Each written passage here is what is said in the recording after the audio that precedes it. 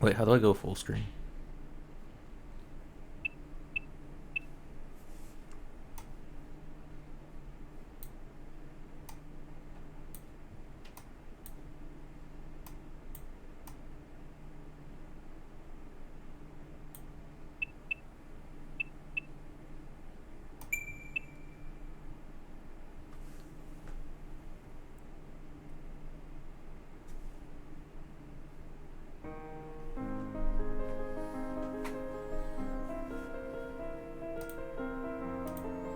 Her home was nestled on the side. Should I be reading like this, like out loud, or like do I have to do that?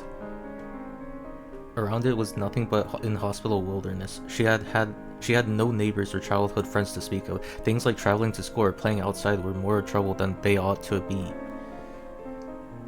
Indeed, with its pure water and bright stars, it was a place rich with memories born frustrating and halcyon. That was only during summer, though.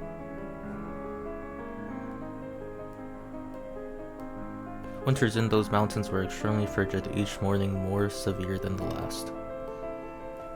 Her father would drive her to the train station, after waiting 10 minutes for the engine to warm up and the iced-over windows to clear. Oh, nice.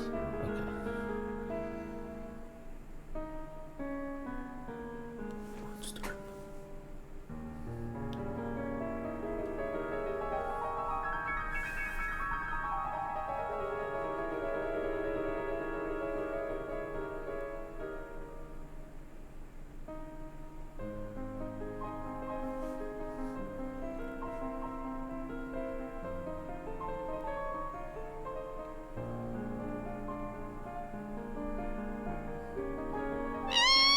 What the heck?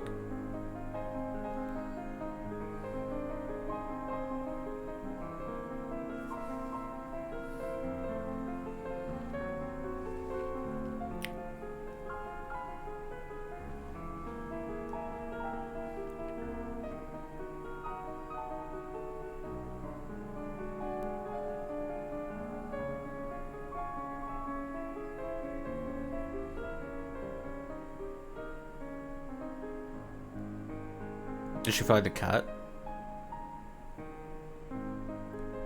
Well, a cat was inside the hood.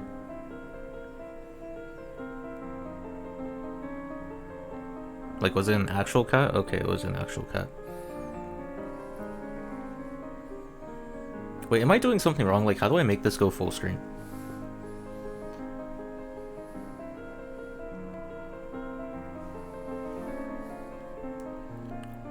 What the?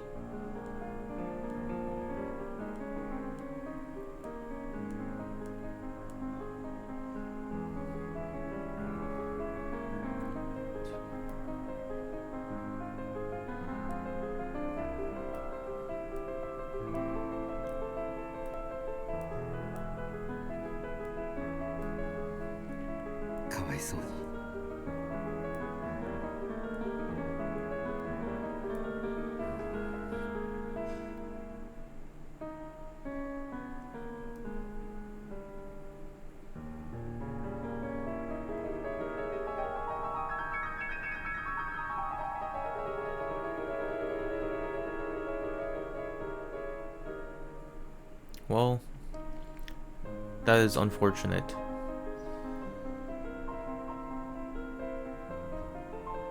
Full screen in the menu. I don't see a menu. It just jumped me. There wasn't like a main menu or anything. It just jumped me straight into the story. What?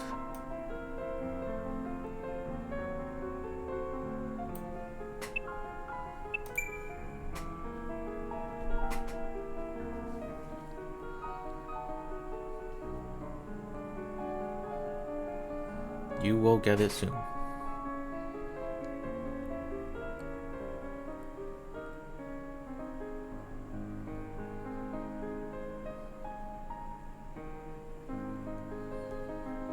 Who's speaking right now?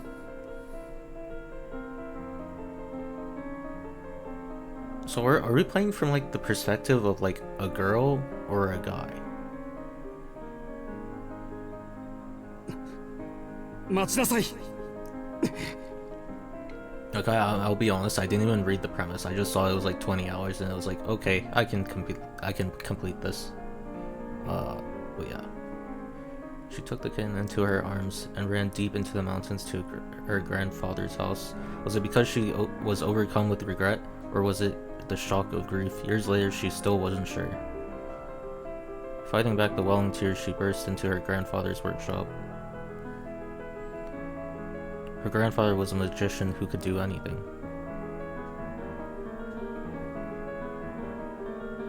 She had never seen magic. She knew that magic was a fantasy straight out of the fairy tales, but so was her grandfather. Blank name with 4 characters, you will figure that out. So she had to find him. He was the only one who could help. その子猫の運命を変えろという。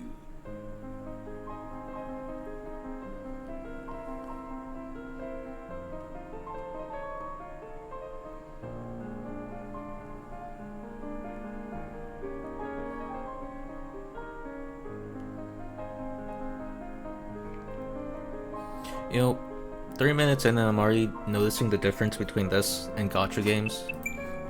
Like, this is just written more like a book, isn't it? Yeah. I see. Visual novel. Well, I mean, gacha games are kind of visual novels. No? Whoa.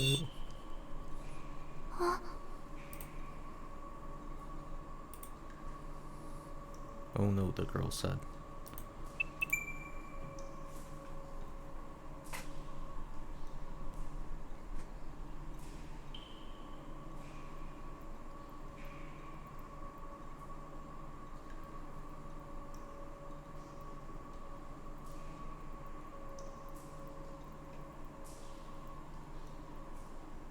So they couldn't save the cat with magic.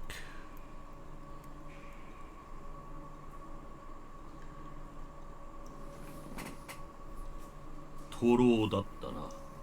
結局元に戻すと。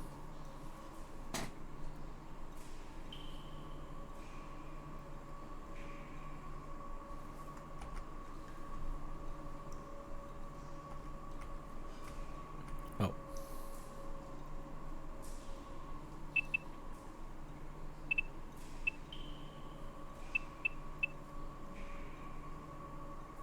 Who she met? What she had known, it was all as if it never happened. The only thing she was sure of was that life, once extinguished, can never return. Okay, so I'm assuming that'll be... そこに誰かいるの?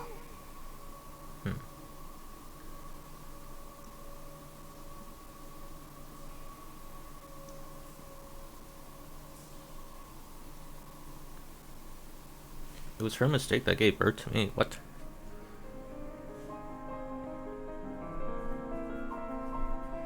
Whatever occurred that day, it was a day of nostalgia and longing. This is the fairy tale of 8 years ago.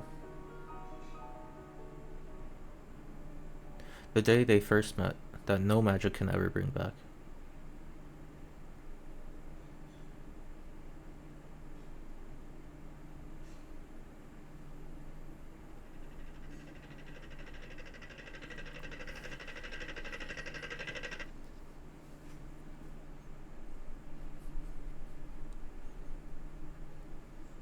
Arrogant, greedy, and able only to destroy. I must be a wolf.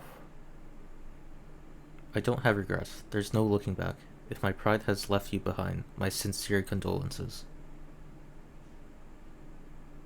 But at any rate, I suppose it's my fate to die at the hands of Little Red Riding Hood.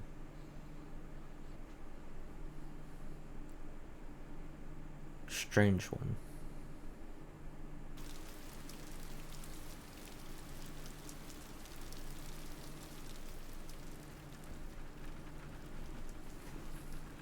It was a quiet morning. From her bed, she could see the sky was an ashen water color gray. The thermometer displayed 43 degrees Fahrenheit, a rather unforgiving temperature for November. Her stomach woke her up with a growl, pathetically reminding her that she had completely missed breakfast. But lazy mornings like today's were for her a blessing. It was already well past 8 in the morning. On any ordinary weekday, tardiness would be unavoidable, but today classes were cancelled in commemoration of the school's anniversary. Gratefully, she had every intention of taking it easy for the first time in ages.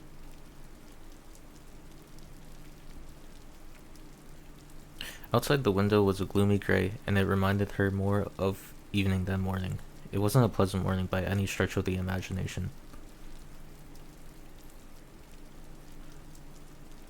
Having been up all night until just 3 hours ago, she couldn't care less about the weather outside. All she cared about was more sleep. Facts. As long as she could spend her morning in bed, what was happening outside was of no concern to her.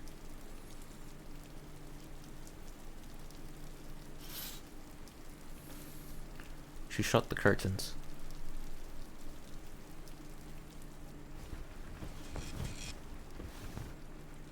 Then closed her eyes and tried to let sleep reclaim her. せめてあと2時間ぐらいは凡庸な夢を見ていられますように。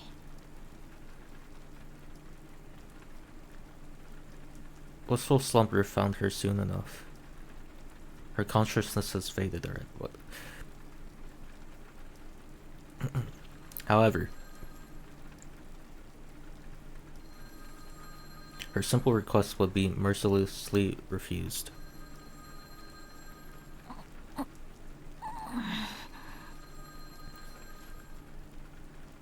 A faint but shrill sound lingered in her ears. It was the unmistakable ring of a telephone. Much to her chagrin, her eyes popped open out of habit. こんな日に限って。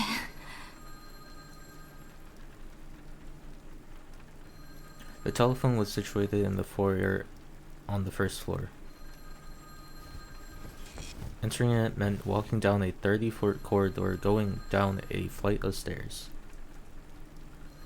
In her sleep-deprived state, that distance seemed somewhere between incredibly far and astronomically far. The phone's incessant ringing continued. She knew the caller would eventually give up if she ignored it, but she chose to fight the urge.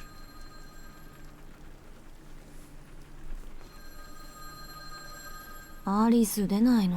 Why did... Oh.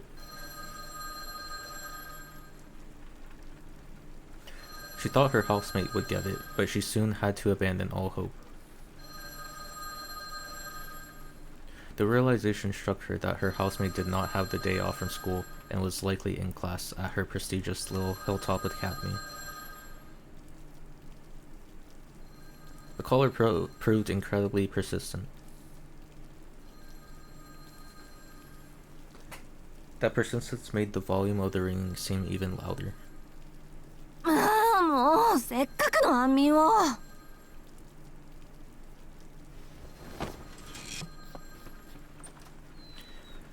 She was left with no choice but to get up, throw a top on, and leave the room.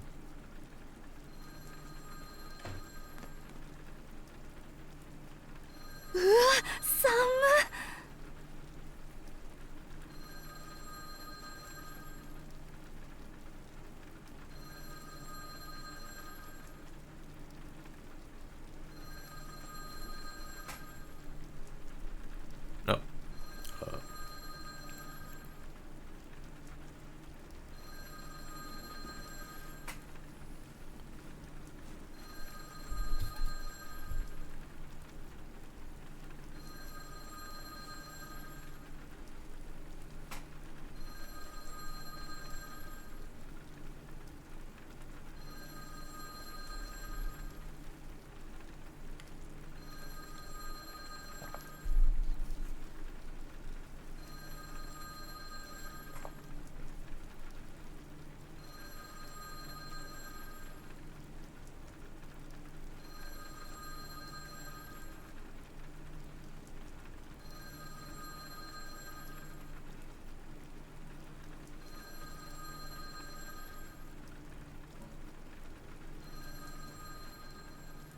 ま、幽霊屋敷そのものだけど、だいたい2人で住むには広すぎるのよ、この家は。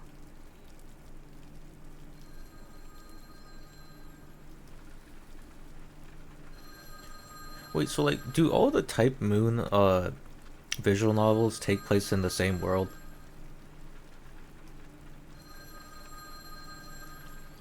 She counted more than 30 rings since it began. The caller either had a lot of free time on her hands or had a good understanding of the house's circumstances. She had... Oh, okay.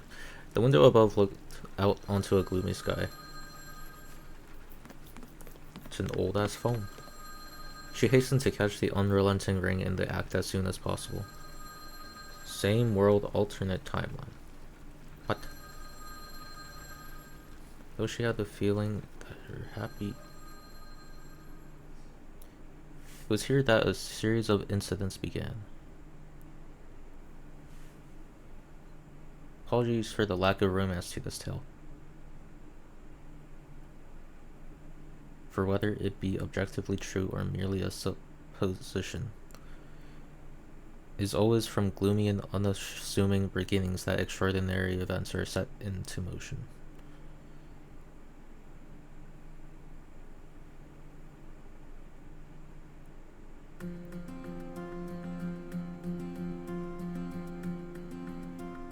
Put cam in bottom right corner. I mean, if that's better for this game, sure. Oh my god, am I getting an anime opening?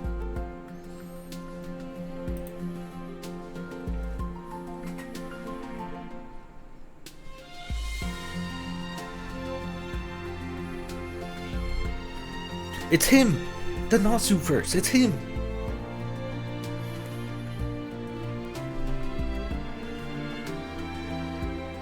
Black screen. What?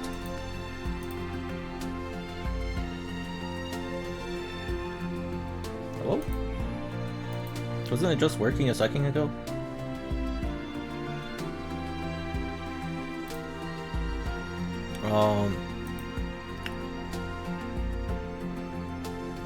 Wait, what? What is going on?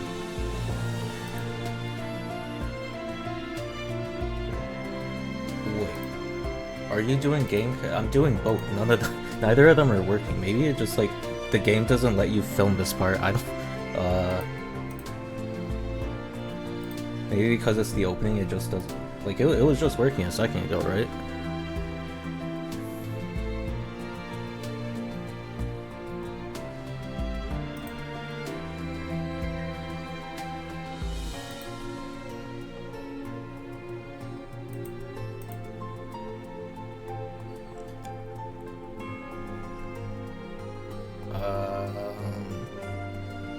Hello?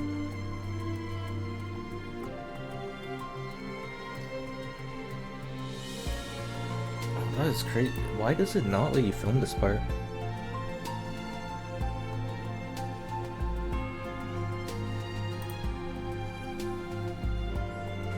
Okay, I'll just narrate what's happening on screen. There's a crane in the sky. Now she's walking on a slope.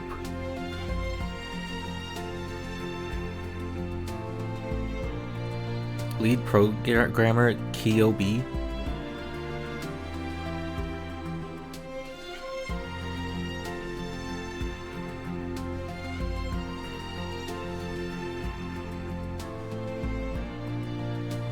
Now she's overlooking the city with a red umbrella.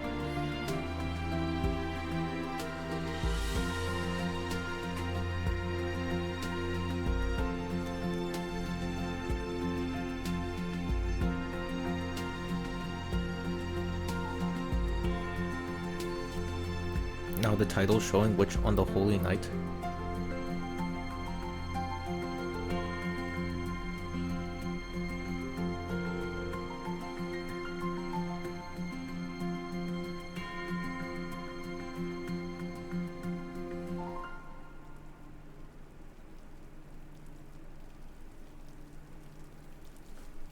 Does it work now? Okay, yeah, so it just didn't like the opening. I don't know why. Yeah, I don't know. Okay. The rain had subsided somewhat by the time she reached. Also, I thought I was gonna get the settings. Hello? Perform a quick load.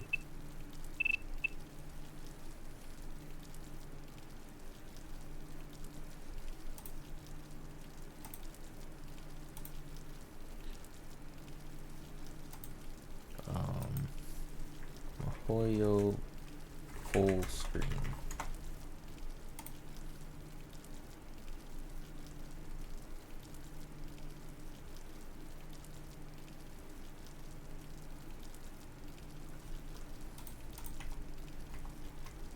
Nope, that's fast forward or something.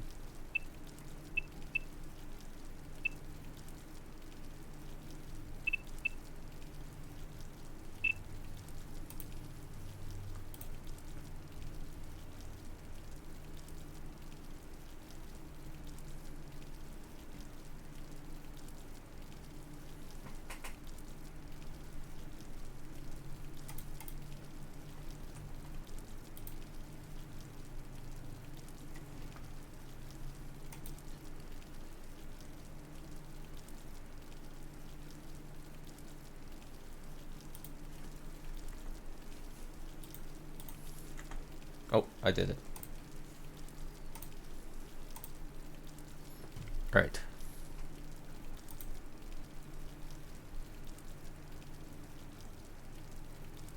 Wait, why is she going to school? I thought she had today off. What? Sunlight seemed to be playing peekaboo behind the clouds in the distance. It looked like it might be cleared up by early afternoon. と言っても私には関係のない話だけど。 The weather reflected her luck.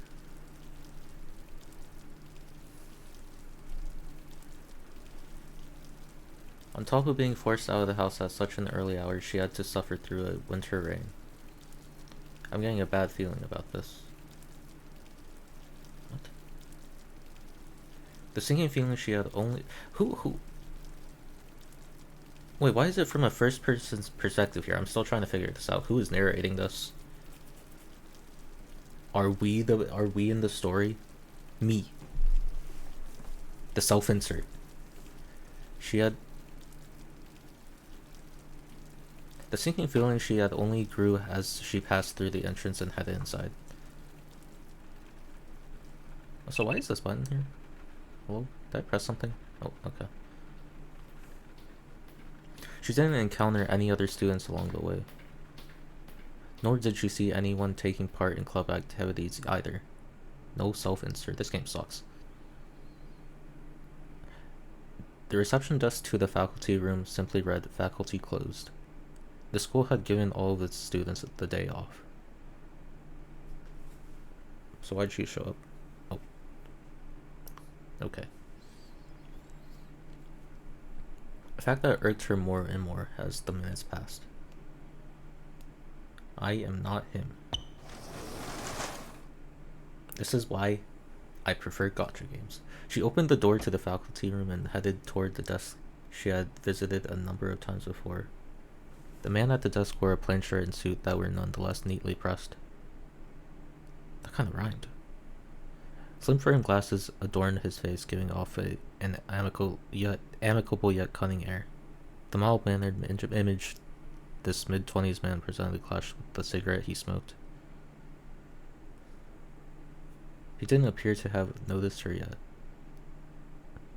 Yamashiro sensei. Typo, Yamashiro, but where's the H?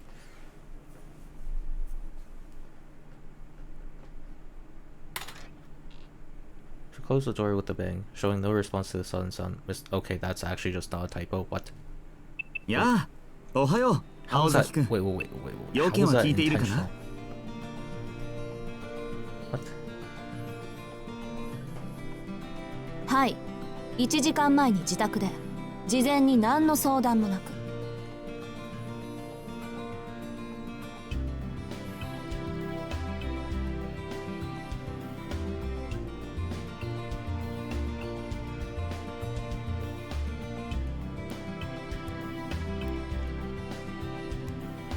Just ask the translators.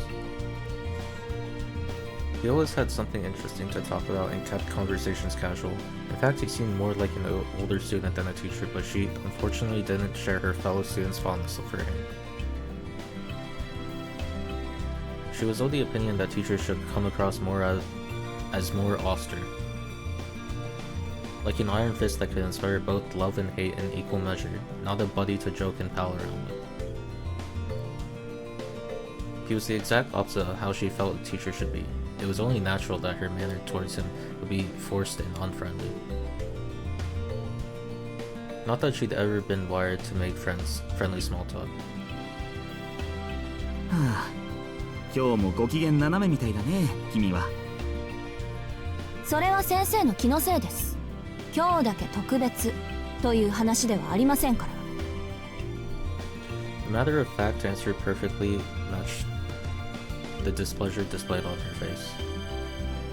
Her bad mood from having to get up early and the tiredness from staying up late must have collectively made her look positively adversarial. そう Adversarial. ならいいんだけどね。彼にはそう辛く当たらないでくれよ。僕らじゃ正直どう扱っていいかわからないところもあるし。先生、その件ですけど、私まだ詳しい話を聞かされていないのですが。Yeah, I have no clue what's going on either. Also, that translation is really annoying me.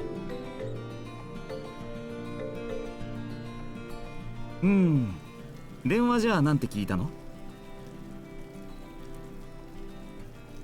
転入生の紹介をするとだけです。理由も脈絡もない説明でした。One of Mr. Yamashiro's eyebrows stood up, impressed with the brevity of her answer. He could see that she was angry, not because she had been called to school on her day off, but because she hadn't been told why she was here.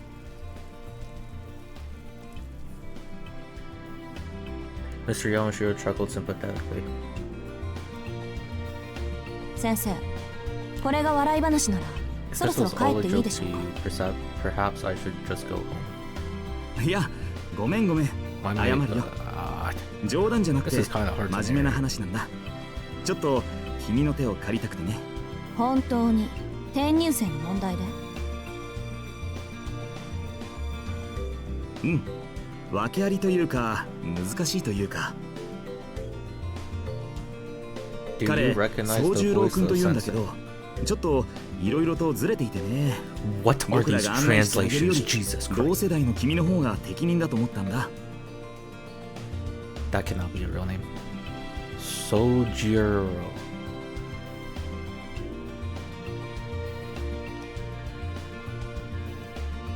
Voice of the sensei. Nope.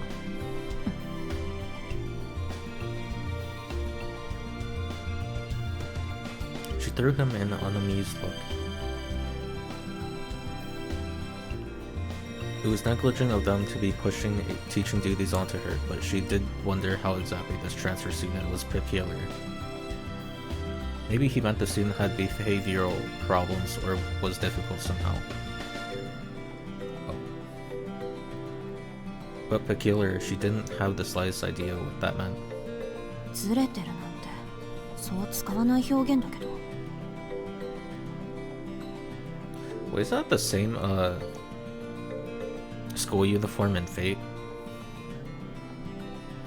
This does take place in the same world.「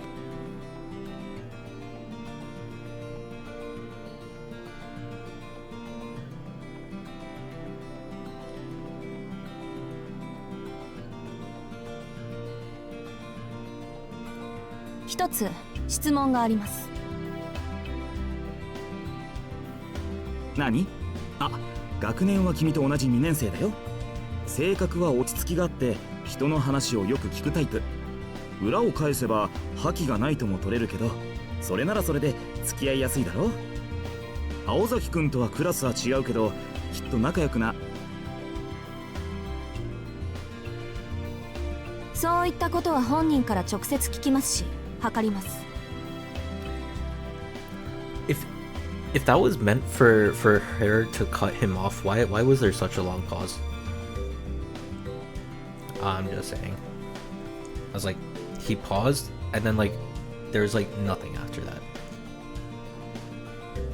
そうではなく、なぜ私なんでしょうか。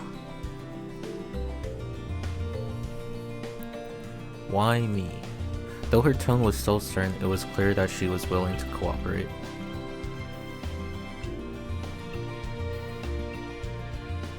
She had decided to put her feelings of dissatisfaction aside and focus on the task at hand. Forcing herself to be empathetic in spite of her self-absorbed nature was something she was used to. Paradoxically, this force of will was also the reason teachers put so much faith in her. To a point. At times, that strength shattered expectations, and on those occasions they were left with no choice but to treat it like a natural disaster and weather it till it passed. That was how Mr. Yamashiro had come to deal with her as over the もう past 一度 year. だけ聞きます、山城先生。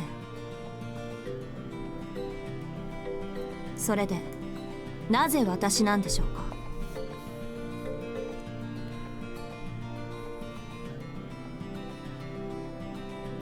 Pressured by a question without a clear yes or no answer, she それはね、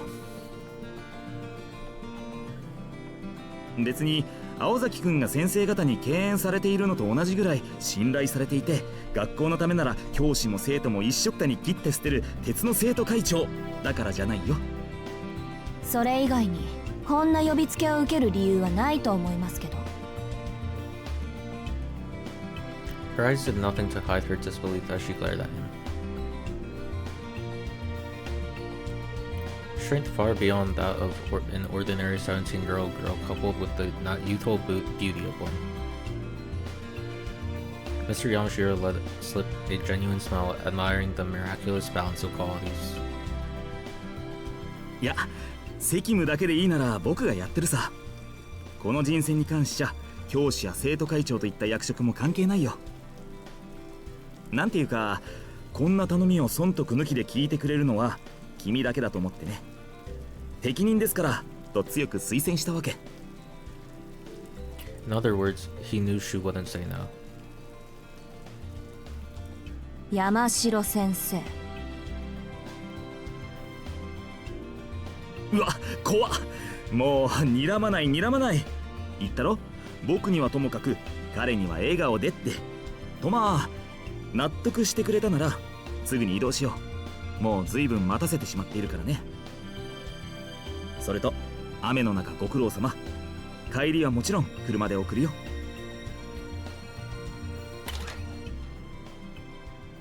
Mr. Yamashiro stood up gracefully. Wait, he was already standing up in the artwork though. I'm good, thanks, she replied, before turning and walking out of the room or something, whatever.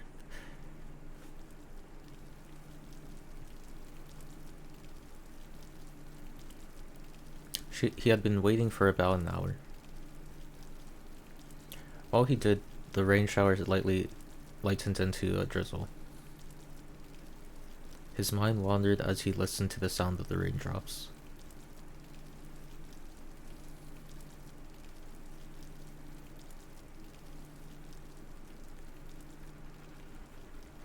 The room was filled with neatly arranged rectangular tables. He was the only one there. Quite some time had passed since he had been brought to this room and asked to wait. Even the best behaved student might have grown dissatisfied or anxious with the situation by now, but the boy stuck to his spot like a scarecrow. He was chilled to the bone. It was the end of November, and the low temperature in the morning had marked the start of winter. The room was not much warmer. The heater hadn't been turned on. Either he missed the teacher telling him to turn it on, or he'd never seen one in his life. He breathed lightly on his freezing fingers as he aimlessly surveyed his surroundings. This dreary place was apparently a meeting room.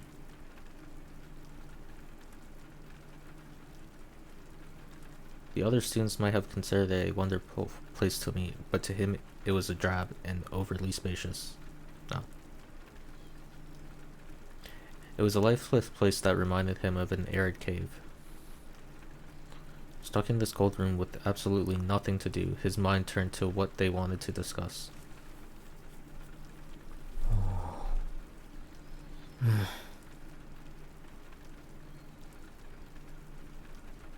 Unable to come up with a solid answer, he returned his attention to the sound of the rain. The rain hardly resembled the rain in the mountains, though he could still recognize it, barely.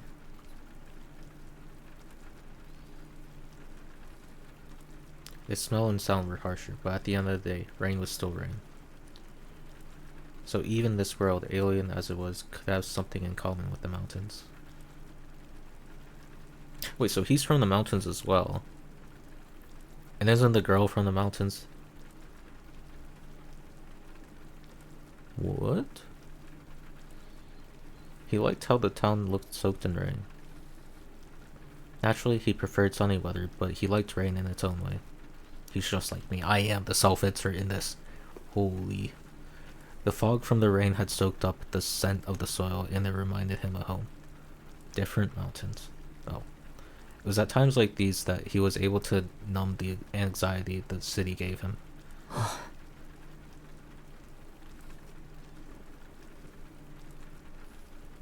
But then he let out a discouraged sigh. How pathetic.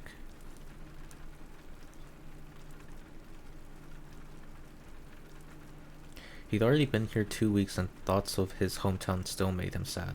Okay, so this guy isn't narrating. The girl isn't narrating. So, like, who is narrating? Because they did use a first-person perspective earlier. I still cannot figure it out. Perhaps feeling that he was being unfair to his new life, he composed himself and continued to wait patiently.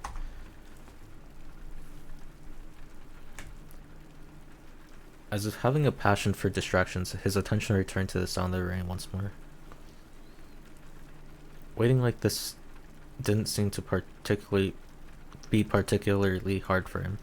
He quietly endured the numbing cold in the hour alone with calm, deep breaths.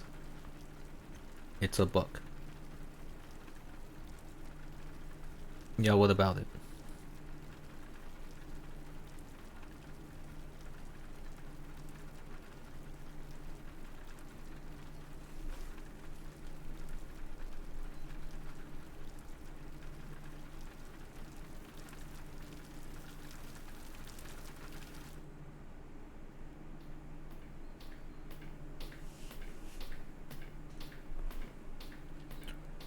She, on the other hand, was livid. The profile of the transfer student had been explained to her on her way to the meeting room. She was told he had lived his whole life up in the mountains without any electricity. That meant more than half of civilized society would have been an utter mystery to him. なんて絶望的な断絶。戦後どころか戦前の話じゃない。ロビンソンにも程がある。I have no clue what that reference means. She had every right to be angry.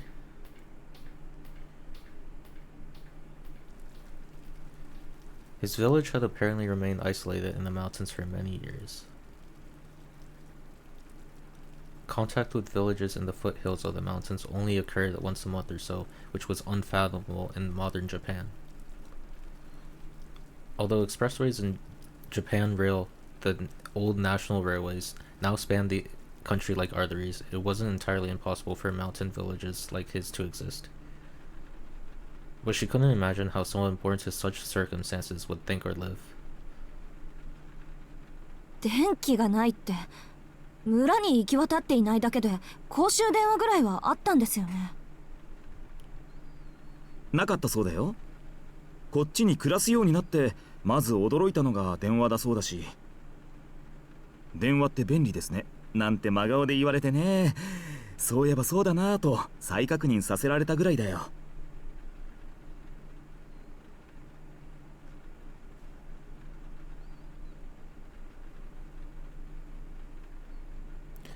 Seemed that naivety of the country boy had cheered up Mr. Yamashiro a bit. 駐在もいないってことか。うちも実家は山奥ですから電気が通っていないのはありえないとは言いませんけど、そいつ学校も知らないんですか？うん。どんなものかは知っていたそうだけど、実際来るのは今日が初めてらしい。それで緊張していたのかな。あまり会話も弾まなかった。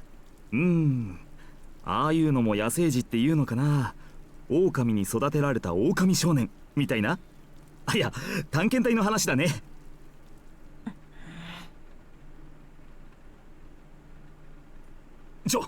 怖いな、青崎くん。冗談だって。そう睨まないでくれ。大丈夫。話してみた感じおとなしい子だったから。なんていうか、言葉の通じない小動物みたいな感じ。山城先生、その例え気休めになってませんから。 As she gave her blunt replies, she tried to simulate in her mind what life without electricity would be like, but the thought of it took her sour mood from bad to worse. After all, it was a world she had never known. She could understand why the teachers had given up.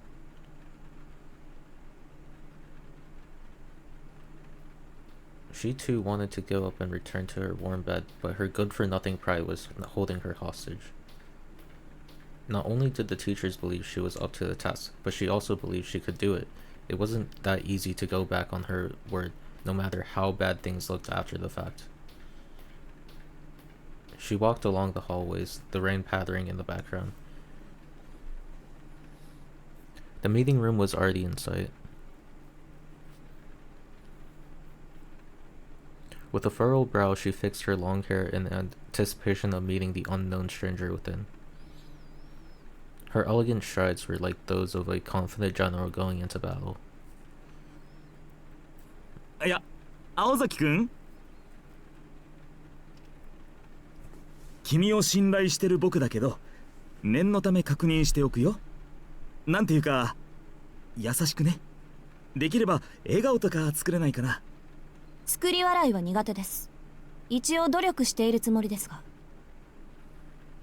ああ、そうなんだ。それはよかった。いやー、ほんとよかった。青崎くんにも苦手なものってあったんだね。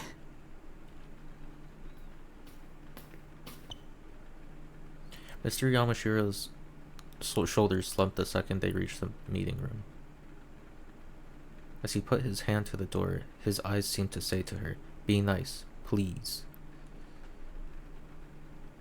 This only made her more irritated. 分かってるわよ、愛想が悪いってのは。でも笑顔なんて意識して作るものじゃないんだし。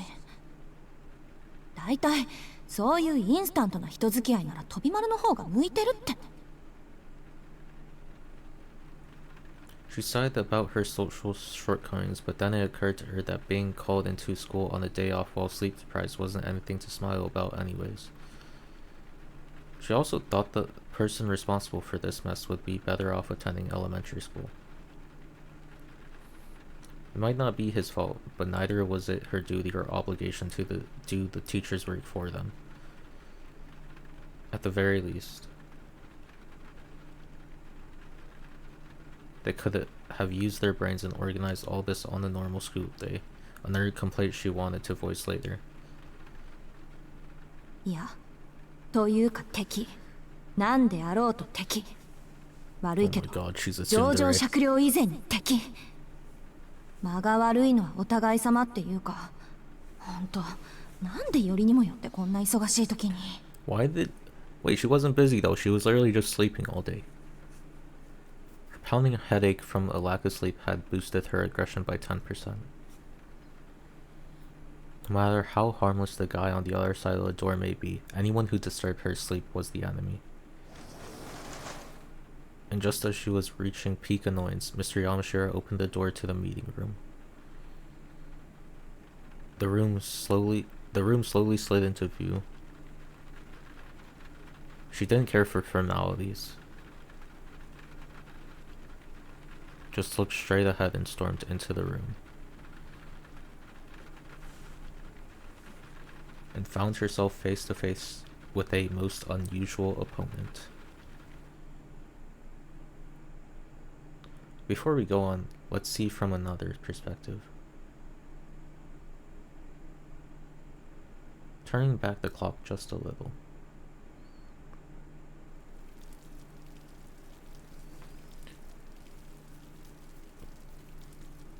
You don't have to do anything. For some, these words are a priceless luxury. For others,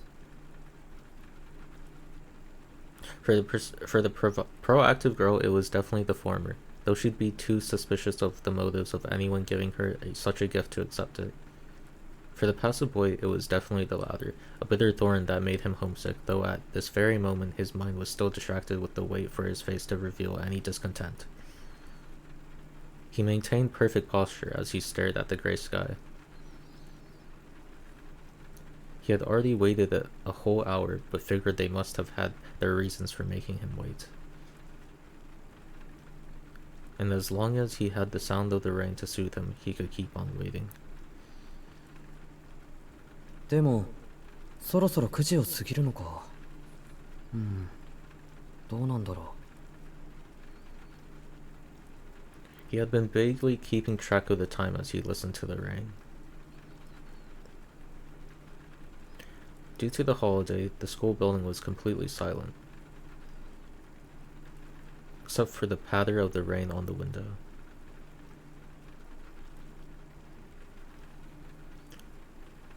The mood felt as damp as the air. It was then he heard the heavy clatter of footsteps approaching.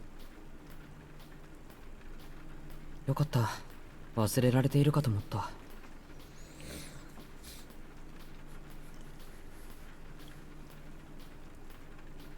He could hear two sets of footsteps, one heavier set belonging to an adult. He breathed a sigh of relief as the door slid open. すまないね。随分とお待たせしちゃって。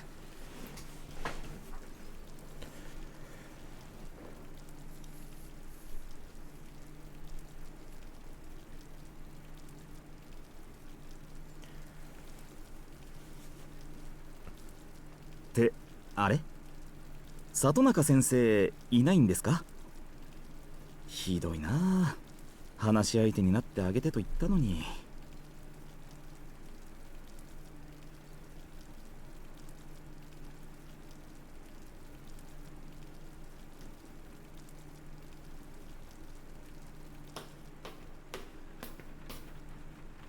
With a tight-lipped expression that made it clear she didn't want to be there, a dark-haired girl with a determined look in her eyes appeared.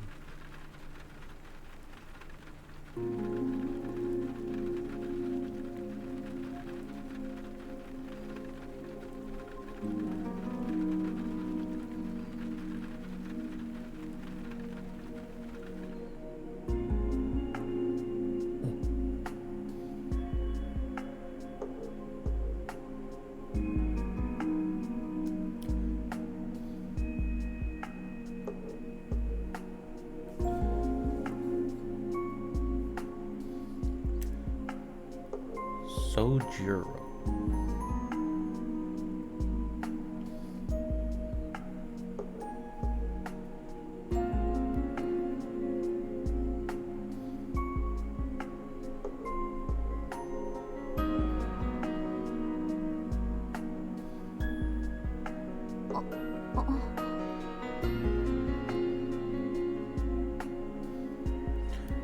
She blinked quickly a few times as if taken aback. Why was anyone's guess? The boy was everything she had expected a naive country boy to look like. However, she felt something she couldn't understand.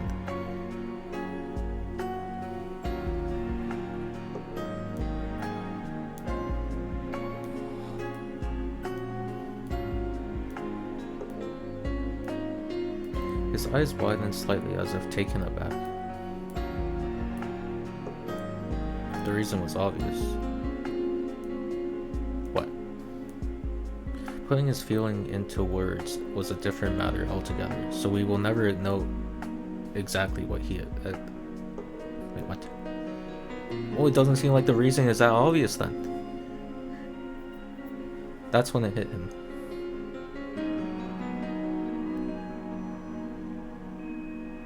He sensed he'd been touched by the hands of destiny. 紹介するよ。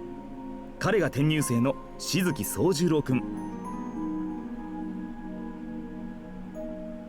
で、こっちの彼女が静木くんの案内役。うちの生徒会長で休日を押して新しい仲間の案内役を買って出てくれた青崎青子くんだ。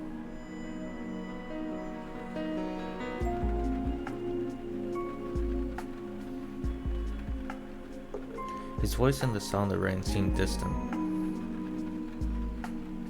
This is how they first met.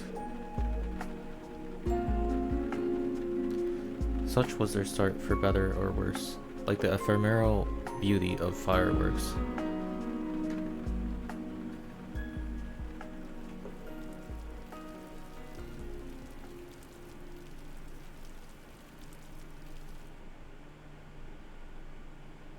It was commonly believed that among the students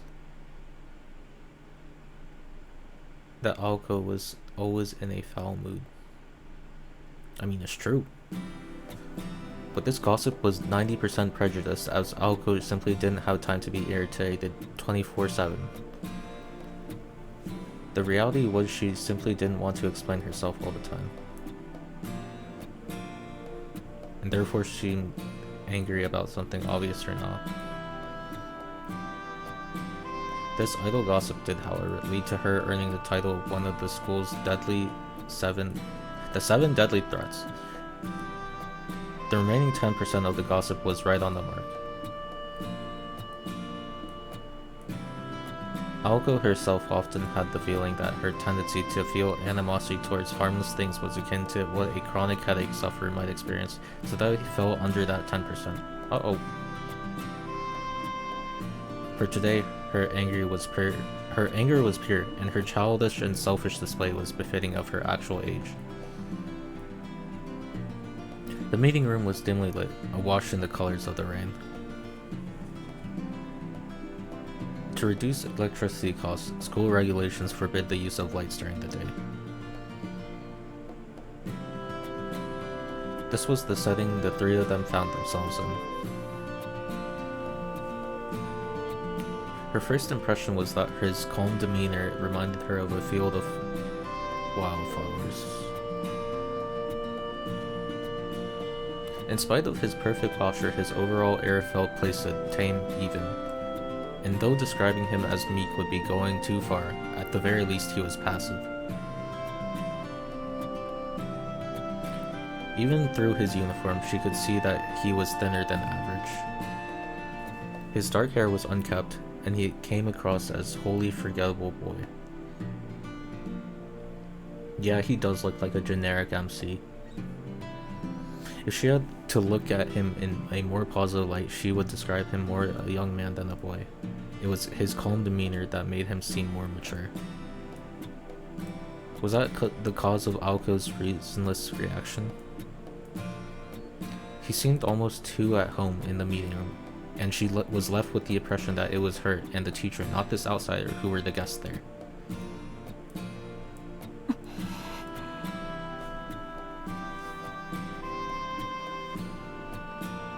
She felt an unidentifiable aggravation building within her, almost as if her right to be here was in question. Aoko felt herself raising her natural defenses. 信じられない。私、今わけもなく怒ってない。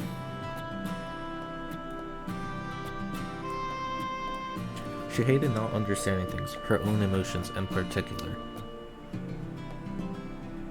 It pained her less than you would imagine for a perfectionist like her, but it still nagged her like a thorn in her side. いやーほら青崎くん挨拶してあげなくちゃ。 Mr. Yamashiro's attempt to relieve the tension was equally irritating. 挨拶。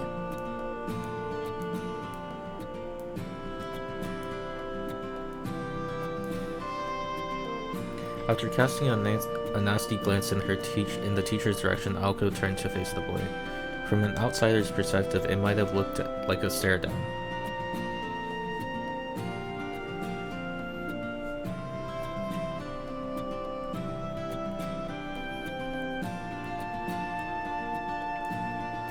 The culmination of her emotional state hurled her toward the innocent boy and scared him. いや、待たせたね、しずきくん。 Why is it translated like this, man? No, what is going on? I have never seen like translations like this.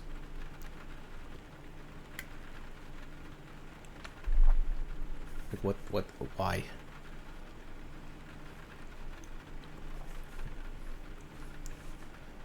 Shizuki.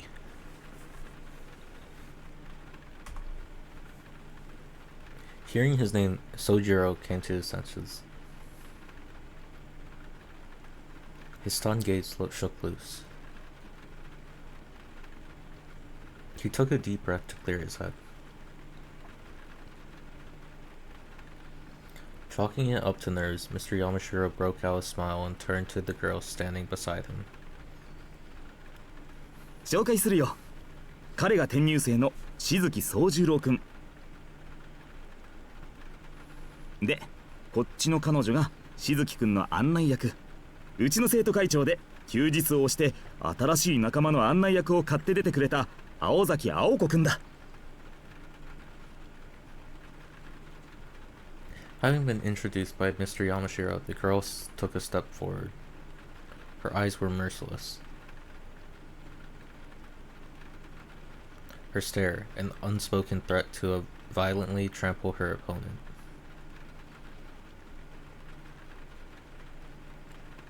Sojiro, on the other hand, managed to keep his composure, his own composure, despite the shock at how confrontational she appeared.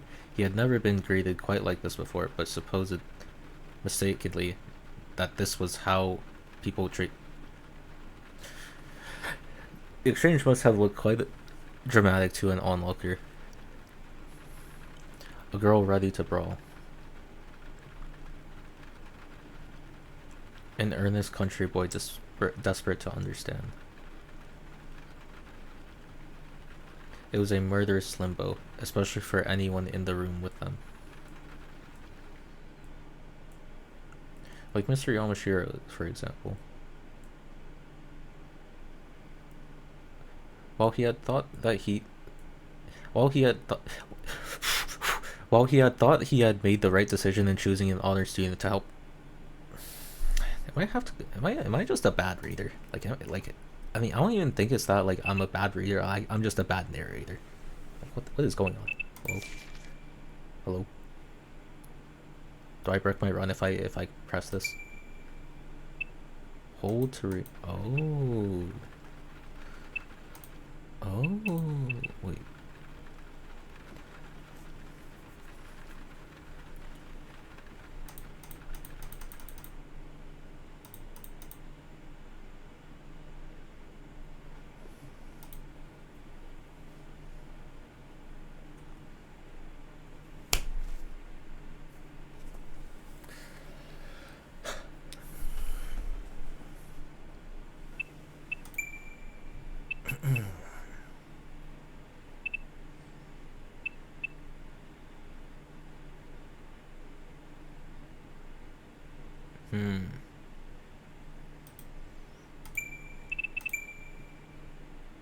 Whoa. Oh, so you can mute all the males. I see.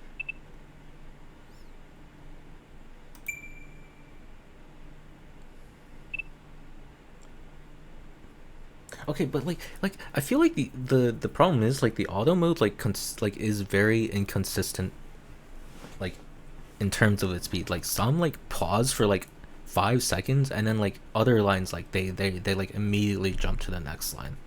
So like I don't know. Text outline, language, read text color, voiced versus voice difference.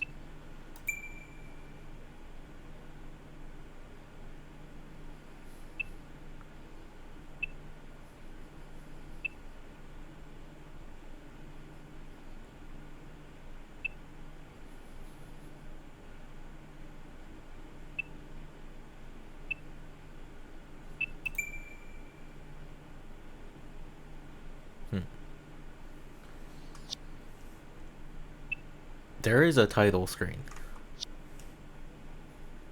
So there's a title screen, but the game doesn't start you on it. Interesting.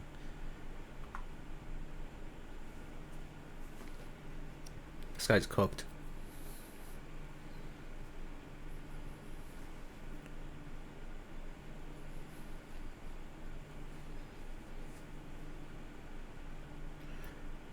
Just as the almighty Joker card could bring either fortune or disaster, the sole teacher who had been present at the time would come to bear the blame for the scandal.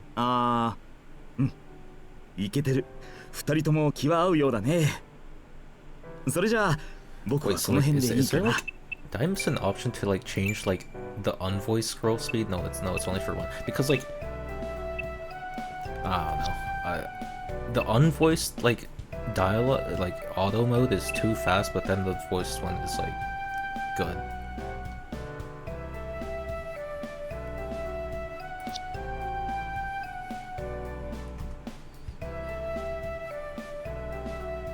Mr. Yamashiro laughed nervously as he crept towards the door. 僕は職員室にいるから終わったら来るように。いいかい青崎くん。くれぐれもだぜ。なんていうか生徒会長としての度量の広さをこの際僕に信じさせてほしいかな。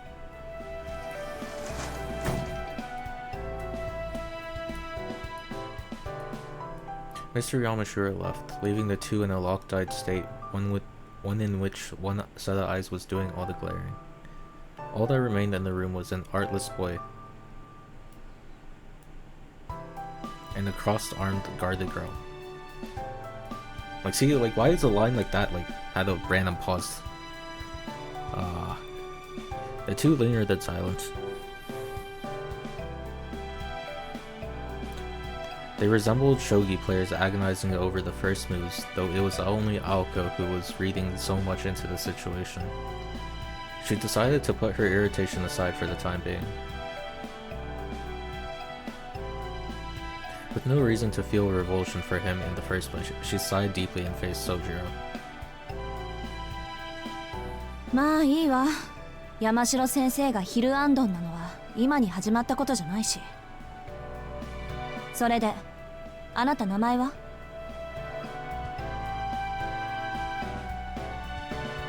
Her tone was nothing if not reproachable, though he had done nothing to offend her. But the boy failed to pick up on it. Incapable of such venom himself. ああ、静木宗十郎かな。君は青崎さんだったね。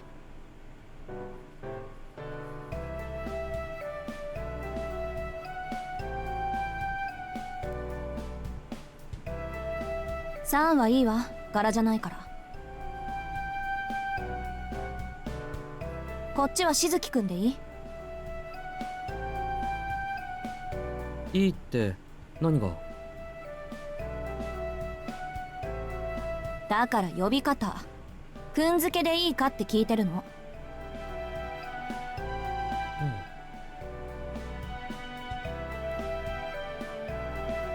何よ、おかしなこと言った？私。いや、すごく。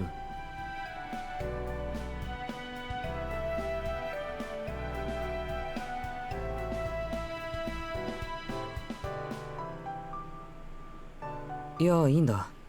ごく一般的なんだろう。静木くんで頼む。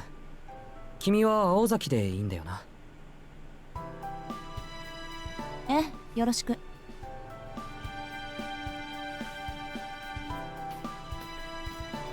She followed her blunt reply with a swift turn away from him.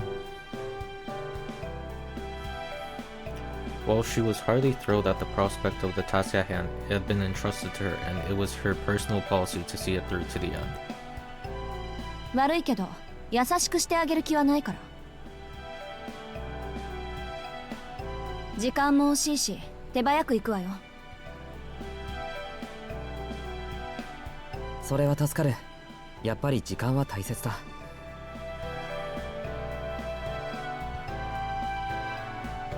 Aoko's blunt rancor was lost on him once again.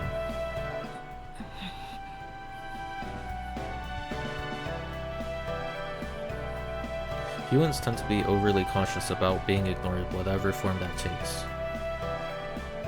But despite being peeved at landing none of her attacks, Aoko did her best to act professional and directed her guest into the hallway.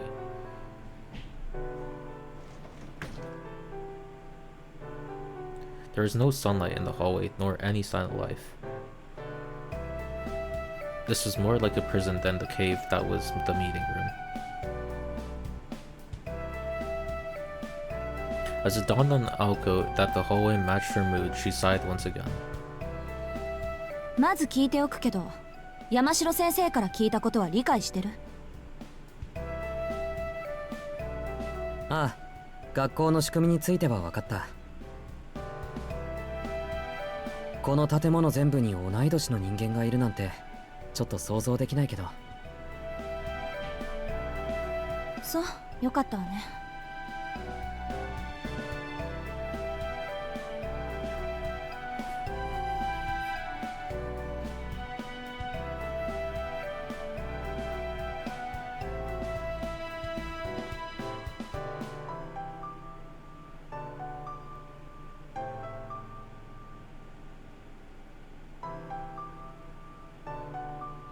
High school teachers imparted to students their knowledge in various fields of study while fostering discipline and creativity. But never did Aoko imagine that she would have to explain the concept of school itself to someone. Yes, fundamentals were important, but this was absurd. She had serious doubts whether he could even handle class, but Mr. Yamashiro insisted that things would work out somehow.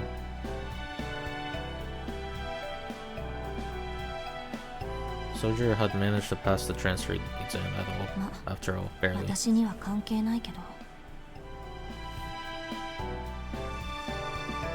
Aoko grumbled mentally as she walked down the hallway.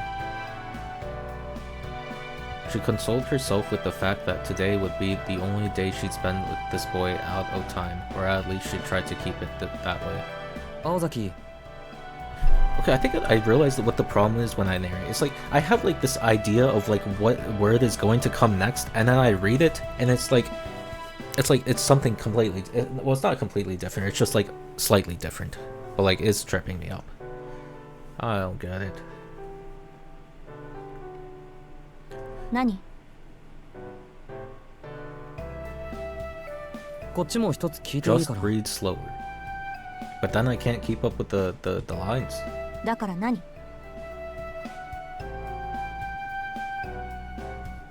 俺の気のせいだと思うんだが、君はまるで何かを睨んでいるように見える。やはり今朝は悪いものでも。His gaze revealed earnest concern, as if asking her if she'd remembered to eat breakfast. What?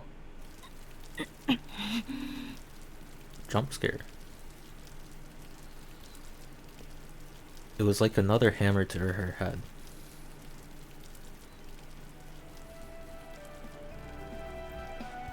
It was true that Aoko had been glaring at Sojiro the entire time. Glaring red-hot daggers, in fact. Not just at him, but the universe. Even on her best days, her roommate used to remark, 青子の視線は普通の人には厳しいわ。 I recognize that voice. もう少し Is that 多くの Hanazawa ことを Kawa? 寛大になるべきね。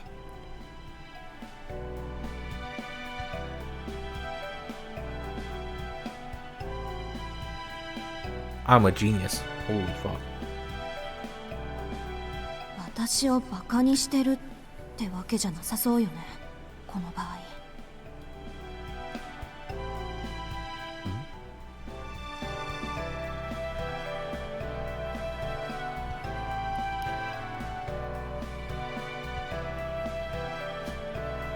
Only one of the most recognizable voices in the industry. Okay.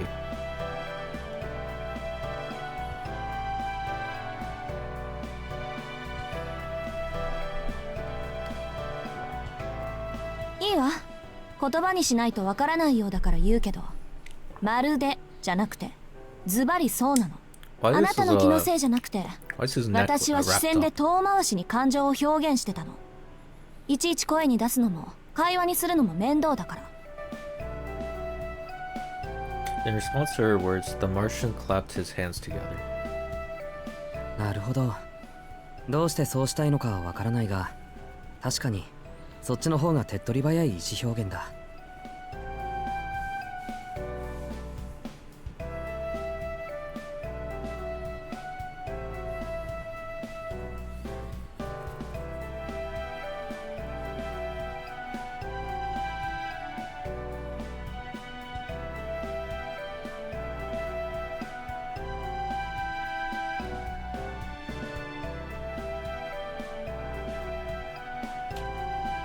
確かにずれてるわ、こいつ。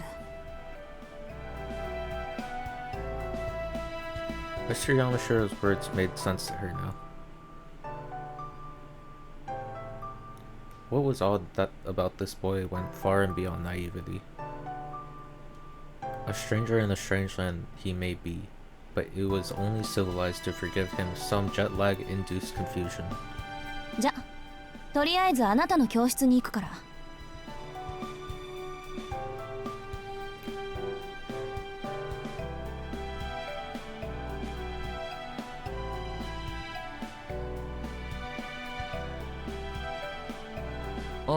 あと一つ。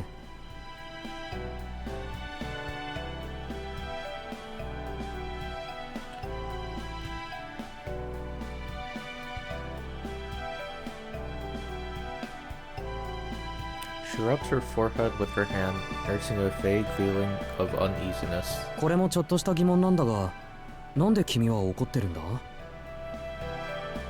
怒るのが商売とか、そういう家柄の人なのか？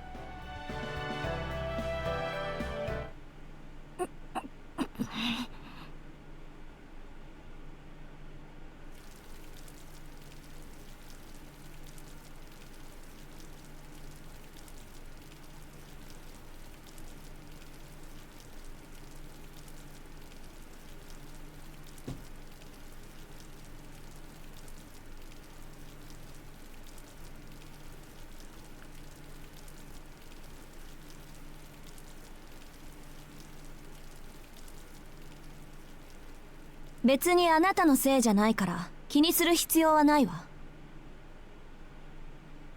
ただこの一瞬とお昼まで眠っていた場合を計りにかけたら、あまりに利益の違いがあって頭を抱えただけよ。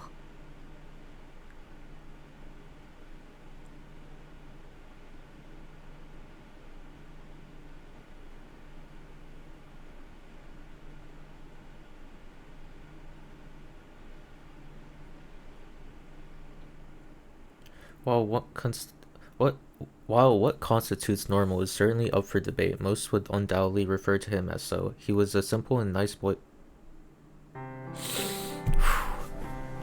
And Sojiro found Aoko to be very businesslike and full of life.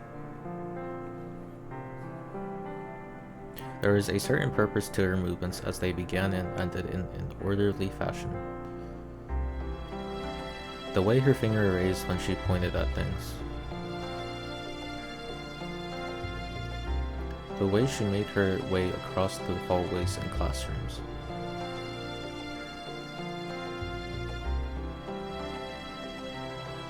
The way she would occasionally glance back at him to make sure he was keeping pace. Each and every movement was so impressive that he couldn't take his eyes off her.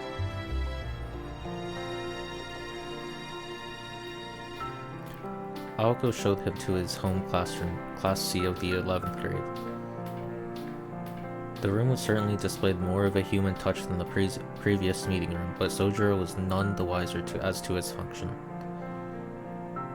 Aoko gave a brief explanation before they visited the individual subject classrooms, as well as the gym, cafeteria, locker room, and school infirmary. Sojiro asked so many questions that much time passed before they reached the AV room on the second floor. まずいな。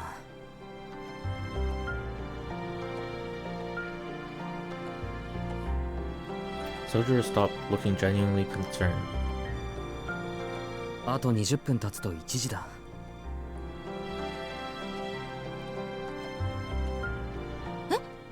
嘘でしょ。うちの校舎そんな広くないわよ。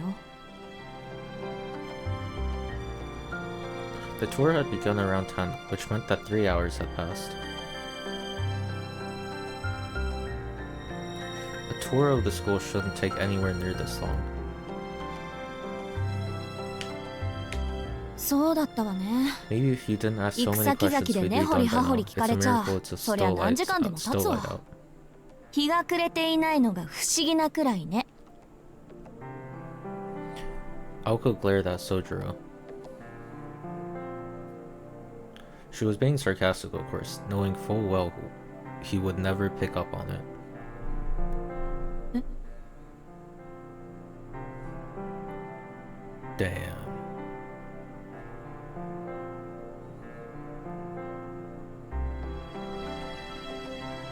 He looked down apologetically, unable to hide his dejection. なんだこいつ。ちゃんとしてるっちゃ。 The guy before her now was nothing like earlier. In contrast to seeing his once impenetrable veneer when they first met, she found herself feeling sympathetic. Momentarily at least, until her irritation returned in full force. で、何がまずいの？覚えることが多すぎてパンクしたなんて言わないでね。いや、それもあるけど、学校のことは別にして1時になるとまずいんだ。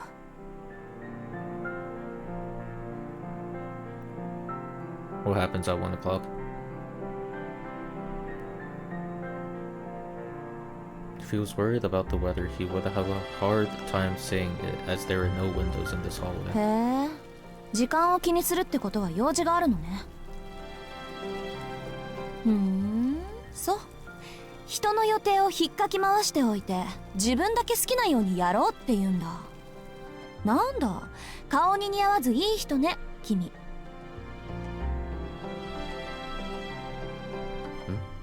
いや、褒めても何も出ないぞ。誰も褒めちゃいないわよ。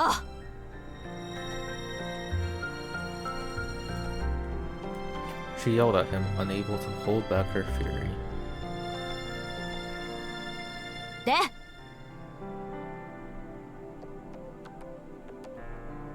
で、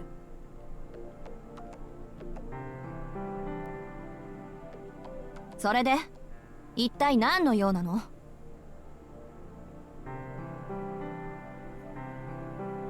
Soldier's face lit up as he finally understood what she was asking him. そこは秘密にしておきたい。What?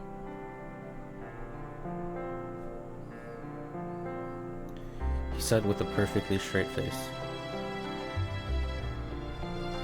慣れ始めたつもりだったけど、こいつのこういったテンポには失神しそうになるわ。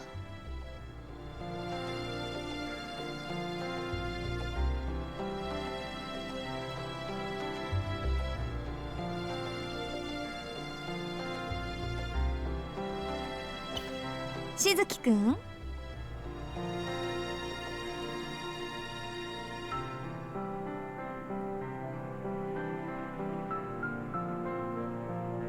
秘密だってば。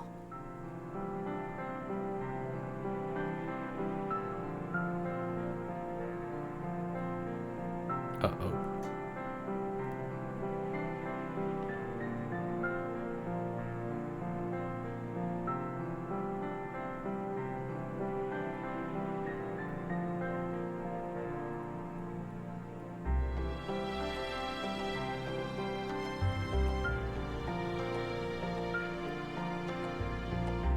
「これ最後の質問にしとくわね。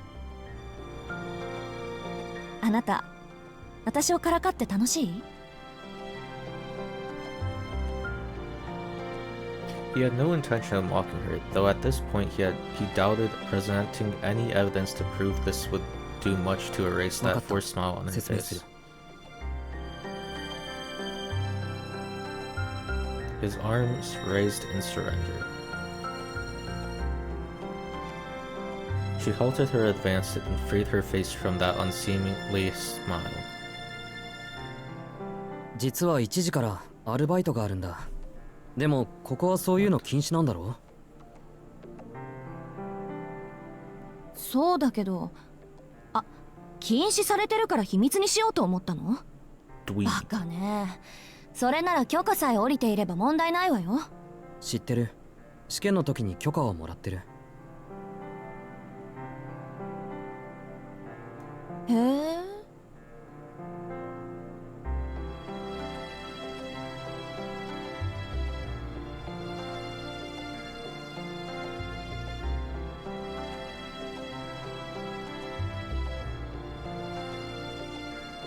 しかし許可は一つしかもらえなかった。一つって、あなた掛け持ちでバイトしてるの？これでも2件減らしたんだ。生活費だけで大変なのに学費まで稼がなくちゃいけない。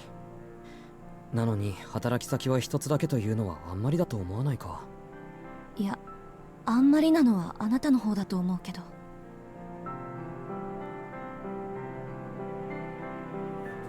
Though still irritated, her opinion of him changed a little.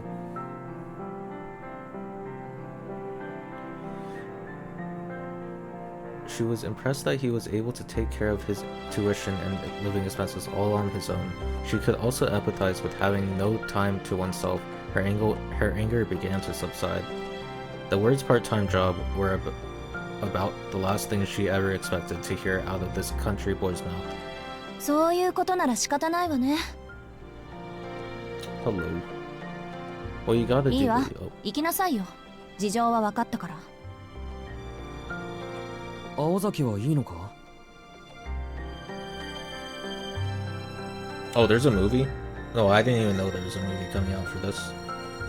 Oh. She had no idea what his question meant, but she at least understood he was trying to be considerate, which also took her by surprise. She figured that he'd be just as dense about people's feelings as he was about everything else. 別に。私もこのまま帰るから。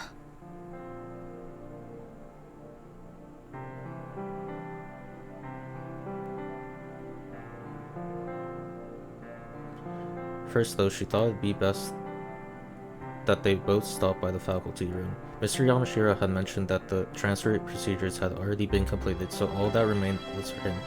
先生、案内終わりました。それはお疲れ様。しずきくんもお疲れ様。それで校舎を回った感想はどうかな？ありがとうございます。なんというかとても学校ですね。そうかそうか。うん、明日から頑張りなさい。Wait, it's like a real school. Wait, how would he know what a real school is like if he's never heard of one before? So like, doesn't that mean he actually knows what a real school is? Like he had an idea. Okay, never mind. I don't know. Yeah, never mind. I thought I was cooking. Never mind. 山城先生のことは気にしないでいいわ。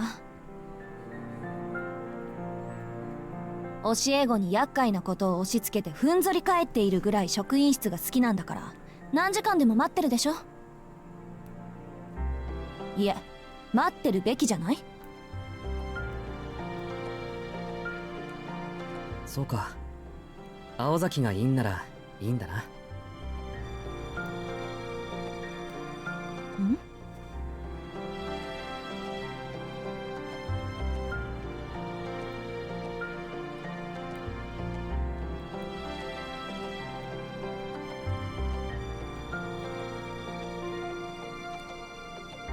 それじゃあ行くよ。今日はありがとう。今日だけよ、今日だけ。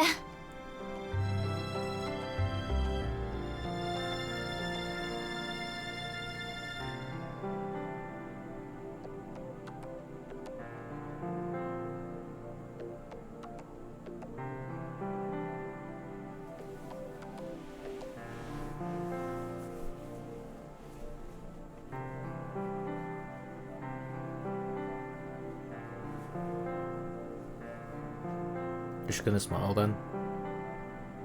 Oh.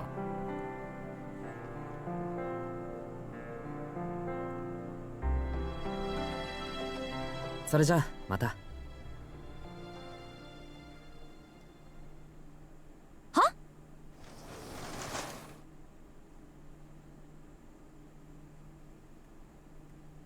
And with that friendly farewell, Sojiro walked towards the end of the hallway.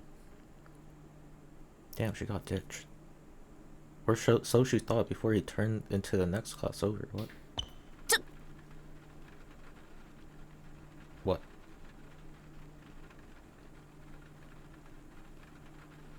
What?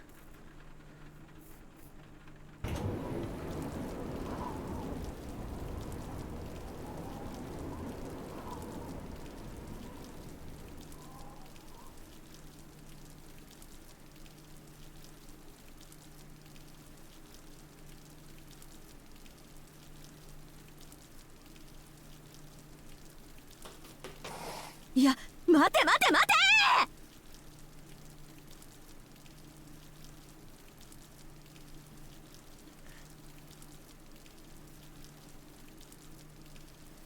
何するつもりよ、あんたは！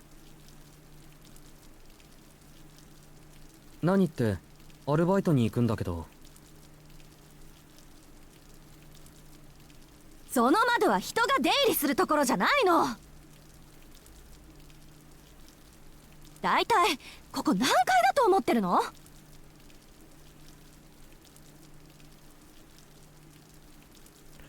She saw the light of understanding dawn in his eyes. 死ぬところだった。2階から降りたら危なすぎる。 Oh, this guy's a dumbass. 危ないのはあんたの頭。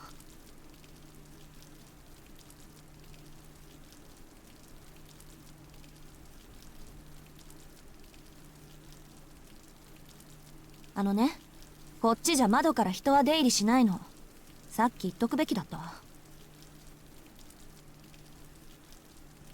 知ってるよ。時間がないんで慌ててたんだ。 Okay, yes, he's a country bumpkin, but like, ありがとう。 you know, you これ can から still は気 have をつけ some る。 common sense, even though you're a country bumpkin. Like, how do you see a window 3 floors above and you think that's an exit?「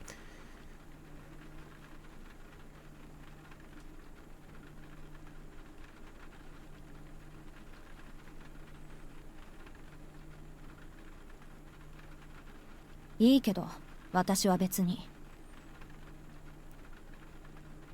あなたがどこから外に出ようが関係ないもの。ただ、できれば私の前ではやらないでほしいだけよ。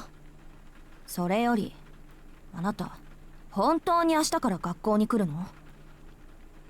来るよ。不安だけど案内してもらったし。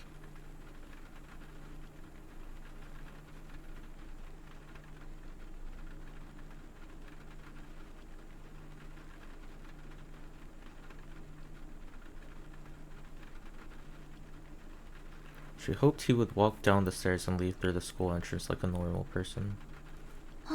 What's he gonna do now? 大丈夫なのか？あんなんで。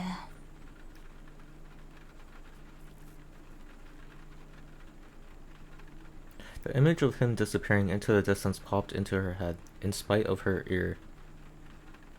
She had no intention of spending any more time with him, and yet she felt strangely anxious. She couldn't tell if the feeling was fueled by concern or irritation. Why had she even gotten angry with this insignificant transfer student in the first place? A strange day with a strange transfer student, resulting in strange emotions. Her head tilted as she reflected on what should have been a more enjoyable day than the irritating experience she had just had. いっか。どうせこれっきりなんだし。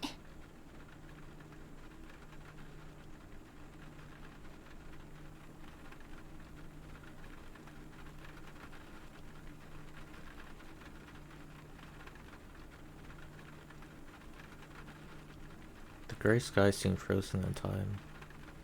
It was impossible to discern whether it was morning or evening.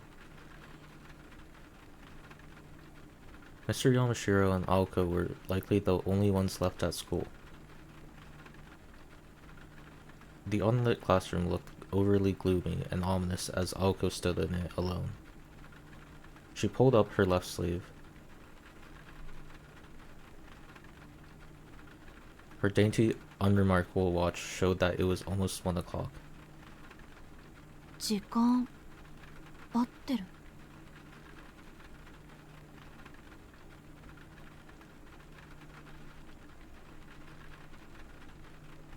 She looked out the window at the grounds below.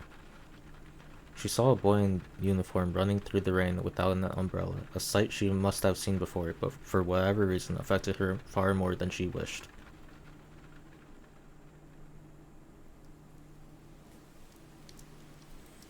Aoko did not stop by the faculty room before heading home. While Mr. Yamashiro's offer to drive her home was tempting, she decided it would ultimately be far more satisfying to ruin his day just as he had hers. She walked as quietly as she could towards the entrance and opened her bright red umbrella. She had predicted that morning. The rain was waning in the afternoon. At this rate, it would probably cease completely in an hour or so. The distant sunshine would likely have reached her by the time she had arrived home. ま、それも悪くないか。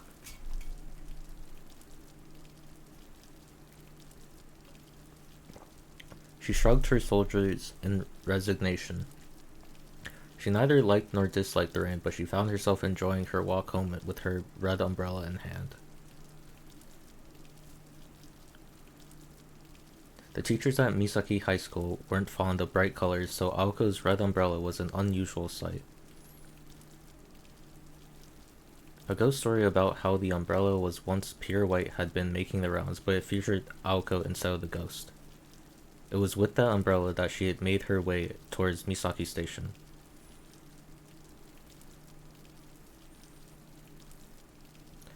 Misaki Private High School took its namesake from the town it was in. The area was once a sprawl of farmland and woodland, but rapid growth over the last 10 years had led to unprecedented modernization. There were some who fought to preserve Misaki's natural treasures. 残すことには賛成ですが、それでは残すだけになってしまうでしょう。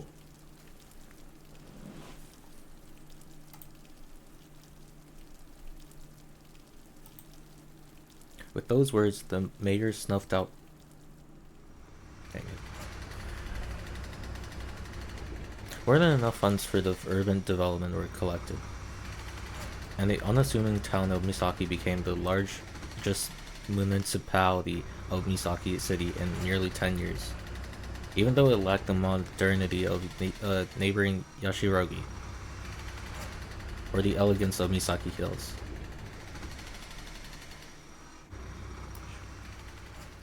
それも当然よね。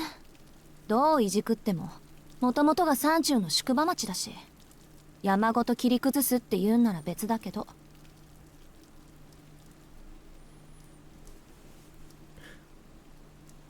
Urbanization had been contained to the lowlands around the station, with most of the hills and mountains still standing as they did 10 years prior.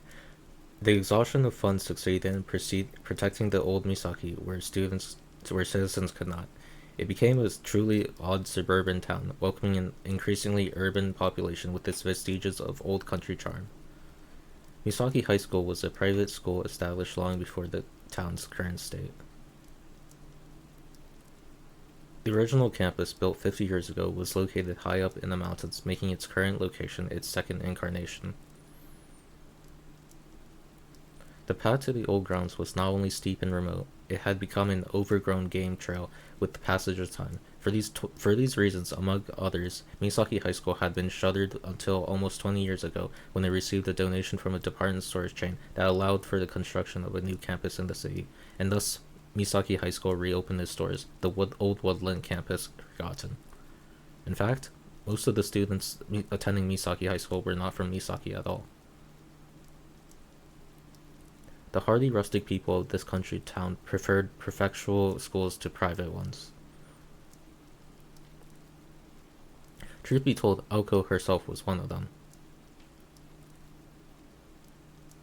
All she had wanted after junior high was to move to Tokyo, where she hoped to spend her days touring her favorite band on her way to entering a public university. But her hopes were dashed with her sister's departure, so here she was, walking alone in town, with only a red umbrella to keep her company on what should have been a 思 day い off. 返してみると、私の人生ってなんか災難続きっぽい。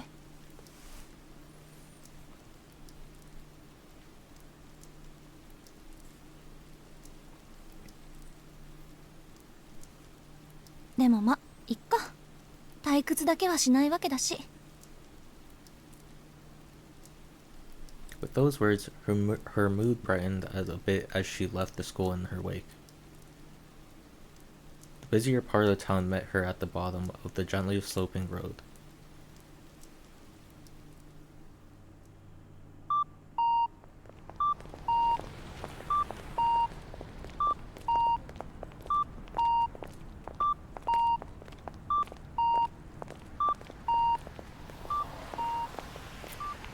Misaki's train station was brand new. Oh my god, it's Uniqlo! Once looking no prettier than an abandoned factory, it had been renovated into a multi-purpose structure with huge department stores. When the department stores first opened, Aoko and her friends had been impressed with the modern feel, but in time, the stores too became dated. She had no shopping to do today, so she passed them by. What she really wanted to do was rest at a cafe, but she fought the urge, knowing her roommate would never let her hear the end of it, as if she frittered away her money.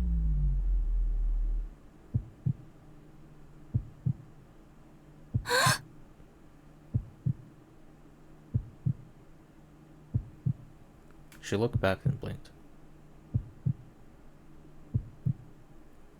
For just a moment, she could have sworn she had seen someone suspicious in a red dress out of the corner of her eye.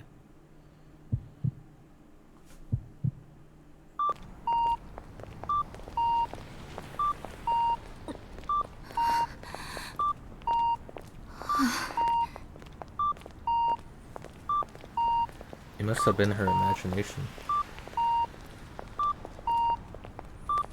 The sixth sense chill she was experiencing down her spine was a familiar one at this point. She continued her walk home, brushing off the event as if it had never happened. In time, the chill faded and all that was left was the sounds of the town.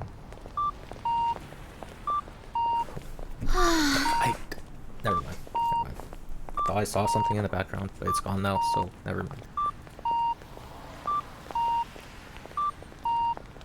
She sighed heavily. Had she imagined it? Even if it had all been in her head, she was far from comfortable with the feeling that she still lingered. 夏場の方ってもう少しこう。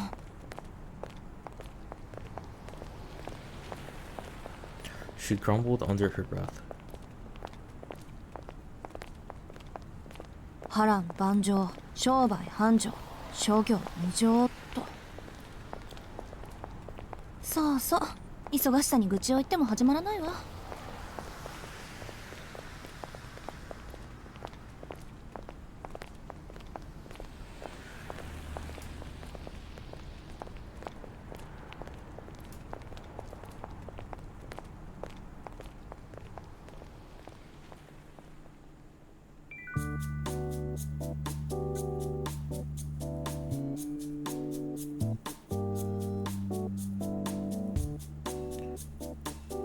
Rank with grease and heat, the kitchen was closed for the time being. The lunch rush had come and gone. But one last battle remained, dinner time. Only after the evening chaos could the kitchen crew remove their white armor and call it a day. In the midst of the war zone was a lone newcomer. これ着るんですか? His voice was uneasy, betraying how new he was. 気持ちはわかる。俺もどうかと思うけど、店長の言うことだからもう笑顔で乗り越えてくれ。これも商店街の明日のためなんだとよ。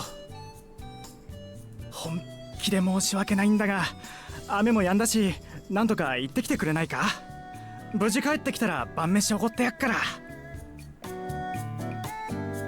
His bright orange coworker clasped his hands together as if to beg for forgiveness as he saddled him with this unreasonable task.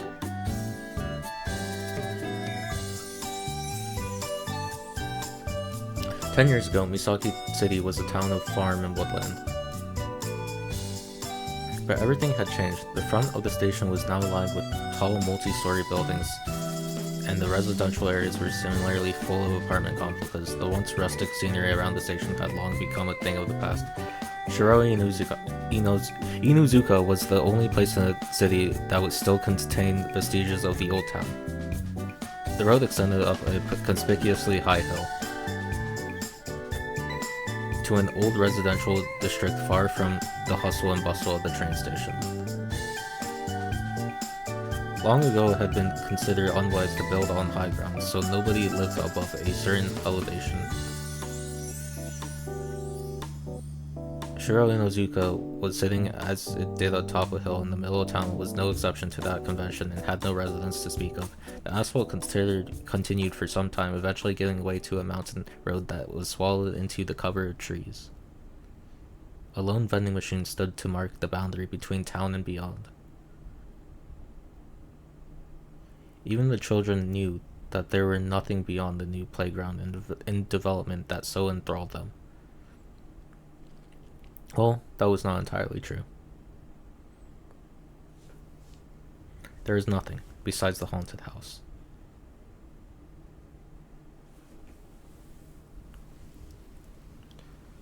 Aoko Awazaki traversed the long slope. Below her, she could see the whole of Misaki. The symmetrical town looked like a miniature set from this height. It would look like a painting if there had been a sea next to it, but unfortunately, Misaki City was very much landlocked.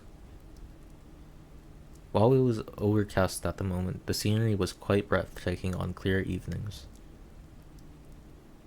The view was the one thing that made the arduous climb worthwhile, and today she had been denied even that.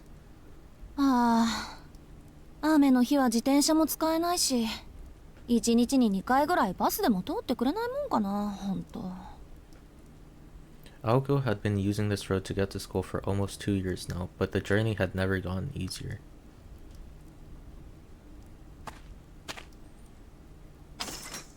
Are? 鍵閉まったまま？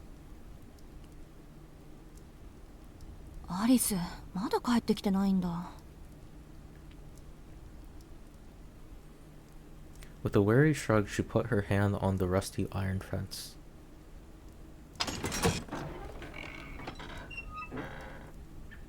Quietly, the heavy gate swung open as if to welcome her home.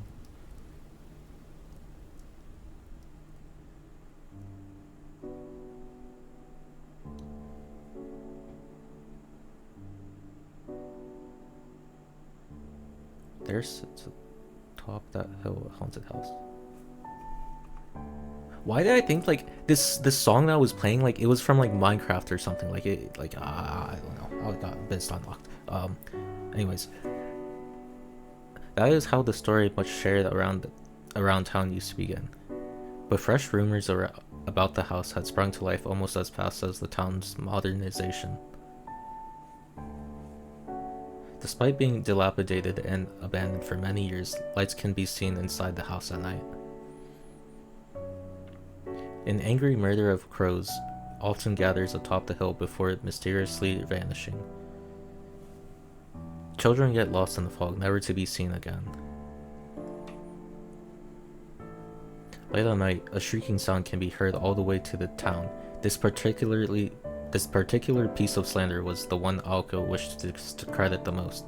The final rumor was of an eye-catching luxury car that sometimes made its way up and down the hill.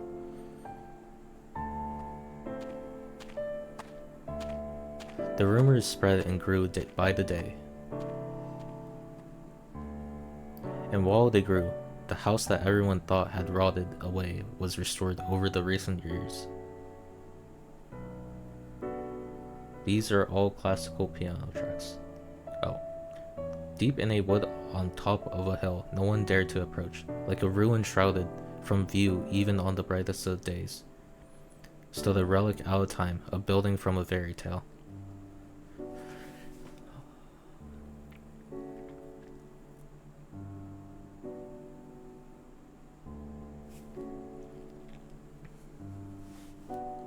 Was the Kuonji mansion.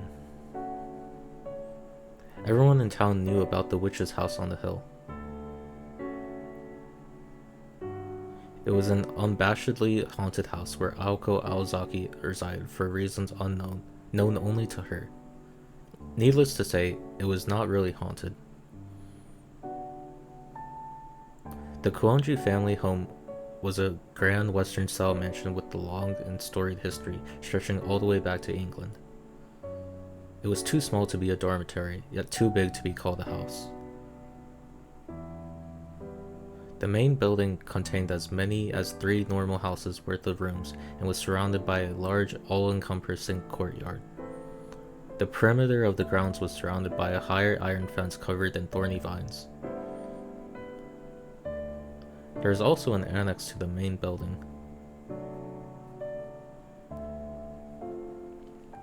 Given such extravagance, it was no wonder that it inspired rumors. To the town's residents, the mere existence of such a lavish and out-of-place mansion on top of a hill was a cause for suspicion. Rumors, lies, and slander were the prices to be paid for fame. With only 2 lodgers, it was hard to disagree with the perception that vampires must be living there. ま、私はともかく、アリスはそういうのやりかねないし。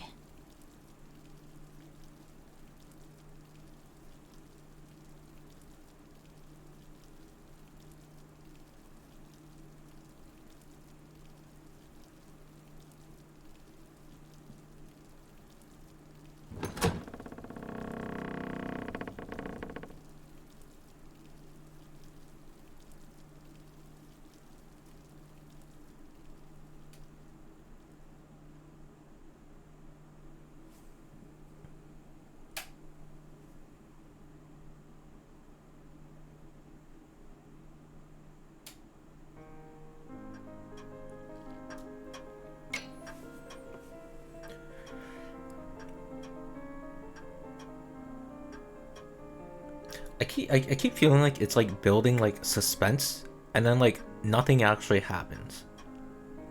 Like I'm just getting baited every time.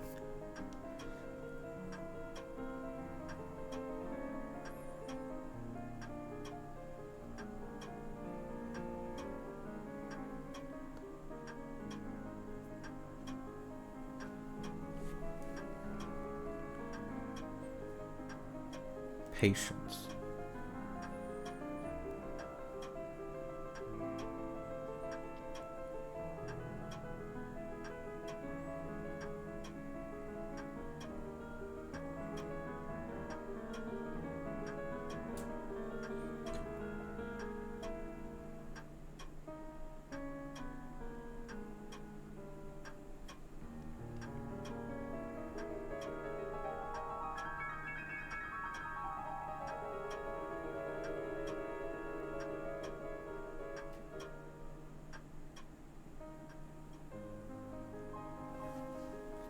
The Konji mansion was more or less divided into 2 wings, east and west.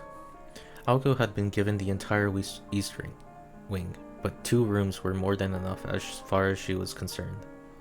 She had no desire to open a door that would trap you in a storybook world or lead to an attic that had only been used for storage these last 5 years.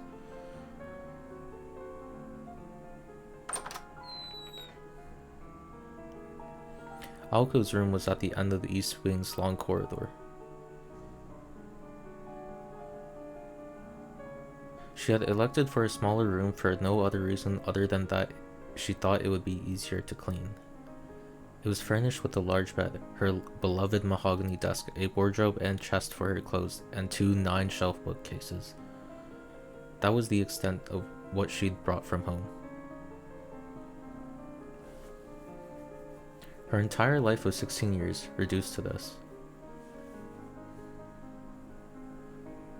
She'd also borrowed the next room down for her own purposes. そうだ、アリスにもらった見張りと壊れてないかチェックしないと。 The watchtower? What?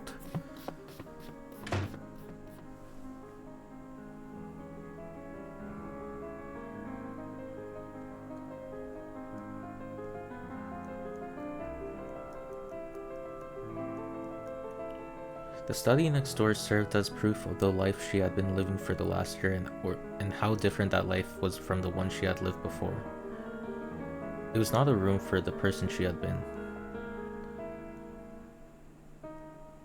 It was a room for the person she would eventually become, a place of solitude that only she could enter, or so she thought. うわ、壊れてるどころか跡形もなく消え去ってる。やっぱ自己流アレンジはまだ早かったか。いいわよ、笑いなさいよ、コマドリ。 Robin? From HSR? Charmy Dove?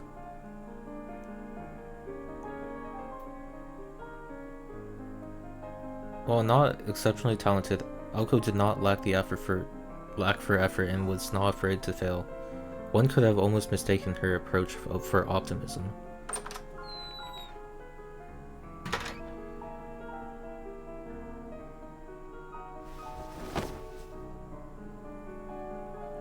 She changed out of her uniform and returned to the first floor.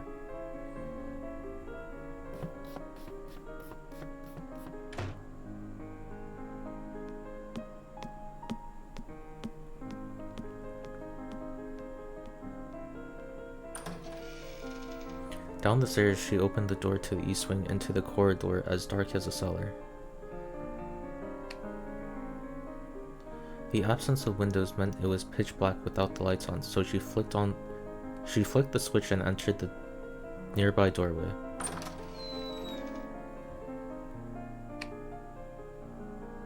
Denki no nai seikatsu ka. Souzou shitaku nai na.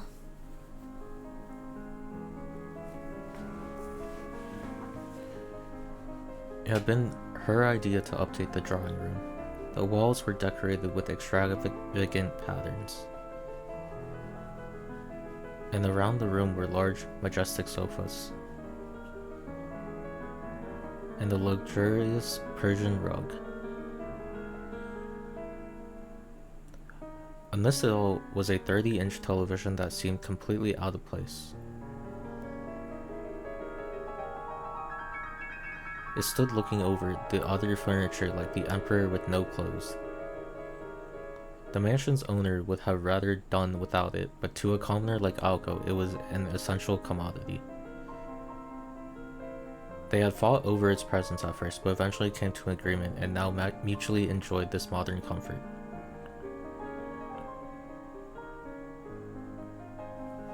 Nanda, 人のことは言えないか。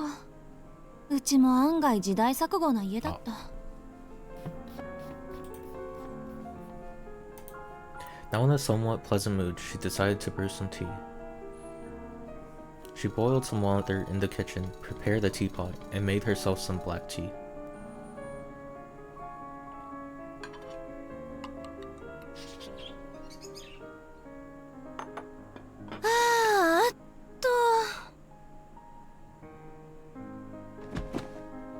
With a flop, she sank into the sofa.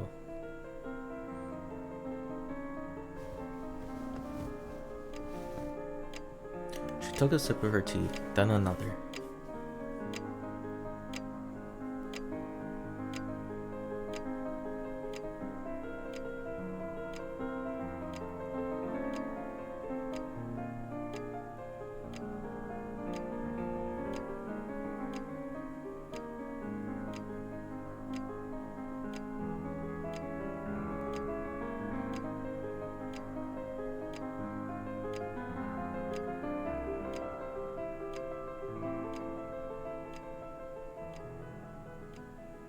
Lulled by the ticking of the clock, she took a third sip as she pondered how to spend her afternoon.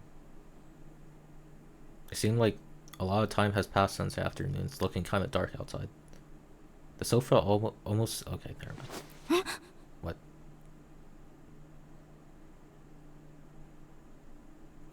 Alko blearily opened her eyes as she lifted her body up from the cushions.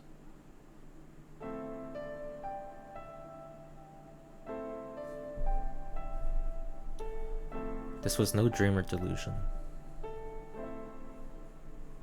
At some point, a girl had sat down across from her. Not the least bit surprised, she reached for her teacup. But the tea within had gone completely cold. 寝てた。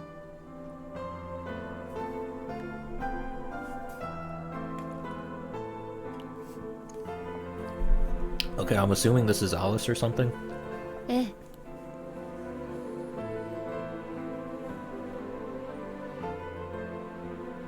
The girl answered without lifting her gaze.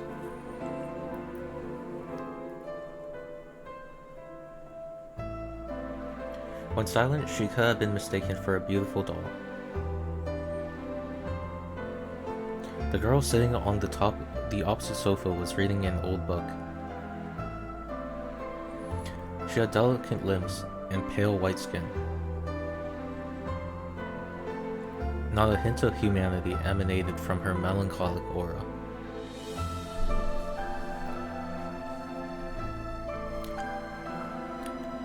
She had darker hair than Alko, and her icy eyes were focused on the pages in front of her. Her clothes resembled that of a nun, but were actually her school uniform. What kind of school has that kind of uniform? In Alko's humble opinion, the gloominess suited her. She wrote something like out of a painting. There is something unreal about her, as if she were frozen in time. The white of her gently arched neck was so lovely that even Alko found herself enchanted by it. The girl was one of the haunted house's 2 residents. Her name was Alice Kuonji, and she was the same age as Alko. 私、どれくらい寝てた？ 1時間と少し。ここで眠ると風邪ひくわよ。 Alice answered indifferently, not that it bothered Alko, who was used to it now. She looked at the clock on the wall and saw that it was already 7. She had been asleep for 2 hours. The day had been a rough one for her, and she had slept little the night before, so it was no surprise that she had dozed off for as long as she had. 起こしてくれてもよかったのに。せっかくの紅茶が冷めちゃったじゃない。 There's just no winning with her. If she got woken up, she would have been grumpy 私 still. が来た時はもう冷めてたわ。でしょうね。行ってみただけよ。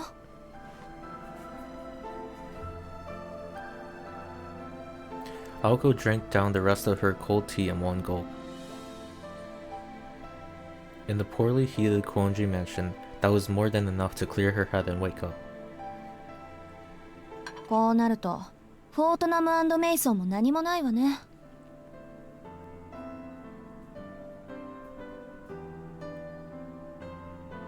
おかえりアリス。玉の贅沢もあんた抜きじゃ閉まらないってことかしら。今日は薬日か天中殺か。ちょっと早いけどお参りってのも十分ありかもね。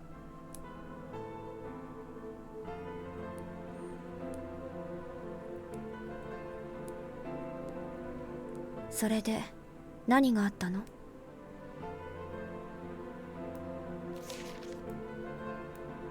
After 2 years together, they knew each other quite well.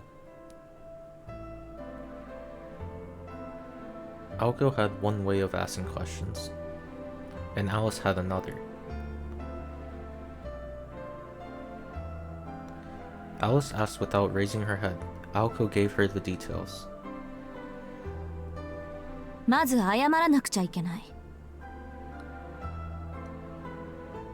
昨日徹夜で完成させた例の The あれ、 project I was 意味 working がな on くなっ all ちゃっ night たの was a よ。 total failure. I only ちょっ took と目を離した隙に沸騰しすぎて壊れちゃったみたい。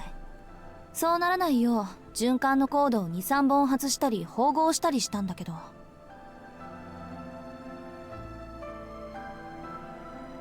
Aoko tried to laugh it off, as if it was someone else's problem. どういうこと？今朝休養が入って学校に呼び出し受けたの。そこで転入生の世話を押し付けられて一日が無残にも消費されちゃって、帰ってきたら跡形もなく消えてました。怒る？アリス。別に青子の器物破損にいちいち怒っていたら一生分の口論をすることになるでしょ。代用品はあるからまた一から始めればいいわ。それより怒ってるのはあなたの方じゃないの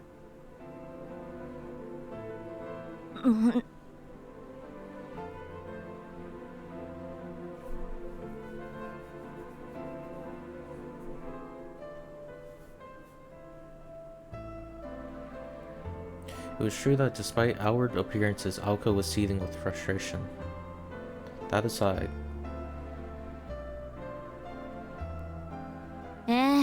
この転入生っていうのがひどくずれててね。すごい山奥で暮らしてたらしくて、こっちの常識が通じないんだから。 hey, that's what I 三問 said. 以下って言葉があるけど、あれって本当のことなのね、アリス。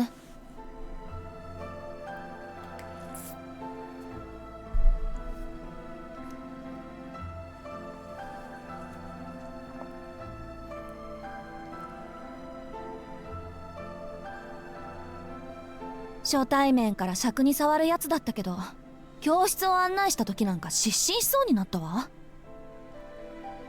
そいつ教室で教師と1対1で授業を受けるもんだと思ってたらしいの。それはそれでまだ流せる。許容範囲よ、あの程度の冗談は。で、私が簡潔かつ丁寧に教室の何たるかを教えた後で、そいつなんて言ったと思う？それで青崎、他の教室は何に使うんだ？ですって。教室に他も何もないでしょ？なんていうか、そいつは少しでも説明を怠るとそのままで納得しちゃうのよ。何も疑問に思わないというか、想像力が欠如してるっていうか、想像することに慣れてないっていうか。まあ一度言ったことはちゃんと分かってるっぽいからバカってわけじゃないんだけど。あなたが人を批評するのは珍しいわね。そういうダメな人気にするたちだったの？みじんたりとも気にしないわよ。けど明日からどんな間違いをしでかすのかちょっと心配なだけ。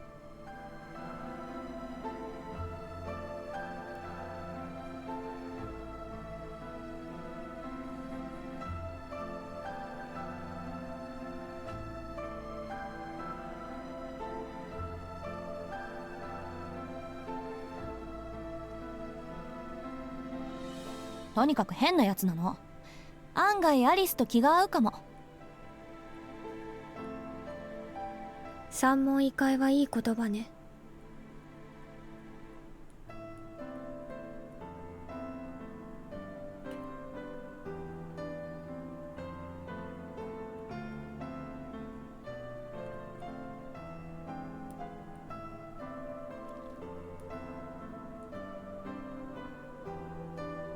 ところでアリス、さっきから何読んでるの？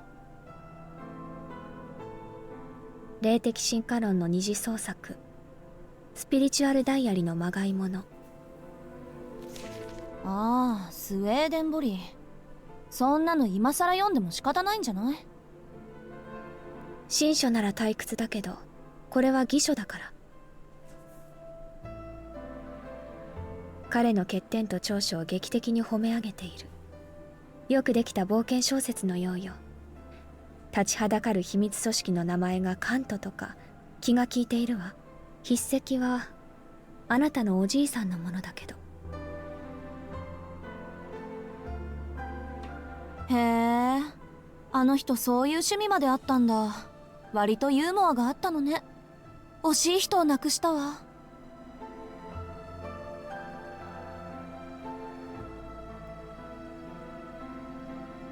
あなたのおじいさん、夏に頼りをくれたけど。よしてよ、死んだものと考えたいのに。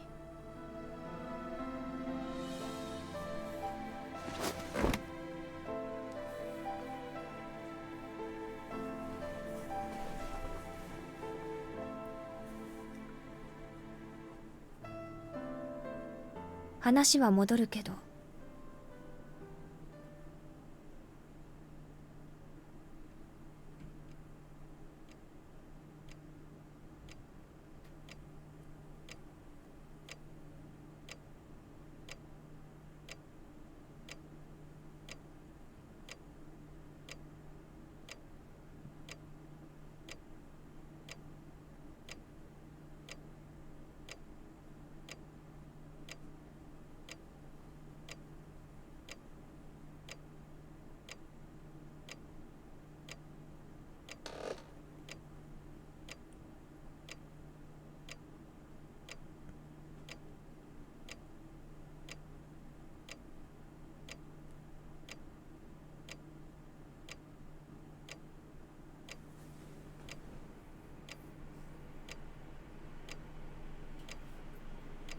いいわよ。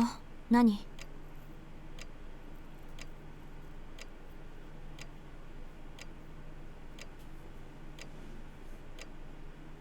今日できなかったのは少し痛いわね。Ferret project? だから反省してるって。学校優先は一人前になってからでしょ。ならいいけど。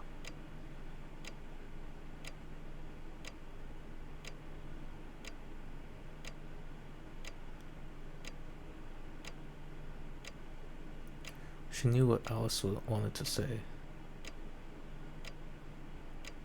She knew better than anyone.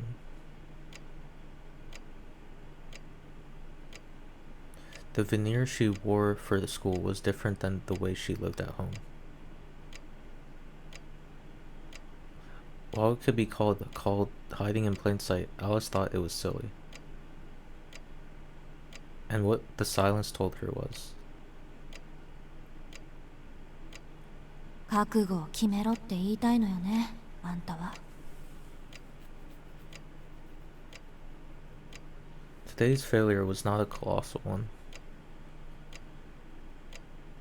She just happened to upset the delicate balance between her home and school lives, chasing one at the expense of another. And yet, that careless mistake was a clear sign of Alko's lack of commitment. アリスは関係ない。これは私が私で決めなくちゃいけないこと。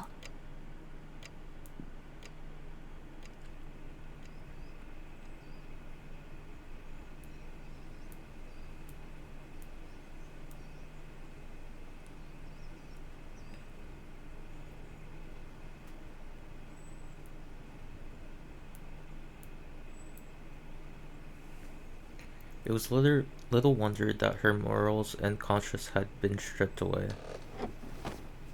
Alko pushed herself back up. She was met by Alice's cold beauty and wordless gaze. オッケー、アリス。来週中に決着をつけよう。それでいいんでしょ？ええ、青子がいいなら。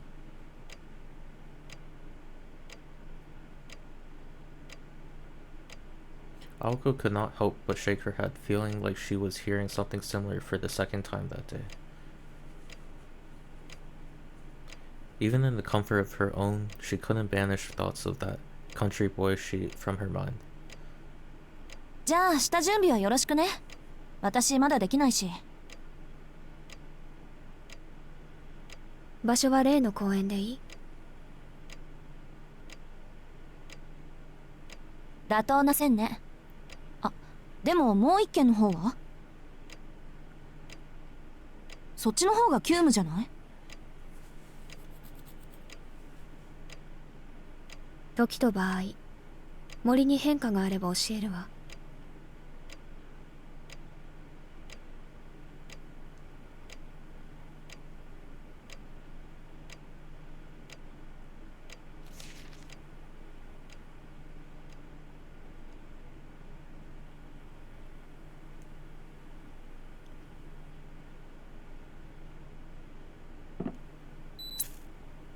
Alko grabbed the remote and turned on the TV. Since Alice was busy reading, Alko decided to tune into a variety show that had already aired. Oh. Alice started to speak but suddenly cut herself off.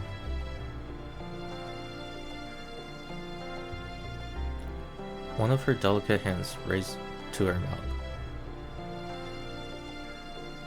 She would always cut herself off the second she realized she was about to say something trivial. Sometimes her self-restraint would hit too late and she would make a gesture like the one she was making now. It occurred to Alko that the odd sound her cute little roommate made just now was different than the wuss she blurted in times past. Nani? Oh my god, she's smiling. Alko turned down the volume on the TV, her intense eyes lit up like those of a mischievous cat. どうということはないんだけど。ないんだけど？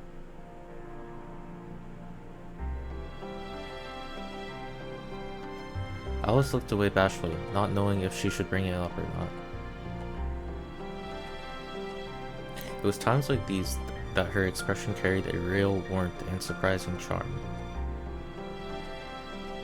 If he could see her in this moment, Alice's father would have to admit that her name suited her perfectly. 今日帰ってくるときおかしなものを見て誰かに話そうと思っていたんだけど。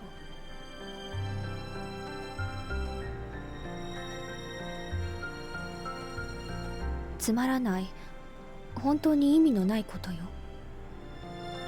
けどどう考えてもそんなことをする理由がわからない。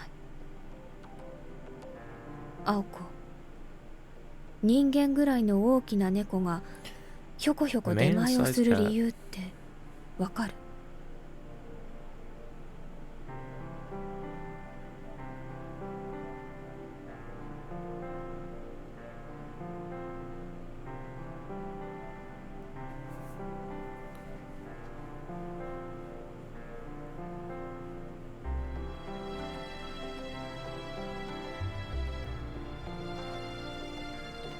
Even if Alice's sense of humor fell flat for Alko, this story already sounded more fanciful than Alice's usual attempts at jokes. Alko concluded that her two... その話には2つぐらい信じがたい部分があるけど、1つずつ論破していい？いいの。私もからくりぐらいは思いつくから。ただ理由がわからないから聞いてるの。わざわざ精巧な猫のぬいぐるみを着て出前のてんやものを届けに行くことってそんなに簡単かしらね。難易度以前にそれをやる人間の常識性を疑うけどね、私は。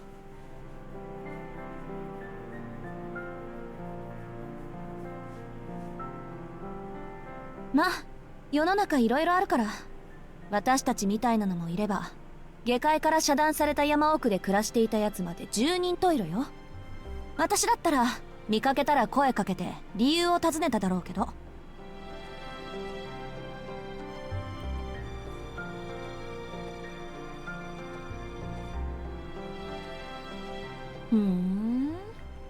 暮れゆく住宅街にさまよう出前猫か。背景が夕焼けだったらファンタジーだったでしょうに。で、今日の夕飯どうする？せっかく話が出たし、私らもてんやものにしようか。Aoko loved getting takeout, and her face glowed as she spoke. They had no hard rules for dinner, but if one of them was in the mood to cook, they made it a point to make it enough for two. At the very worst, they spent entire weeks without dinner, but the two of them agreed that this was the system that worked best for them. Whether they found cooking to be too much effort or simply liked ordering out. Wait, so like, where are these guys? Where are these girls getting money from exactly? Like, how are they ordering out every night? Like, how are they living in this giant mansion? Nepotism. 時間は8時前。ギリギリセーフね。私今月がいいな。あそこの月見そば最近ご無沙汰だったし。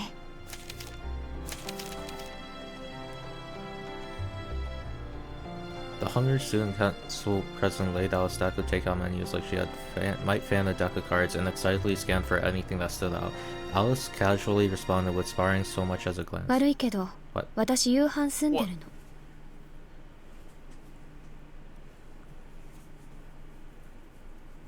With those words, Aoko froze.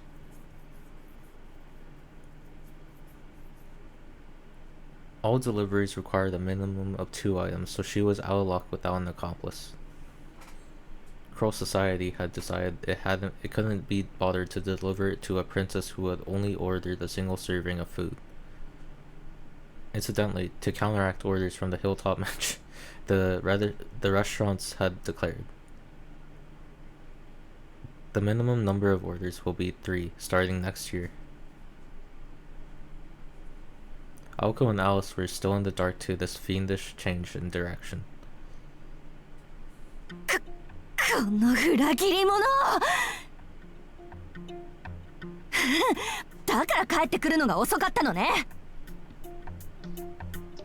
帰宅部、学校までバス徒歩込みで片道20分のあんたがなんで5時以降に帰ってくんのか考えるべきだったわ。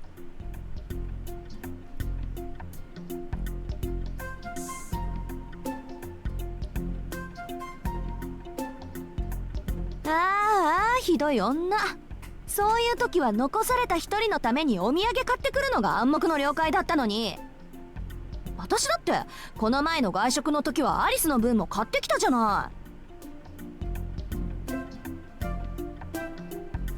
い。It was unknown how serious Aoko was being, but she was visibly angry. She had already woken up hungry that morning, and from the time she was called into school until now, she had consumed nothing but tea. It was a small miracle that her stomach was not growling. She knew it was her own fault, but she persisted, wanting to get revenge on Alice for scolding her earlier. この前ってあれのこと？ What? あなたが都心に出向いた時、夕食にお寿司を食べてきたのに、お土産はなぜかコンビニエンスストアのビニール袋だったって話？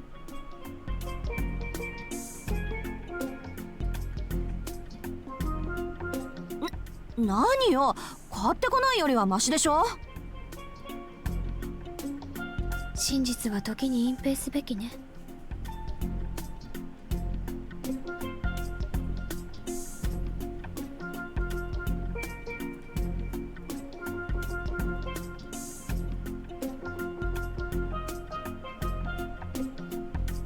Aoko had certainly crossed the line by going on about how the sushi circled around the restaurant while Alice ate her convenience store meal. But new things fascinated her, and she couldn't contain her curiosity towards the conveyor belt sushi shops that started popping up at the time. They were nothing short of miraculous. Even honesty can be a sin, given the right circumstances. わかった。わかりました。じゃあ今回のは前のと帳消しってことでいいわね。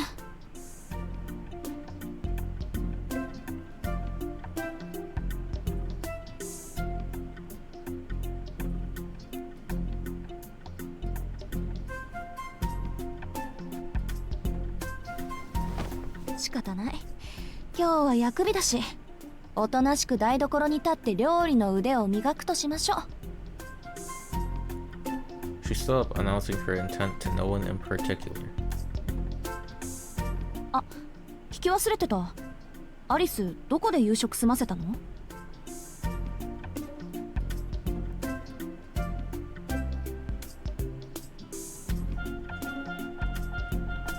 She suddenly shut the book she was reading and stood as if at wit's end. She walked across the drawing room with her book in hand. When she reached the door, she stopped and turned towards Aoko. 聞きたい。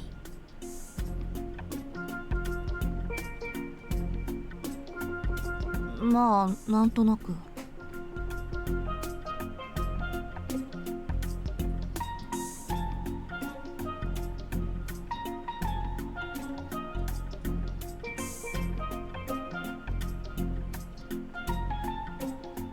その猫が余ったメニューをくれたのよ。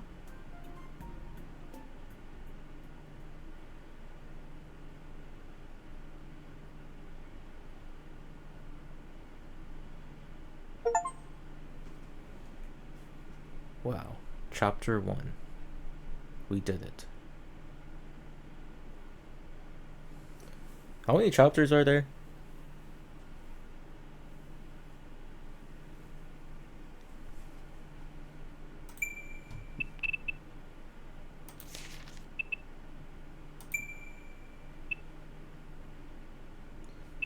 $13. Okay. 2 hours?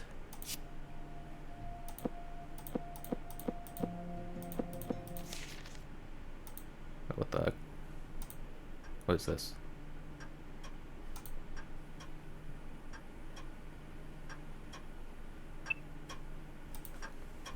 Surely you can go a bit more. Oops, I did not mean to do that.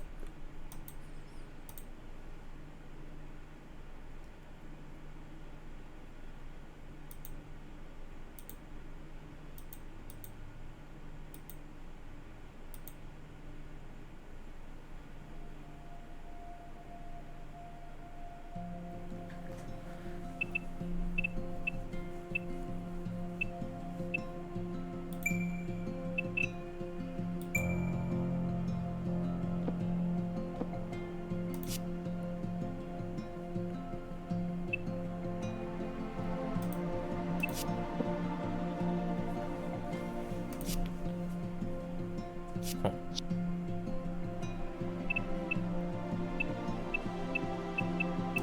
What is this?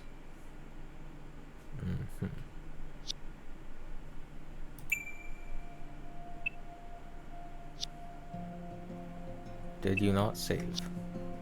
I don't know.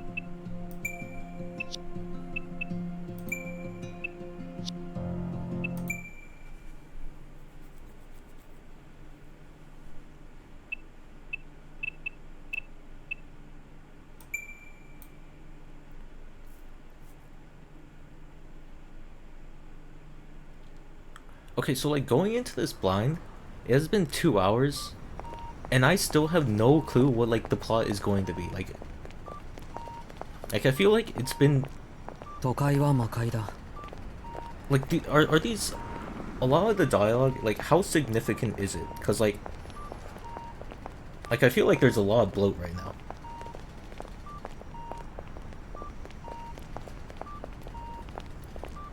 けど慣れれば割と住みやすいとは思う。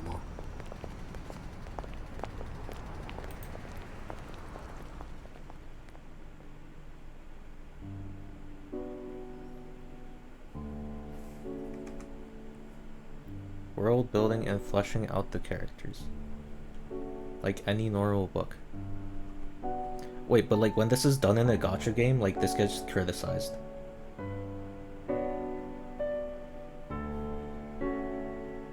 Or like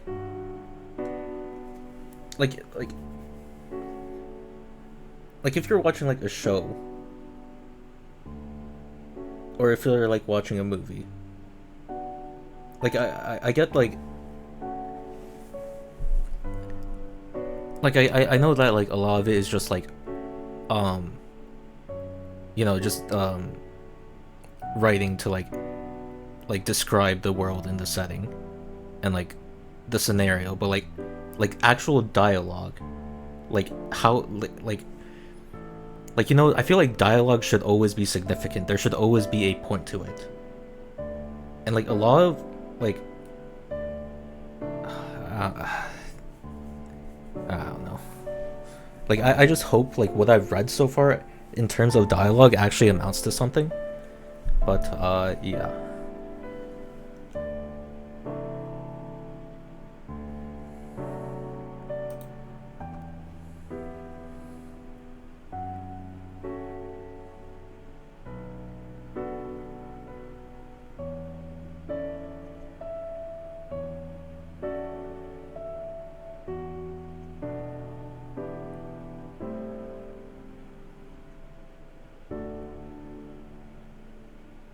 Fourth period was class 6. An elderly teacher stood at the lectern and rambled on.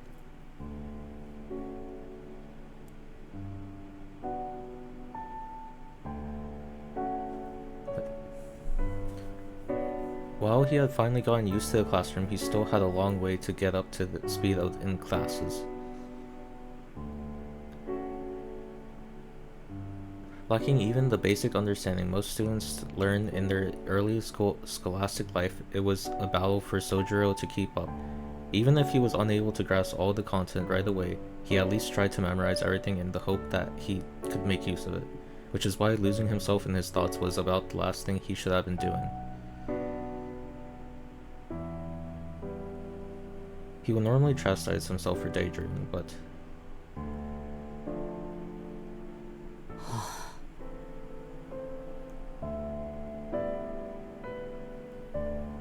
troublingly, he was unable to concentrate in class today. Sojiro could not place the source of his lack of concentration. You forgot that Gachapop are slave to the perpetual live service model where they cannot ever end the story, so they always have to do progression at some point while fitting it in a 3 to 5 hours patch story and also introducing the new characters so they can sell them to you.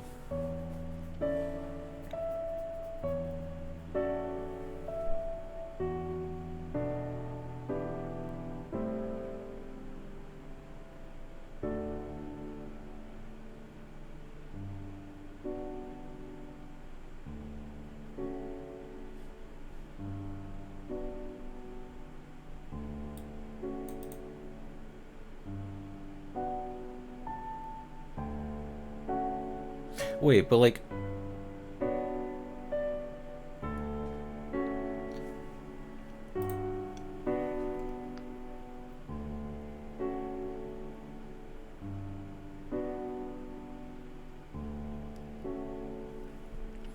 I don't get it.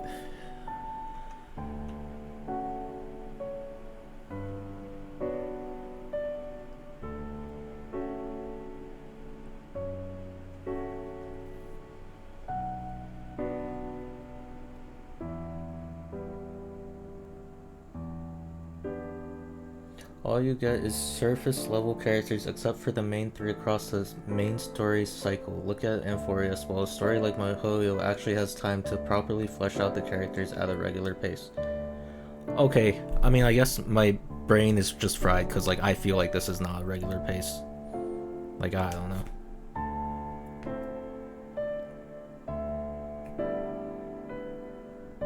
Like, I think the problem is I'm treating Ron from, well, it's not even gacha, it's like in terms of TV shows and movies as well, like let's take Edge Runners for example. I feel like they have done so much to characterize all of the characters, and I'm only on episode 5. They have done so much already to flesh them out, and it's a 10 episode series, like, but like I've already played this for 2.5 hours, and I feel like if you need that long to like flesh out your characters, then like I don't know. Like, you know what I'm saying? Like, it's not just gacha, it's like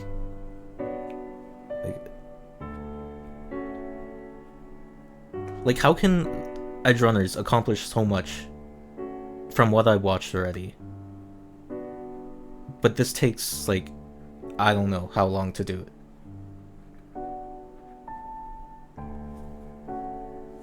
Like, I guess a different medium. This should be treated like a book, a novel. But, like, I don't know, maybe I just don't like books. Because I feel like there's a lot of bloat there that were like,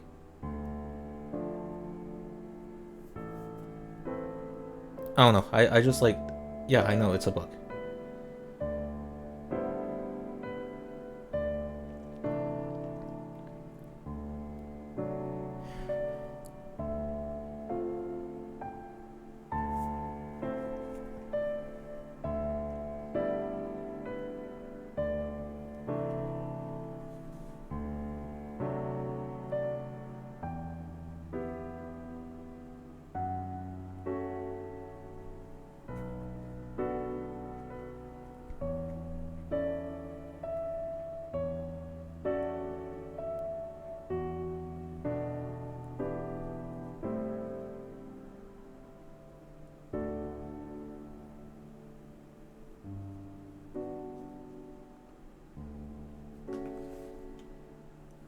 いけない。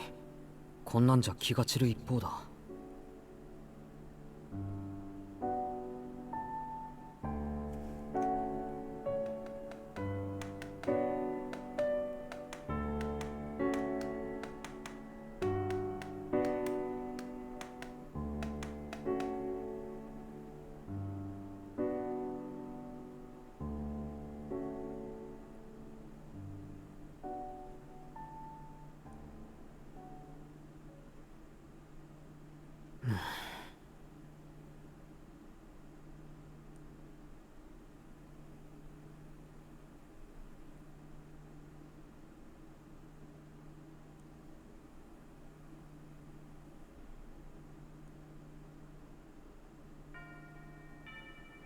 I don't know. I think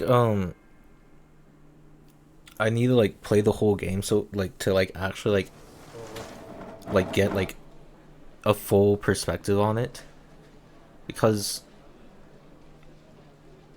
so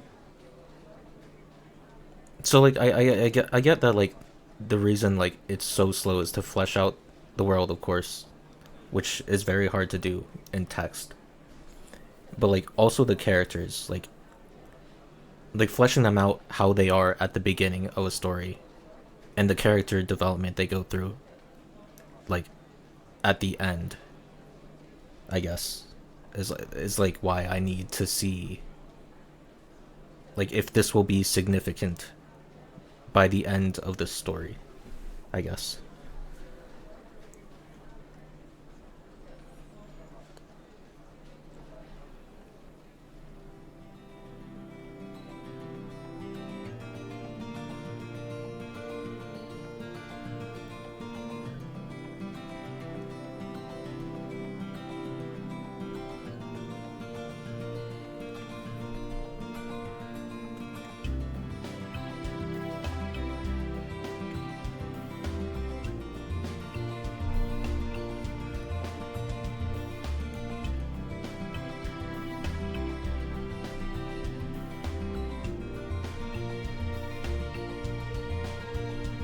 The same unique players appeared on the same menu every day.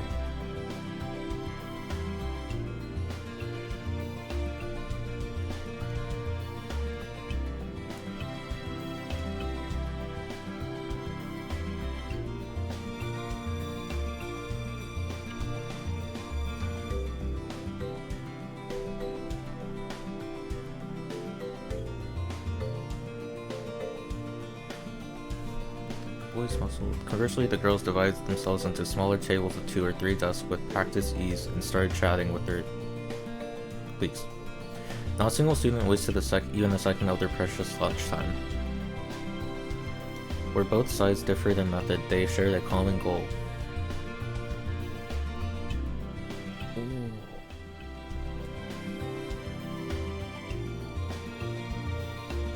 Sojiro was struck dumb by the efficiency of the transformation. Even after 10 days, he was unable to keep pace with the rest of the class and remained seated where he had sat during the previous period. おい、こっち来いよ、しずき。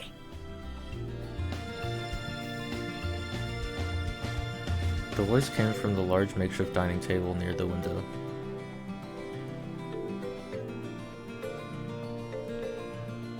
Kosuke Kinomi was beckoning him over while leaning back in his chair in a way that looked like he could fall backwards at any moment. He was regularly shot down by others in the class for being lazy and crass, but his earnest nature kept him from getting on anyone's bad side. Though something could be said for not being so forthcoming all the time too. 飯にしようぜ、飯。俺さ、昨日店の残り物もらいすぎたんだよ。春巻きだよ、春巻き。それを見た親父がさ、もらったもんは残すなってうるさくてさ。食いもん、春巻きしかねえんだわ。It seemed his endgame was to find someone who might take pity on him and trade him for something better. The two of them worked at the same restaurant, so he was one of the few people Sojiro knew before starting school. He was also the reason Sojiro was able to learn the true meaning of the phrase, can't live with them, can't live without them. お、いいな、しずきも来いよ。今日は待ちに待った缶詰祭りをすっからさ。ついに結婚するのかよ。誰か冷静になった方がいいんじゃないのか、実際。バカ、すげえ楽しいってきっと。そりゃパチモン臭いけど、カニ缶とか食い放題なんだぜ。サバ缶じゃなくて。マジ？やったー！俺も参加する。コンビーフは一人一個？それとも早い者勝ち？お前な、一人で何個も食えるもんじゃねえぞ、あれ。うまいのは最初の1個だけだって。しずきたちが来るならノルマは一人7個に下がるのか。助かるな。ところで木の実の弁当の中身、なんか缶詰より硬そうじゃね？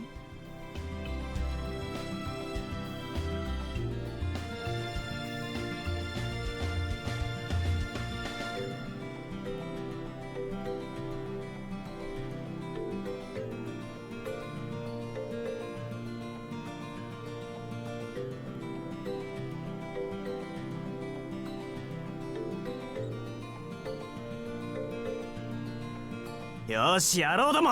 各自毎缶切りの用意はいいな。食べるも地獄、残すも地獄。我ら5次元目の授業はないものと恐れぬ修羅となり、鉄の悪魔どもを平らげん。食材は下町の何でも紹介、マーケット中山からの提供です。ヒュー！バカも休み休み、イエーイ！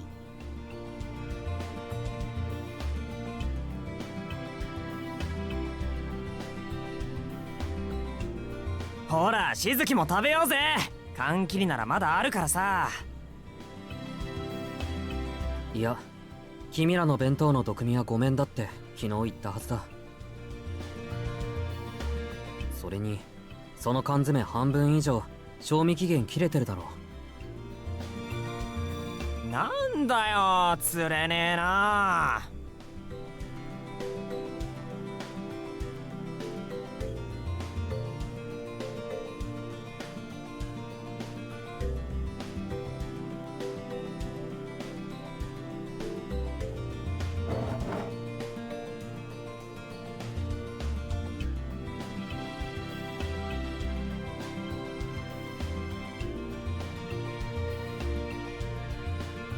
What? じゃあ私たちが釣り上げようかな。しずきくん、あんなの放っておいて一緒にどう？ How is he so popular?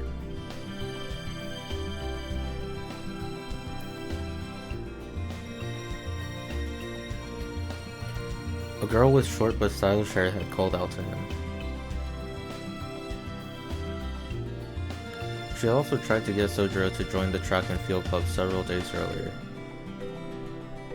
いや、そっちも遠慮したいな、できれば。He answered with a troubled look on his face.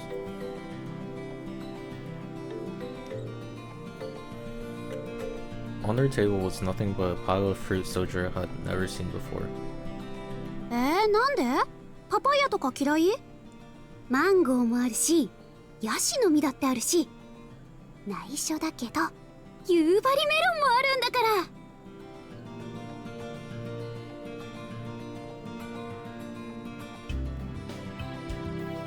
待て、なんだヤシの実って？あれ食えるもんなの？あ、マンゴー余ったら回してほしいな。バカ、肉食え肉。そんなんだから貧弱な体してんだぞお前ら。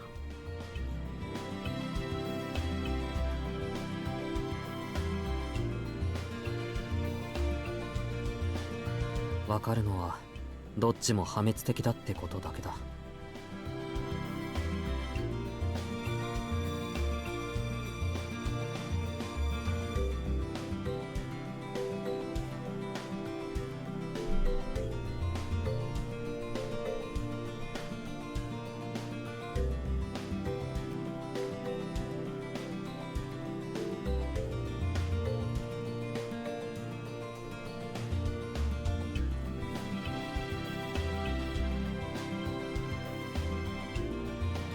ほっとけほっとけ。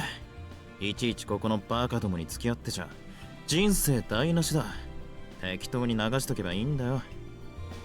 ほらお前らもな、善良な羊を悪の園に引きずり込んでんじゃねえよ。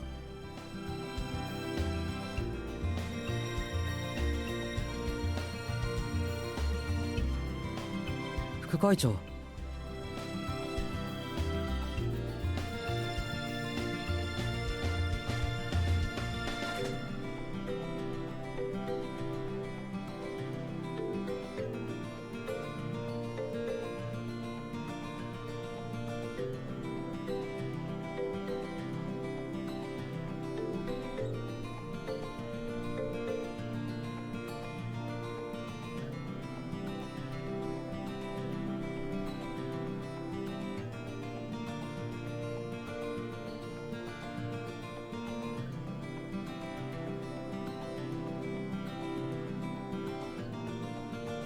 なんだよ、副会長様のお出ましかよ。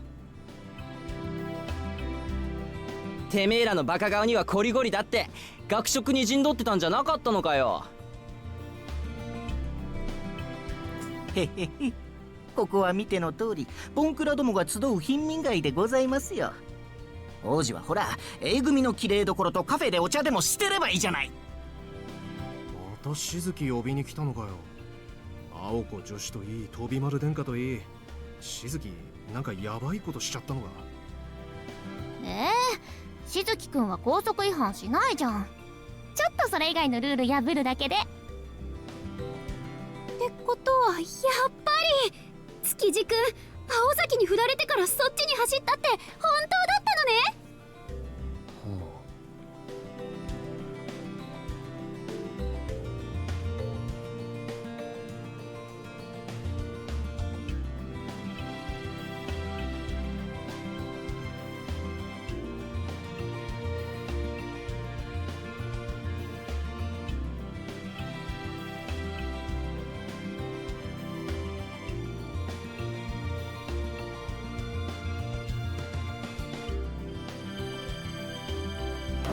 相変わらず無駄に元気があって結構じゃねえかてめえら。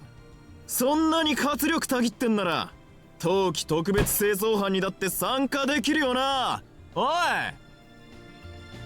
い、今んところ自主的に申し出てるのは全校で1人しかいねえんだ。西井全員が参加すりゃ俺も青崎も肩の荷が下りるってもんなんだがよ。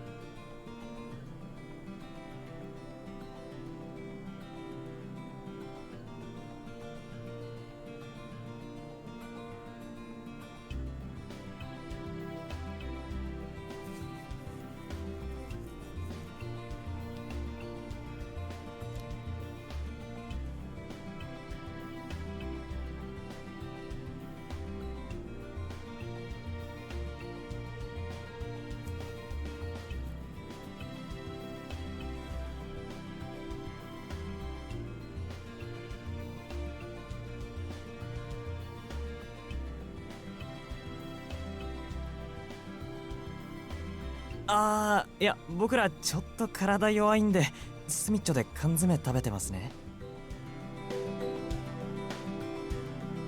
私たちも貧血気味でこうやって果物食べてないと死んじゃうっていうか、冬休みはもう予定いっぱいっていう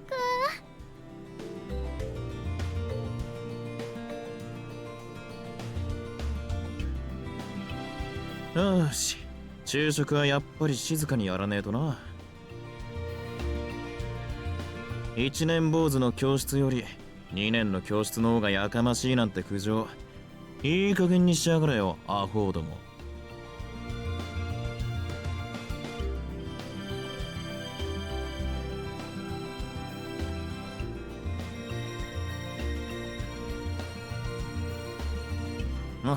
お前はこっちだ、宗次郎。ちょい顔貸せ。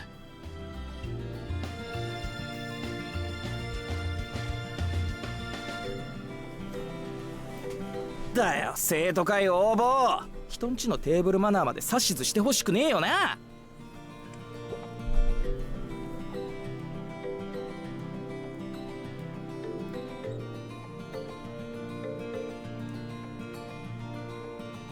あ、上等じゃねえか、木の実。いいぜ、お前が記念すべき2人目だ。冬休み、首を洗って待ってやがれ。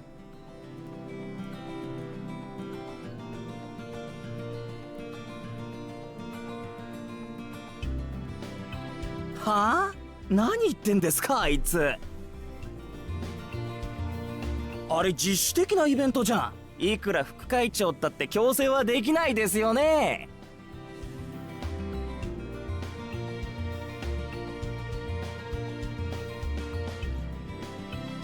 そりゃ昨日までの話だ。会長の提案が学校側に受理されてな。本日付で生徒会役員は強制力のある推薦権をもらえたんだよ。特に会長と副会長の推薦は絶対だ。拒否した場合、学校側はともかく青崎が何するか俺には止められねえから、そのつもりでな。それ事実上の死刑宣告じゃ。生徒会マジ応募。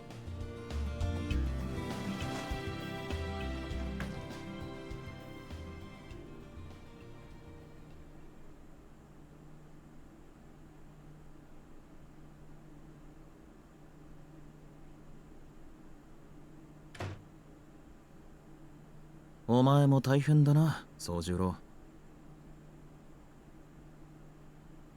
あんたも割と暇なんだな、副会長。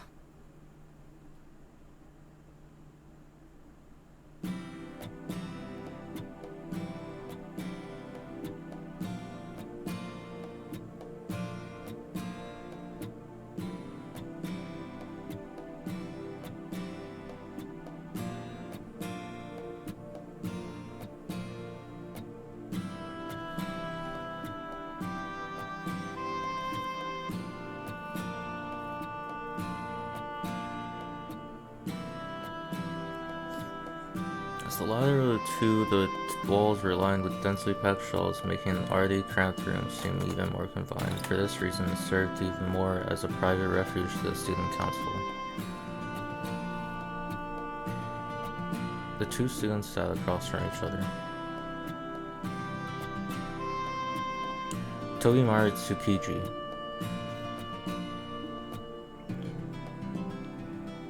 He was the son of the chairman of Misaki High School and the vice president of its student council. Like Sojiro, he was in the second year and first met the transfer student a week earlier when the task of looking after him was dumped onto the student council. 副会長はやめろって。クソったれな話だが、俺は所詮会長の犬だからな。As self-deprecating as his words were, he hardly seemed dissatisfied with the arrangement. He took a snack from his pocket and grimaced at it before taking a bite. The 100-calorie energy bar sacrificed flavor for efficacy, but somehow not enough to prevent him from gnawing on it like a piece of jerky. そうか。でも犬は良くないな、飛び丸。What? Sojiro sat in the chair with a concerned look on his face. あ？犬がどうしたって？犬は良くないって言った。例えが違う気がするし、何より怖いぞ、あれ。なんだよ。山奥育ちのくせに犬が怖いのか？そりゃ大抵の生き物は怖いけど、犬は別格だ。徒党を組んだ野犬ほど始末に負えないものはない。足の速さも脅威だけど、何より執念深すぎる。坂だろうと追いかけてくるし、最後の一匹になるまで引かないんだぞ。Sojiro opened his lunch as he spoke. Inside the bright green cloth, 3 beautifully made triangular rice balls. ショックだ。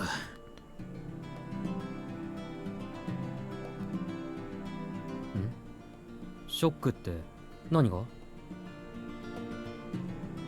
いや、そんなこの世のものとは思えない握り飯を見たのは初めてだ。思わず絶句しちまった。それどっちなんだ？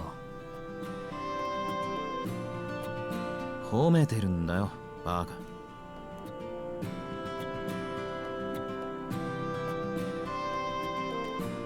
Sojiro was always confounded by phrasing that could be interpreted in multiple ways. Euphemisms and subtle sarcasm were often lost on him. It was only on rare occasions like this one that he chose to confirm what was being said. Tobimaru had come to suspect that Sojiro had a very black and white way of seeing things. ところで、その固まった小麦粉みたいなの、美味しいのか？Sojiro stared at the energy bar with a curious look on his face. まずくはねえが、うまくもねえよ。まあ、試してみる分には止めねえが。人間、何事も手間暇惜しむようになっちゃおしまいだぜ。ことが三大欲求ならなおさらだ。Tobimaru quickly finished off his bar, put another one on the table, and grabbed one of Sojiro's rice balls. Another okay. Sojiro failed to notice the rudeness of the forced exchange. なんだか土を食べてるみたいだ。違いない。遊びをなくせば人生こんなもんだって見本だな。Out of principle, Sojiro labored over his energy bar, cringing all the while. He was both curious of the unknown and loath to leave something unfinished. 今無理に平らげる必要はねえぞ。そいつの利点は携帯食ってところだからな。素で味気ないが、食えるうちは味が落ちないのがいいところだ。まあ、そっちはともかく。どうだ、少しは慣れたか？ああ、飛丸や青崎が気を使ってくれているからね。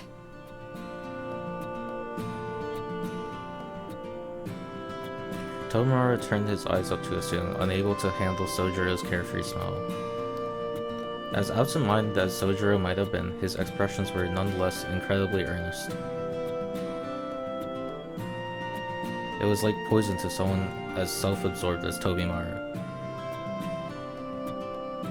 だから青崎は来ねえんだよな。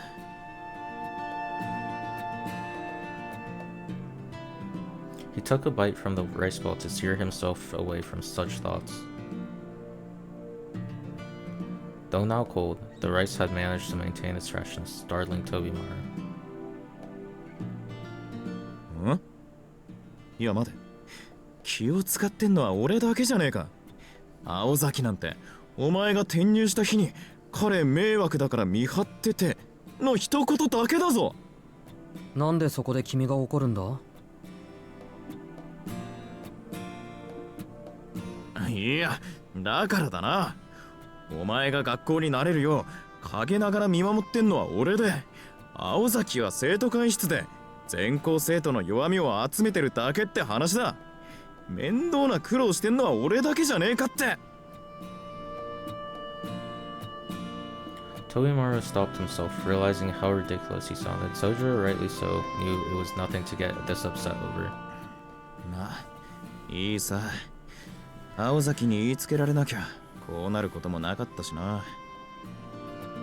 知ってるか、あいつどうして俺にこんな役させたと思う？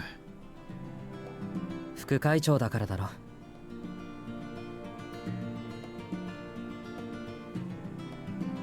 Tobimaru's handsome face went dark. あのな、どうして副会長が転入生一人にかかりっきりにならなくちゃいけねえんだよ。いいぜ。機会があったら青崎本人に聞いてみな。あいつの本性がわかるからよ。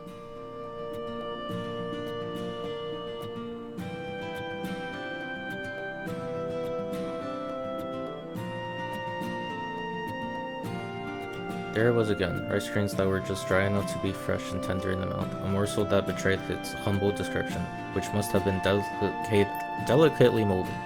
Oh my god. そして何よりこの塩加減、中の具から染み出した厳妙な醤油加減はどうだ。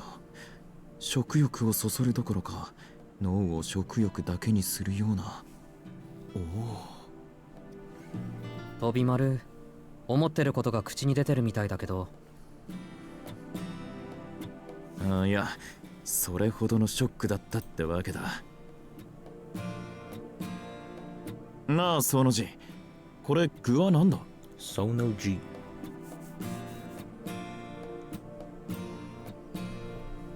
It was only natural to inquire about the unexpectedly delicious bite. He had been nibbling around the edges that had not reached its center. ああ、それはイナゴ。What? ありえねえ。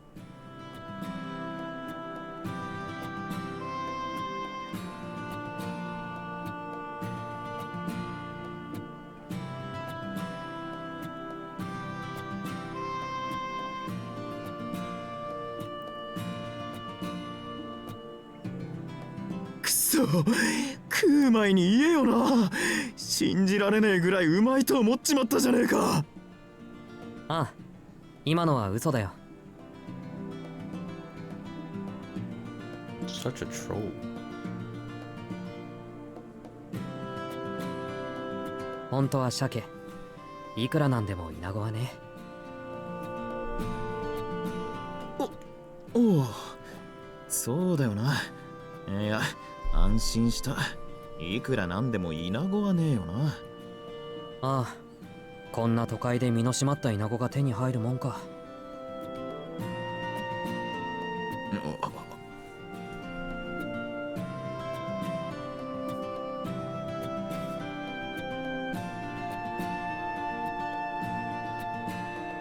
たく、どっちにしても冗談きついぜ。危うく吐き出すところだったじゃねえか。らしくねえぞ、宗十郎。君が青崎の悪口を言うからだ。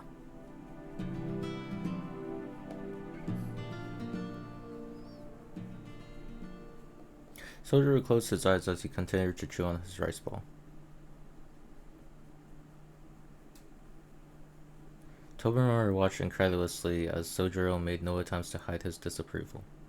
おい、今のはさすがに聞き捨てならねえぞ。俺が青崎の悪口を言ったから意趣返しをしたと、そういうことか？うん。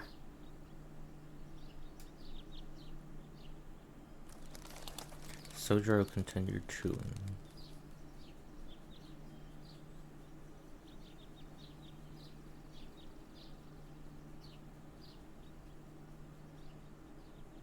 The vice president suddenly looked like he had just been struck by lightning.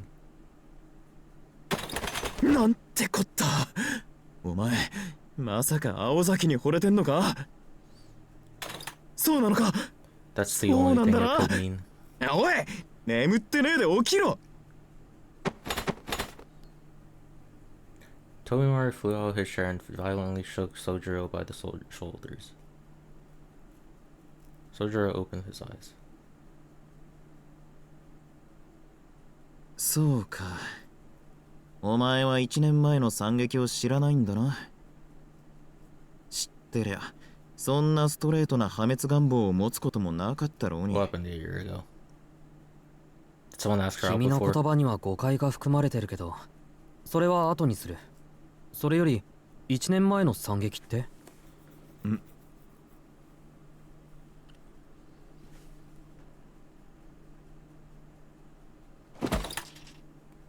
Tobimaru regained his composure and sat down after a moment's thought. 仕方ねえ。この手の噂をするのは好きじゃねえんだけどな。Tobimaru reassured himself that it was in Sojiro's best interest as a young man to know. Yeah, she 100% rejected someone. あれは青崎がまだ1年の頃の話だ。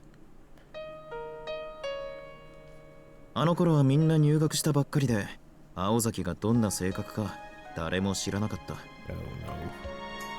あいつ外見は文句なしに美人だからな。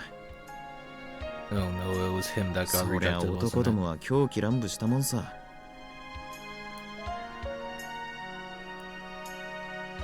Little did they know that soon after they would go crazy for an entirely different reason. 4月5月はもう上を下への大騒ぎだよ。あの時ばかりは上級生も下級生もなかったな。野郎同士の牽制、共闘、果ては決闘まで。まあよくも騒いだもんさ。青崎に近寄るだけでも大変だったんだぜ。なんでそんなよくわからない事態になるんだ？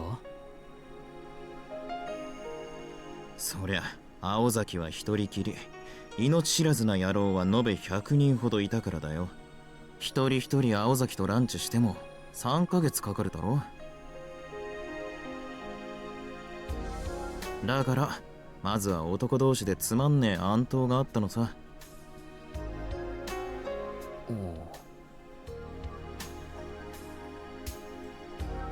まあいい。わからねえならそこは飛ばそう。所詮負け犬どもの話だしな。本筋にはなりえねえ。でな、そんなどうでもいい戦いを勝ち残った奴らは列なしで1年の女に言い寄ったわけだ。青崎はあれでなんていうか、相手のなけなしの誠意じゃなくてあれか、勇気、そういうのを無視できずに認めちまうやつだからな。言い寄ってくる相手を可能な限り丁寧に断ってた。が中にはそれで勘違いしちまうやつもいたよ。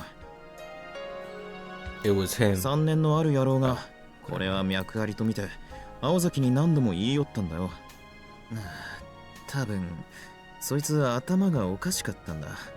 今にして思うとそうとしか思えん。Incidentally, Togimaru decided to gloss over the fact that this student was also the former student council president. 学園ばかりか。青崎の家まで押しかけたそうでな。あまりにしつこいんで、Yeah, that's 青 pretty 崎も weird. 堪忍袋の尾が切れたんだろう。ちょっと口にするのははばかられる方法で振ったんだよ。結果、そいつは自分から他校に転入希望したばかりか、三崎町からも逃げ出しちまって、青崎も1ヶ月ばかり自宅謹慎を食らった。世に言う血の公会堂事件だ。詳しく知りたけりゃ本人はまずいな。新聞部にでも行け。あそこの部長は命知らずだから、聞けば面白がって教えてくれる。飛び丸、その具体的な表現を恋に避けてないか？仕方ねえだろ。理事長の息子だろうがなんだろうが、怖いものは怖えし、高校ぐらいは無事卒業しとかねえとな。うちの女子の制服見るたびに規制を上げるトラウマなんて持ちたくねえよ。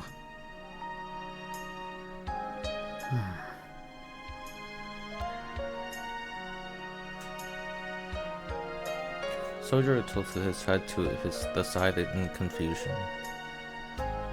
Tobimaro had lost him with that comment. ああ、いい。それより、なんで青崎なんかがいいんだよ、宗次郎。He tilted his head again, this time to the other side. おい、お前、本当に青崎が好きなのか？単に胸がドキドキ言ってるだけなら、それは恋じゃなくて恐怖だってオチもあるぜ。いくらその字がぼんやりでも、理由ってもんがあるだろう。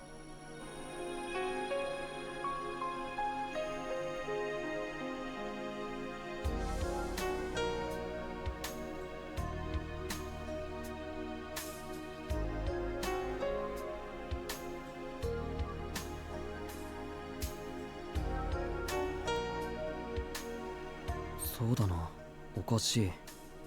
俺はあまり彼女を知らないのにね。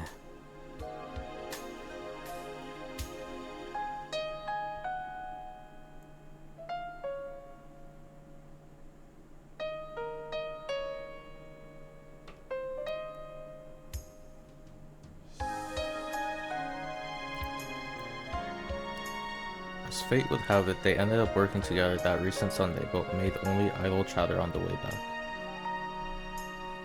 けど飛び丸、君は知らないだけなんだ。What?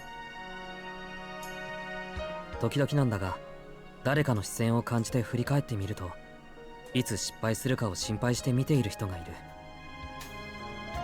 飛び丸の言う通り、ただ廊下で俺を見かけて単に監視していただけなのかもしれない。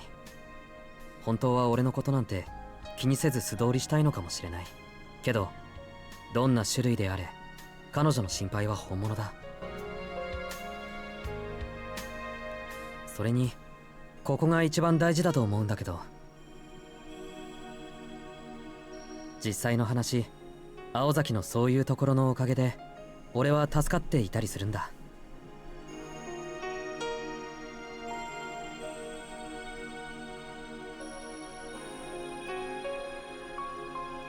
Tobimaro sighed with a tinge of regret. If not for those words, he could have introduced Sojiro to a more suitable girl with whom he could have lived out the rest of his school days in peace. He never went to such lengths for his other friends. Generally speaking, if it was of some benefit to him, he was unafraid of exploiting another. If they were of no use, he didn't bother getting involved with them. That was how Tobimaro Tsukiji operated. Sojiro happened to be the same type of person who provided no benefit to Tobimaro, yet somehow sparked... It was not that friendship was completely alien to him. He just did not have many people he felt that close to. So Sojiro had really fallen for Aoko. It was not his place as a friend to try and change his mind. やれやれ。結局、惚れてるやつには理由なんていらねえんだな。そんなことはない。理由なら一つある。彼女を一目見たときに綺麗だなって思ったぞ。ん？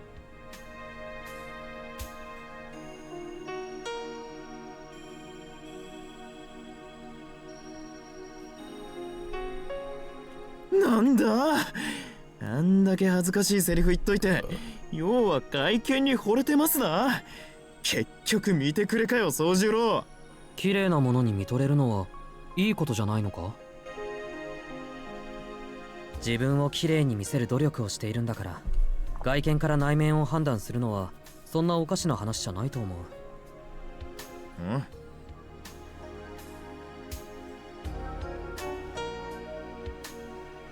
That sounded like a sophism to Tobimaro, but he had no counterpoint to offer.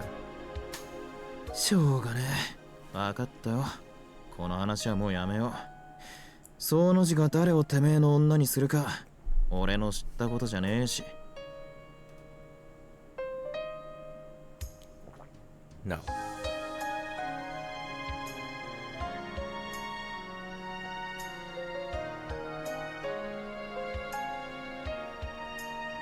Namely that Sojiro was not head over heels in love with Aoko and hoped to go steady with her, he merely liked her as a person. Nobody could have foreseen the massive calamity that would be caused by this misunderstanding. Uh-oh. Is he gonna try and be a wingman? 一つだけ忠告しておくぜ、宗次郎。青崎は喧嘩をした相手だろうと別に嫌うわけじゃない。逆に言えば親切にしたって別に好かれるわけでもない。いい例が俺だ。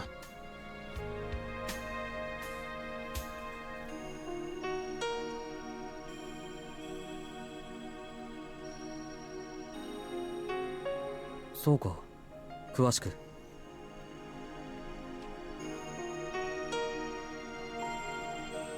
おう、昔な、あいつがあんまりに独善的だったんで、つい手を挙げかけちまったことがある。半年前の夏だ。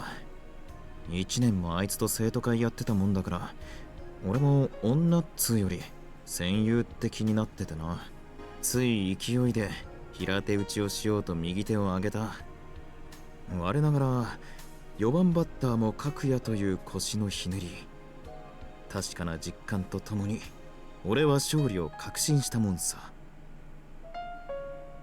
He had a distant look in his eyes as his words trailed off. 翌日になって、こりゃ完全に敵扱いされたなと覚悟して生徒会室に行ってみりゃ、青崎はいつも通りだった。で、以来あいつと俺は会長と副会長で収まってる。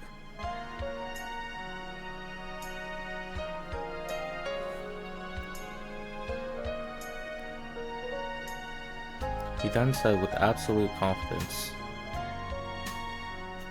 今の話を総合すると、君は単にのろけたいのか？ Clearly he had missed the point entirely. なわけあるか！今の話のどこに甘酸っぱい要素があんだよ。俺としちゃあいつを女として見なくなった決定的な事件だったんだがね。なんだ、違うのか？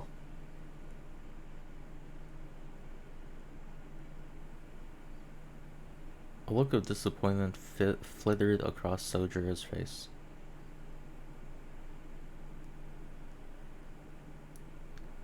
Sojiro was something of a something, but there is a quality to him that Tobimaru could not place. とにかくだ、俺が言いたいのは青崎青子の好き嫌いの基準ってのは普通じゃないってことだ。いいことをすれば好かれる、気に入らないことをすれば嫌われるってわけじゃねえんだよ、あのお姫様は。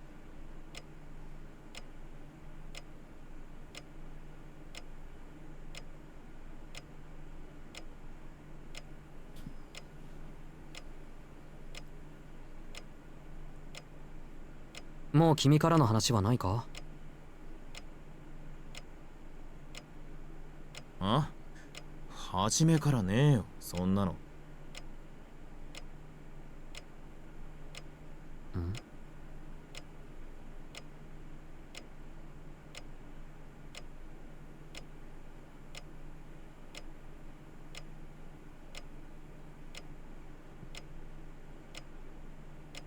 よし。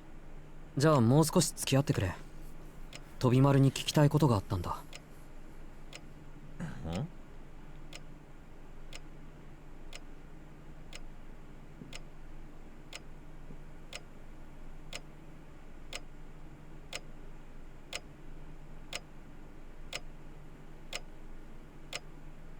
What? What's he gonna say? 実は昨日こんなことがあって。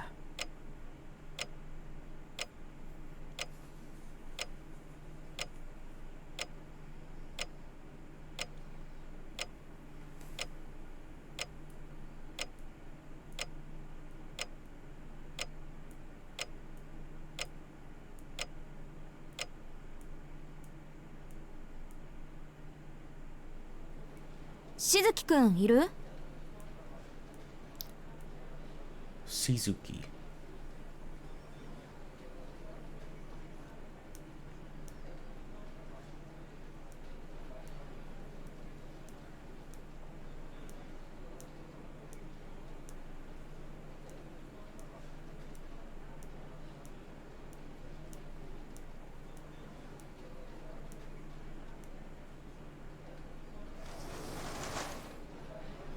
While Aoka wasn't part of the class she didn't let it bother her as she casually entered the room. In contrast, the baby birds who had just been noisily chirping while eating lunch quickly quieted and began to rearrange their seats. どういう意味よそれ。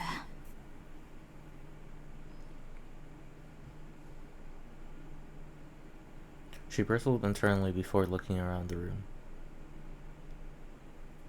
She could not see the male student she had come here to find. He hardly stood out, so she thought he might be hidden in a corner somewhere, but that appeared to not be the case. 有里くん、出席番号12番のしずきくんは？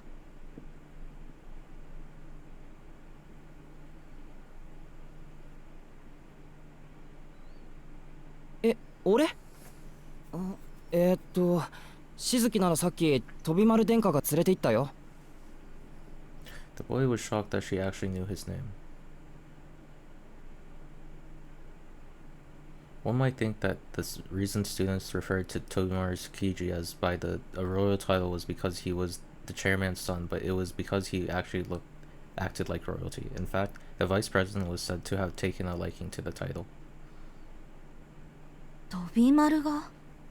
あいつしずきくんと仲いいの？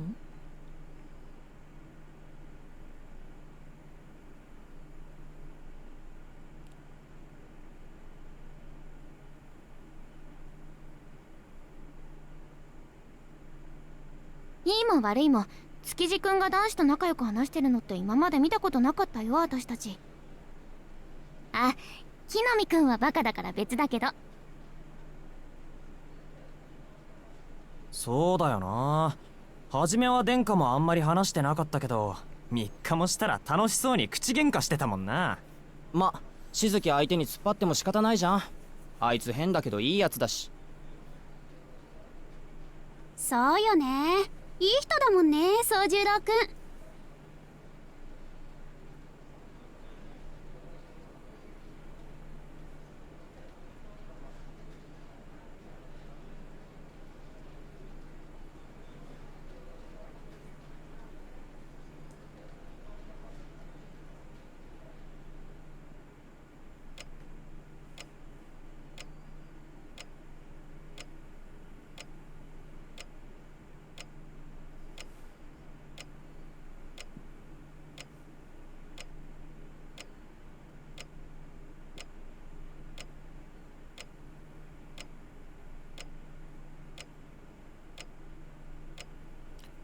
Tobimaru, still sitting across from him, was frowning. さあ、感想を聞かせてくれ。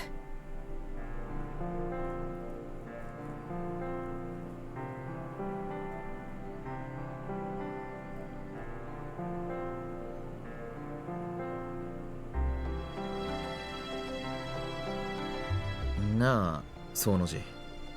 お前、人をバカにできるほど器用なやつじゃねえよな。失礼な。器用な方だぞ俺は。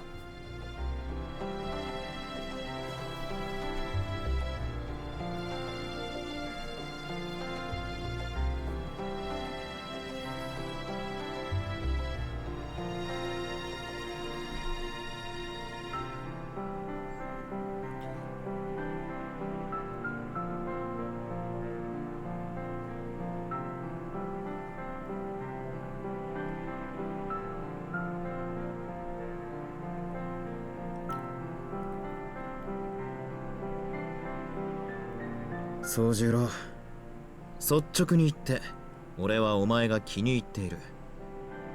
嘘のない人間なんてのは人間じゃね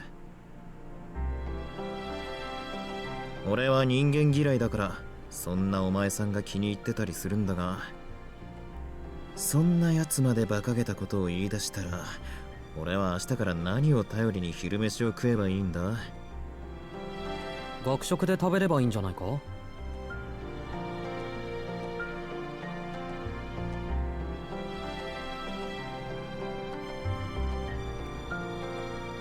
分かった。はっきり言おう。それは幻覚だ。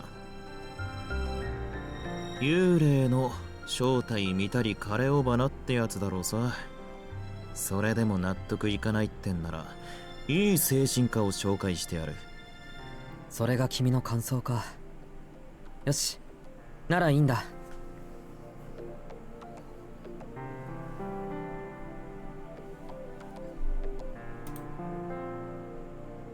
そりゃ俺だって神隠しの類だと思ったよ。けど都会じゃもしかしてそれもありなのかもしれないだろ。確かめたかったのはそこなんだ。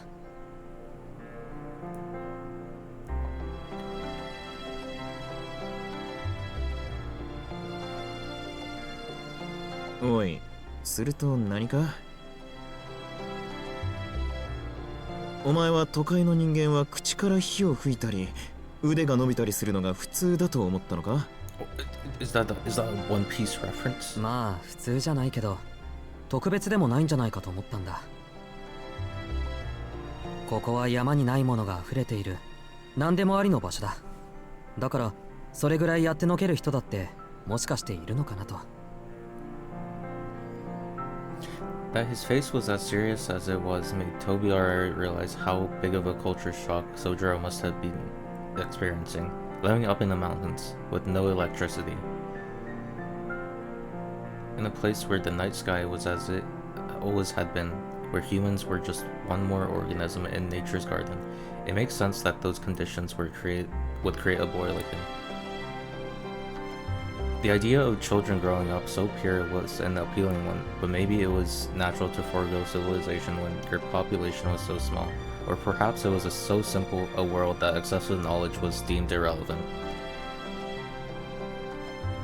It was precisely because city life offered him so much that was impossible up until now that he had come to the conclusion that anything was possible here. 安心しろ。確かにこっちにはたちの悪い奴らばっかりだけどな。そんな魔法使いみたいな奴はいねえよ。そうだといいんだけど。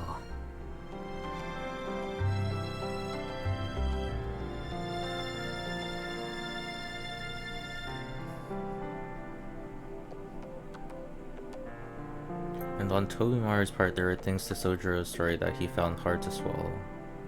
Whether true or not, the incident Sojiro had described was disturbing. まあ、事の真偽というか、どんな間違いでそう見えたかは置いておいてだ。結果だけ見れば、うちの生徒が夜の公園で人を殺したってことになる。しかも双方控えめに表現しても普通じゃねえ。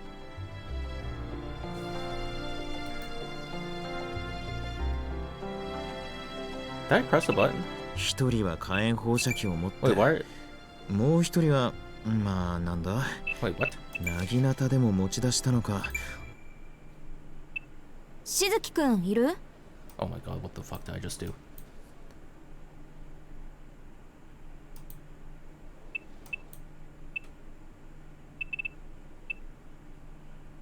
Okay, so it was this scene. Why are they talking about a guy killing it? そうよ。 Okay, why are they talking about a guy getting killed in the park? I just completely missed that. いいも悪いも築地くんが男子と仲良く話してるのって今まで見たことなかったよ、私たち。さあ。Okay, yeah, like what? Okay. それが君の感想か。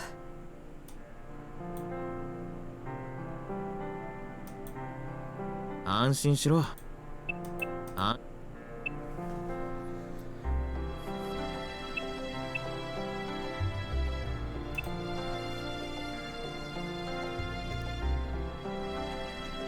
安心。そうだと。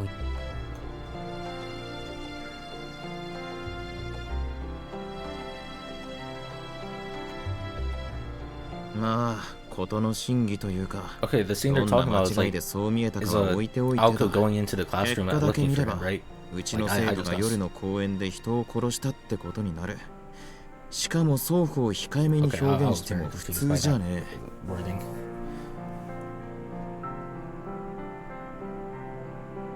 No? 一人は火炎放射器を持って、もう一人は、まあなんだ。Am I just misunderstanding this metaphor? 刃物らしきものが何メートルも伸びたときた。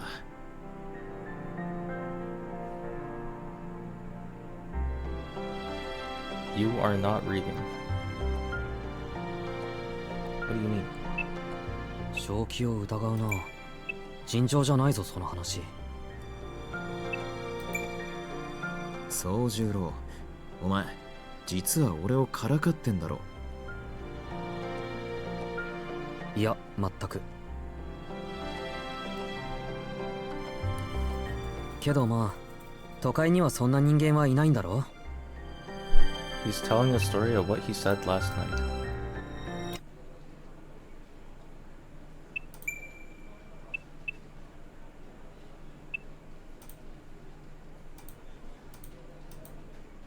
Okay, this is where I left off, right?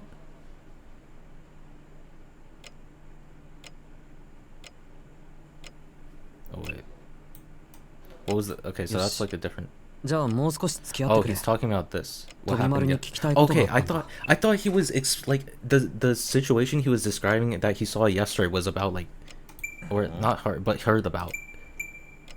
Okay, I was very confused for a second.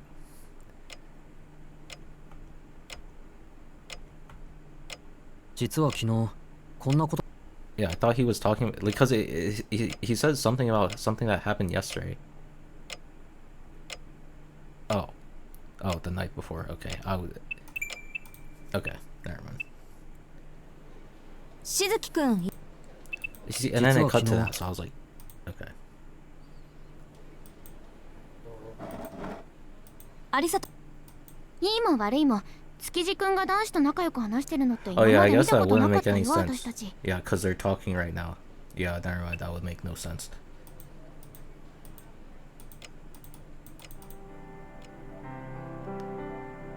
Okay, so he... 嘘のない人間なんてのは人間じゃねえ。 Okay. わかった。はっきり言おう。それが君の感想か。よし、ならいいんだ。そりゃ俺だって神隠しの類だと思ったよ。けど都会じゃもしかして。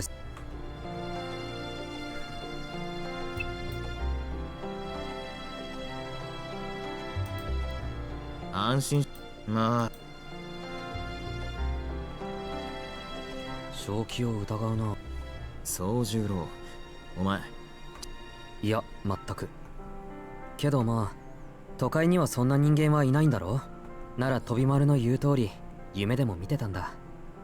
ここのところアルバイトと試験が重なって辛くて。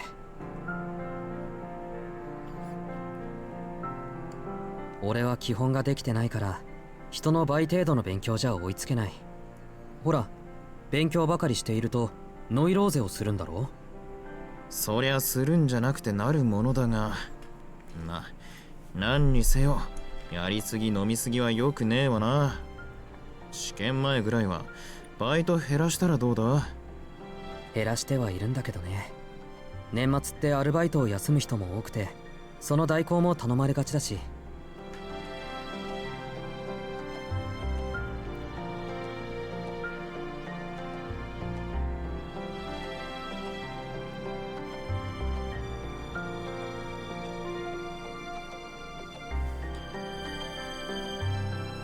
Even if he was not crazy, like I said, could cause him to daydream, even if... なんだか大変そうだな。 I mean, the likely thing is he probably did saw, like, what he saw was real, right? 実はかなり参ってる。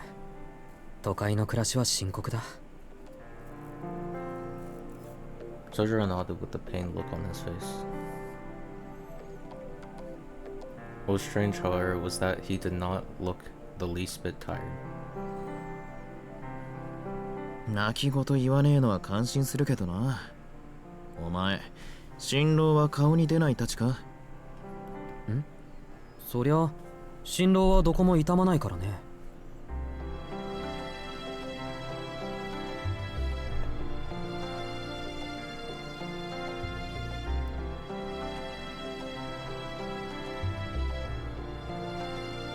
飛び丸、時間だ。ああ、もうそんなに経ったか。気にせず先に行ってていいぜ。俺はまだ用があるからよ。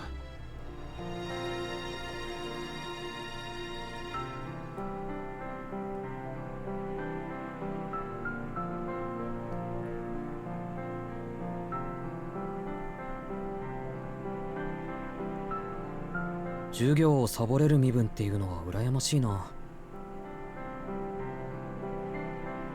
そういうの飛び丸が嫌いな手抜きじゃないのか？そりゃ誤解も甚だしい。俺の欠席は手抜きじゃねえ、特権ってやつだと言ったろ。 Vice President angrily defended himself as he stood up. Transfer student merely gazed at him unfazed. おいおい、あれだけ説明したのに全然分かってなかったのか。しょうがねえ、まず座れ。いいか、その字。常人を上回る英気と幸運を兼ね備えながら座することなく精進してきた俺でも、ここを卒業しちまえば裸一貫になっちまうんだぞ。ひでえ話だ。てめえの家柄を活用できんのはあと1年ちょいだけなんだぜ。これの一体どこが羨ましいってんだ。普通一生続くはずの親の七光ってやつが、俺の場合はたった3年間しかねえんだからな。となりゃ有効なうちに使っておかなきゃもったいなくておちおち眠ってもいられねえ。ああ、嫌だ嫌だ。何が嫌かって、バカどもとガン首並べて金勘定するのが嫌だ。たく、嫉妬渦巻く大人の世界じゃ、俺のオブラートみたいな心なんてパックリ飲まれて溶けちまうこと受け合いだろうさ。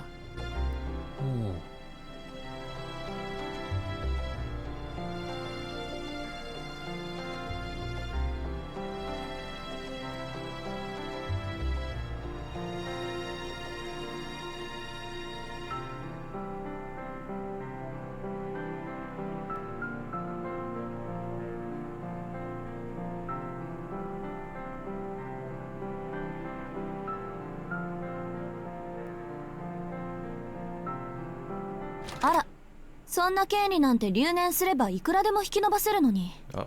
なんなら協力してあげましょうか、この私でよろしければ。The door to the student council room flew open, washing away Soldier's half-hearted responses to his friend. Uh-oh. This frosty statement destroyed the warm atmosphere of the room. And it also marked the abrupt end to Tobimaru Tsukiji's reign there. いや、いい。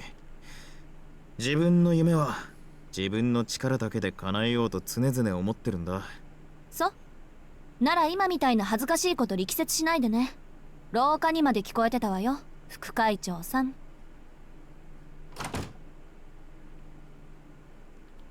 Not missing a beat, Aoko Aozaki stepped inside the room.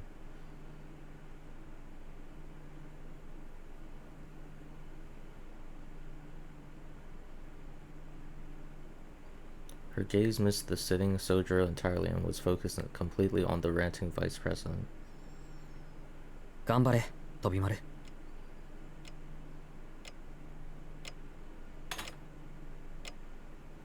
Sojiro quietly got up to head back to his classroom. 割と薄情なんだな、お前って。Tobimaru grumbled in front of Aoko. だって時間がない。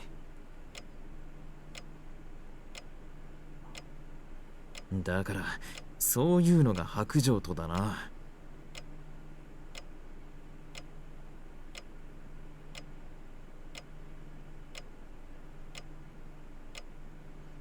Aoko briefly shifted her gaze to Sojiro. 時間がないのは私も同じよ。あなたにはいつも振り回される。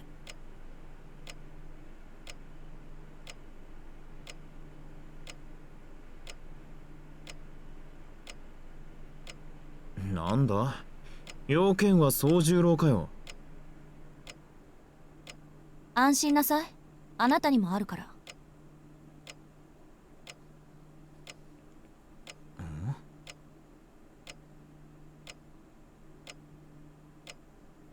Her eyes shimmered with a murderous glee. Uh-oh. It was slightly different from the more sullen gaze to which Toimaru had grown accustomed. For whatever reason, Aoko's mood seemed worse than usual. しずきくん、あなた走るのと泳ぐのどっちが好き？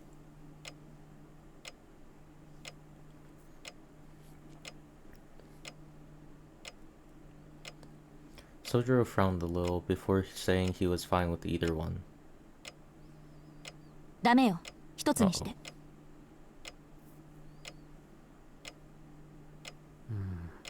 泳ぐ方かな。けどどうして？あなたがまだどこの部にも所属してないから。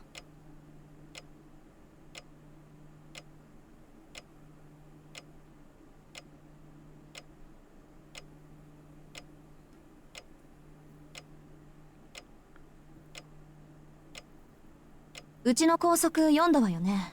生徒はただ一人の例外もなく部活動に参加しなくてはならない。正直どうかと思う校則だけど決まりは決まりだから。そんな無茶な。悪いけどそこまでの暇はないんだ。でしょうね。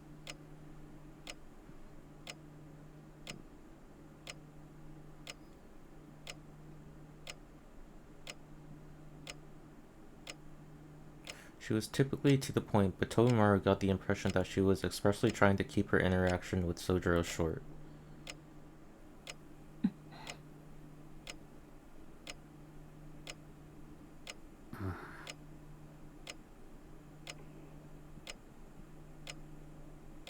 They stared at each other in silence. Toimaru stood breathlessly silent on the sidelines until Sojiro broke the impasse. 青崎は分かってると思ってた。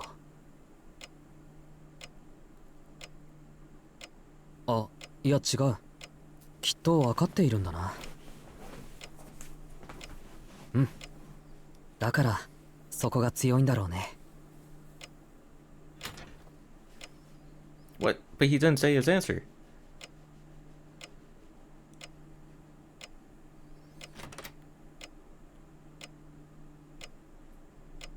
それ明日からでいいんだろ？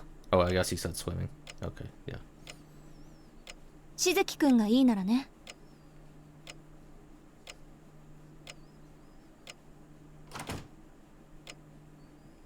He did his best to force a smile before leaving the classroom.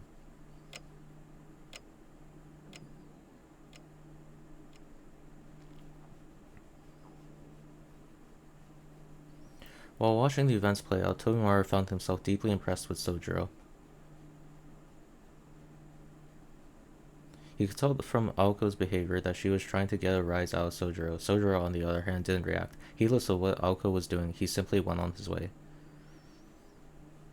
To Toimaru, it was hard to believe that Sojiro had not taken offense. From his point of view, Sojiro's poker face had been the performance of a lifetime.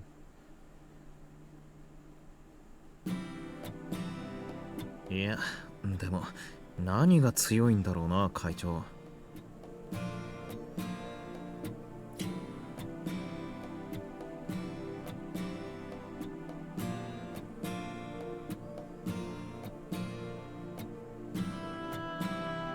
青崎？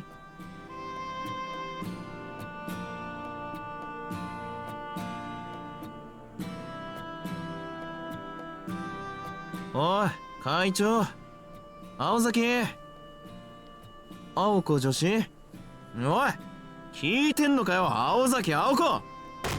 さいはね、青々を呼ぶな。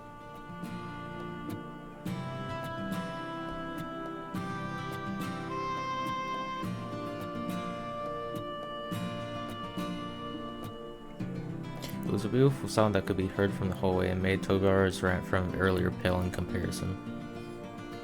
やかましい。うるせえのはてめえも同じだ。Perhaps her shouting was still ringing in his ears, or he was just the type to answer a shout with a shout, but he shot back reflexively. そんなんだから男の一人もできねえんだよ、お前は。ほら、目覚めたか？別にあなたの声は聞こえてた。煩わしかったから無視してただけよ。黙らせるの面倒だし。てめえな、俺はカカなんかか、おい。コミュニケーションが成立しない点で言えばあっちのがまだ上品よね。ほう、その心は？お互い何を言ってるかわからない。意味のない会話なら仰せみたいなものでしょ。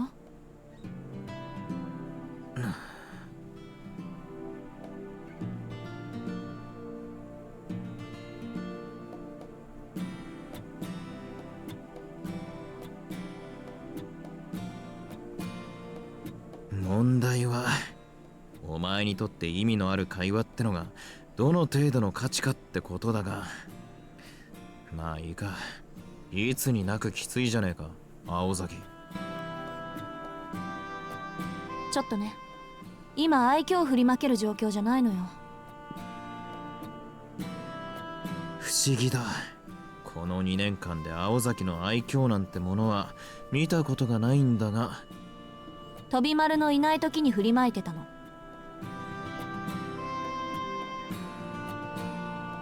そうかよ。やっぱりあの時のこと恨んでるんだろ、生徒会長さんはよ。When he punched her? Yeah.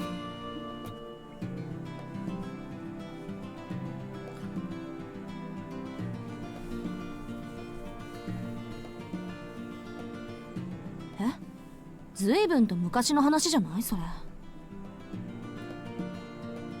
そんなどうでもいいことに容量を使っちゃもったいないわよ。ただでさえ脳の覚醒部分が少ないのに。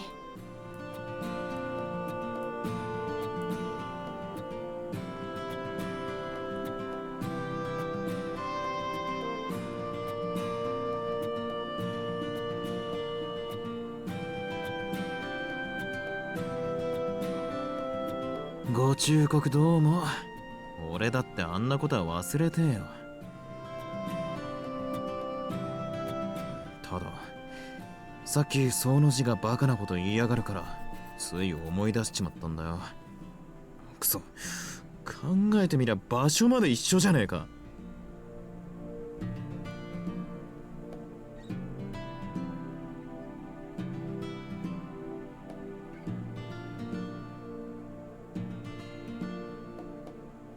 ちょっと待って。あの話彼にしたの？おう、俺がてめえになんで会長になんか立候補したのよ。あんたは副会長って顔でしょ、どう見ても。なんて挑発されて生涯最高の月をしたところまでな。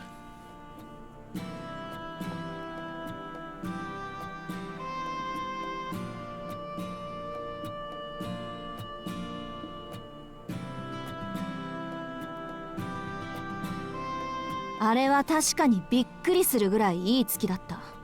思わず体が反応しちゃったものね。ところで私そんなこと言ったっけ？言った。しかも俺が保健室に運ばれたのをこれ幸いと強引に副会長にしやがった。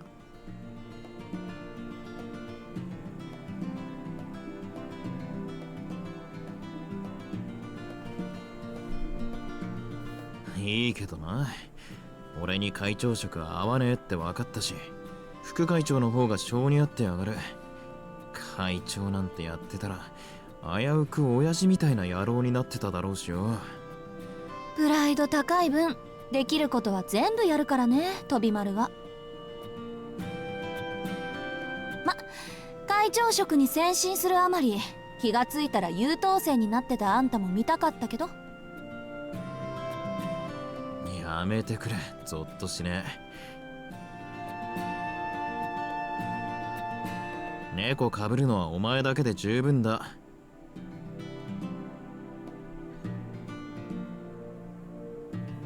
Tomar shooed Alka away like an annoying pest. It was a typical example of the crude verbal abuse they exchanged on a daily basis with the wittiness that only two longtime foes could manage. で、なんでそんな話したのよ。は？半年前のここの事件をなんで彼に話したのよ。Oh snap. ああ、そっちか。いや、あいつがバカなこと口走ったからなんだが。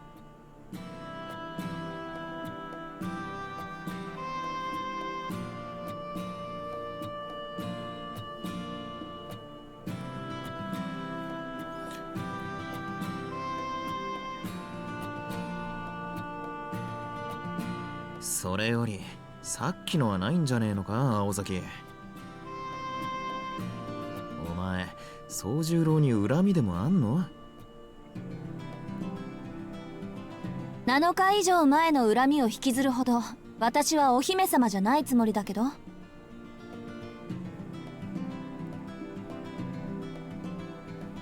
He wanted to retort that she was more like a queen than a princess.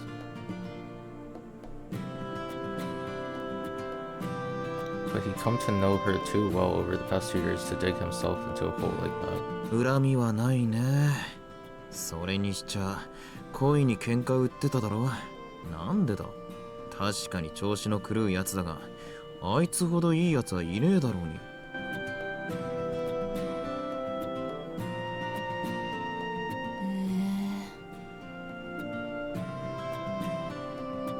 おい待て、なんだその足元のシロアリを見るかのような態度は。別にあんたまでそのセリフを言うのかって心底から見下げ果てただけよ。まあいっか。いいやつ、いい人、結構じゃない？喧嘩を売る相手としちゃ上等だわ。誰も憎んであげないなら私ぐらいそうしないとね。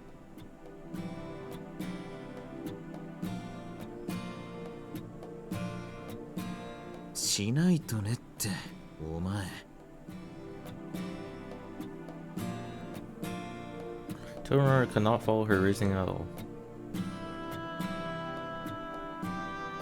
Totoro was used to Aoko's erratic trains of thoughts, but hating Sojiro for no reason seemed needlessly cruel. His friend's naive and innocent face came to mind. けど、 And then he 宗十郎は青崎が好きなんだぜ。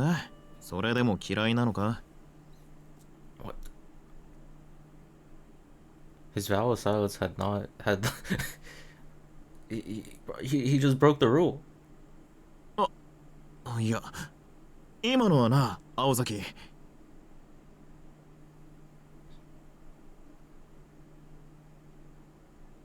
Uh-oh.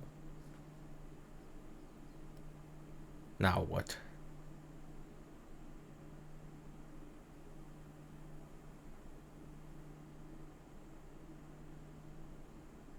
そりゃそうでしょ。好き嫌いは誰にもあるし。けどこればかりはね、彼が私と仲良くしたいって言っても私は嫌いなんだから仕方ない。 Stone cold Aoko. Totoro found himself filled with indignation at how detached Aoko was being. いや、そんなお友達感覚の話じゃなくてだな。そういう好き嫌いじゃなくて、その字は本気でお前に惚れてるって言ったんだよ。He shrouded his face, the embodiment of sincerity. Aoko gave him a blank stare.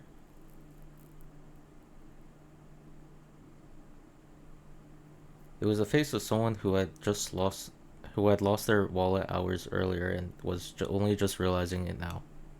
The first instant of doubt that ushers in the reality of this situation. But an instant is all it was. で、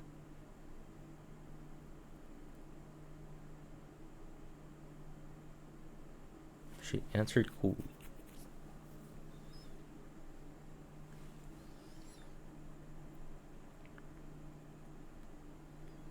出ときたか。鬼でもなけりゃ悪魔だな、お前って女は。よかろう。聞こえなかったのならもう一度言ってやる。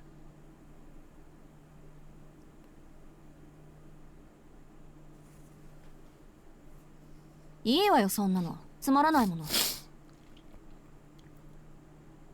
What?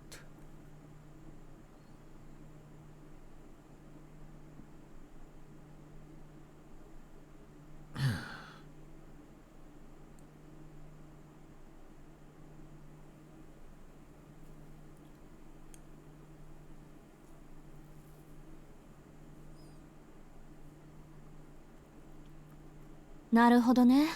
それでさっきの話に結びつくわけだ。へえ、柄にもなく友達思いじゃない殿下。ってことは、聞くも無残、語るも無情っていう私の噂話、教えてあげたんでしょ？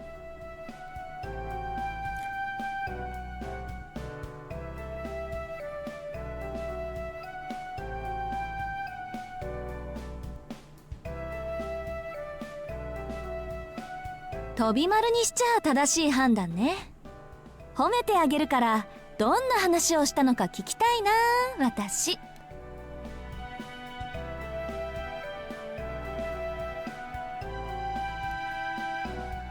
代表作とここでの事件を2つばかり。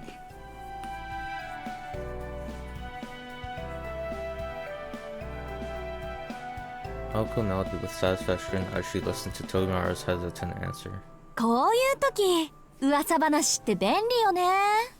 うるさいのを追っ払ってくれるから。でも、そんな話を考えなしで広めたら大変だから、これからは気をつけてね。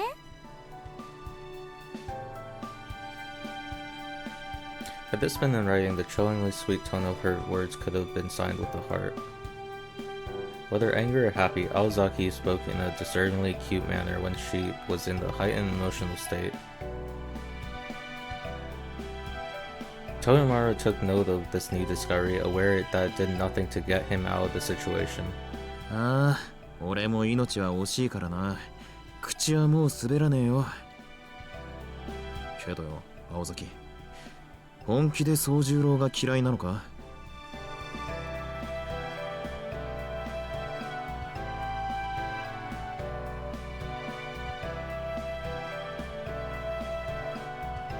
？The bonds between men at times shine more beautifully than a pearl.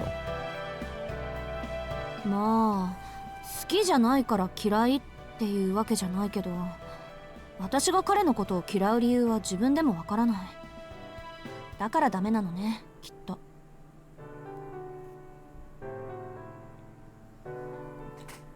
Perhaps to play, say Tomomaru, Aoko paused in contemplation before she answered.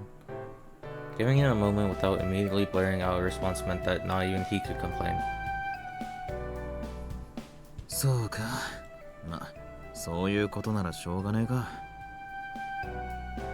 何しろ、綺麗さっぱり感情論だ。お互い理由もなく好きと嫌いじゃ手を貸す隙間もねえわけだし。Thinking that would be the end of it, Tokumaru looked up towards the ceiling and silently apologized to Sojiro. However,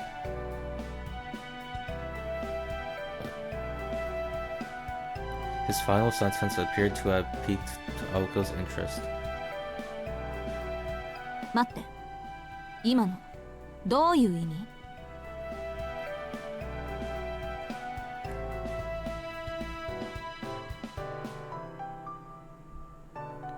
？Failing to pick up on this, Tokumaru answered nonchalantly. いや、あいつもさ、青崎に惚れた理由がわからないなんて言いやがってよ。ああ、違ったか。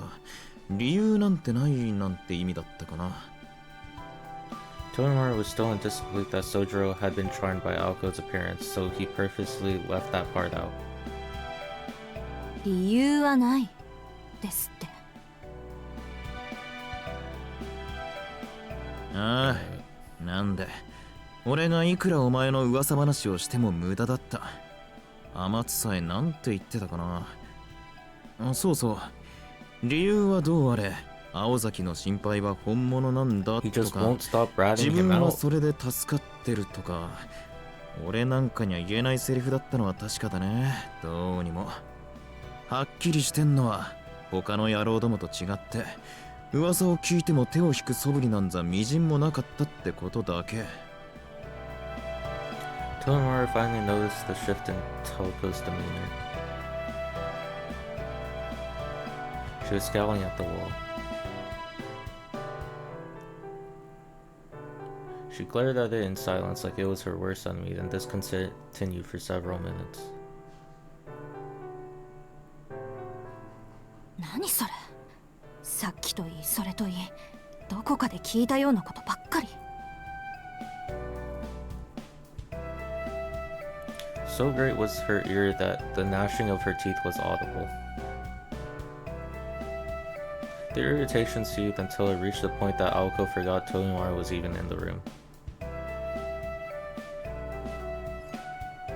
Tonemara looked heavenward for forgiveness, sensing that he'd brought further calamity down upon Sojiro's fate. 少しわかったわ。 But なんであいつが気に食わないのか。 why?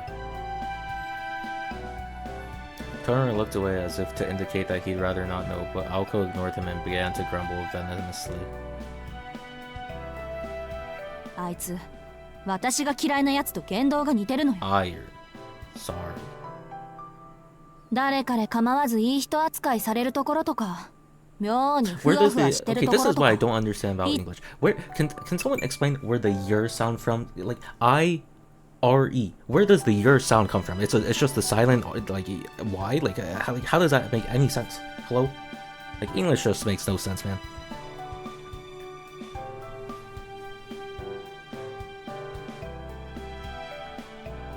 Yes, E, like E, like I can be I or E, and then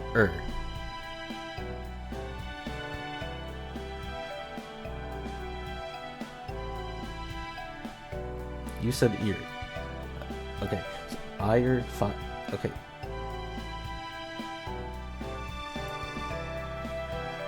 Okay, so like it's not really a Y sound then. So it's I. I don't know where you're getting the Y from. Ire.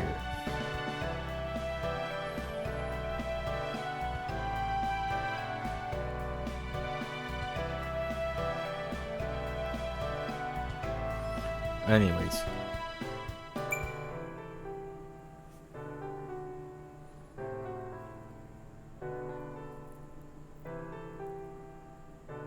When the club have come and gone, what?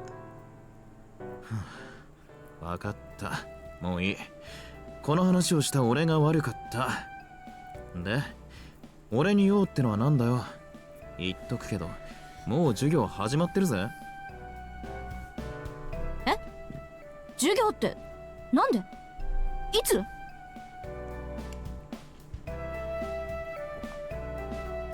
いや、さっき総の字が出てってから、青崎がギラーンって壁に睨んでた時にチャイムが鳴ったんだよ。いいのか生徒会長。5次元目ばっくれて。いいわ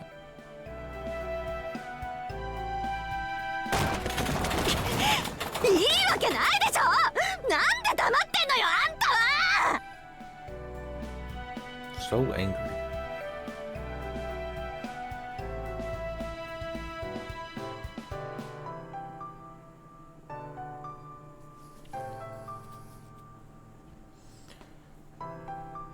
蚊の方がエレガントなんて言いやがった仕返しだ。思い知るがいい。男の純情を踏みにじったり焼き殺したりするエリート悪魔め。相変わらず細かく根に持つ男。言動には言動で返しなさいよね卑怯者。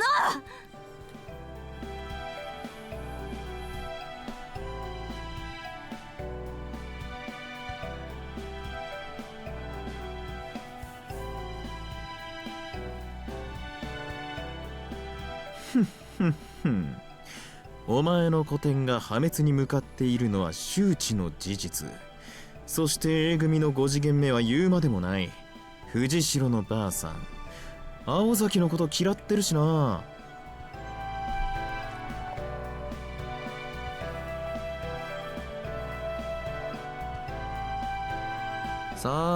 こんなところで俺のネクタイを引っ張る余裕があるのなら急いで自分の教室に立ち返るがいい。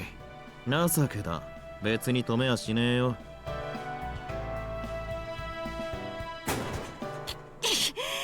くそ、あんたなんかにはめられるなんて。このまま死んでしまえ。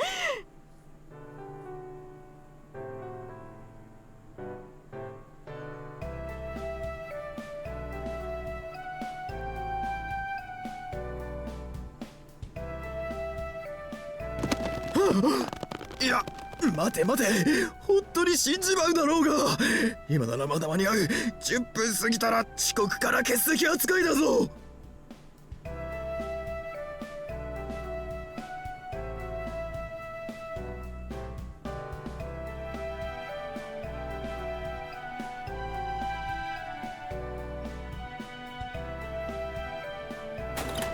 命拾ったわね、飛び丸。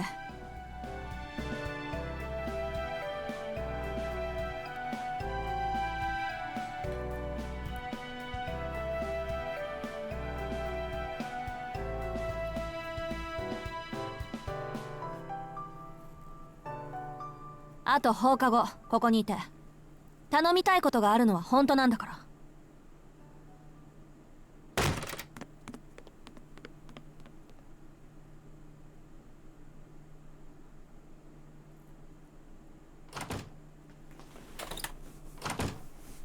Finally, all alone, Toyomura closed the open door, locked it, and slumped into a chair. たく、ああしてる分には楽しいやつなんだけどよ、青崎は。He leaned back in the creaky folding chair and let out a sigh.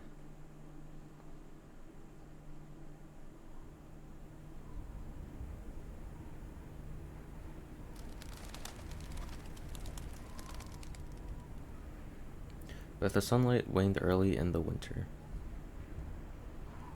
Before long, daylight would fade, and the unheated student council room would grow colder and colder. All of the good equipment, like the heater, had ended up in the main office, so he had no choice but to settle in for a chilly afternoon. こんな天気が続けばいいんだがね。天気予報じゃまた雲行き怪しいって話だが。After his somewhat suggestive monologue, Tomaru's mind drifted. He idly wondered to himself whether Sojiro was an overcast day or a clear day sort of guy, but no answers came.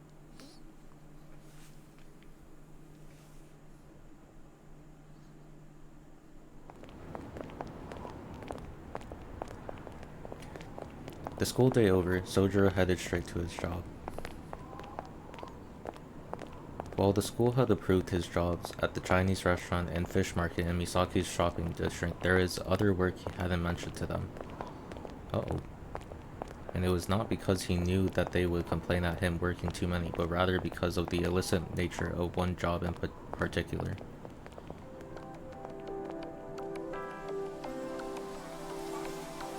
Today, his workplace was a pachinko parlor in the Yashirogi station. Sojiro changed out of his school uniform into a black felt tuxedo uniform and then began clearing the storefront. Wow. Yashirogi was the jewel of Misaki City, a busy place with a vast assortment of commercial centers and shopping arcades. Where there were people en masse, there were products made en masse. A romantic might describe it as a place of joy. A realist would note the free enterprise. And a cynic would point at all the garbage.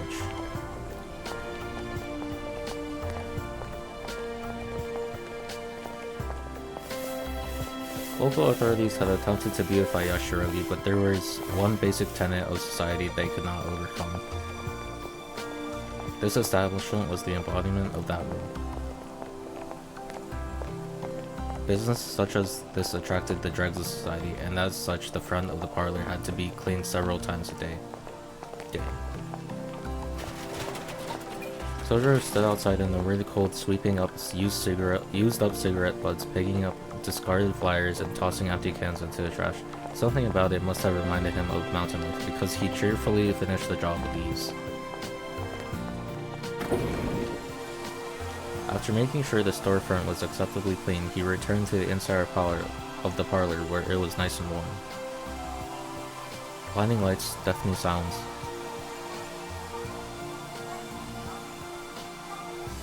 Why was there such a long pause? And the oppressive odor of tobacco assaulted him as he passed through the parlor on his way to the office.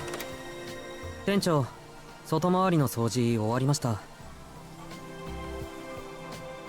はい、ご苦労様。それでいいかな。2階の40番台のお客さんの様子見てきてくれない？どうも懐に飲んでそうなんだよね、あのお姉さん。His boss was a good-natured man who used to work at a desk job. The reason he employed someone like Sojiro, even though he was clearly a student, was not because he admired him for working his way through school.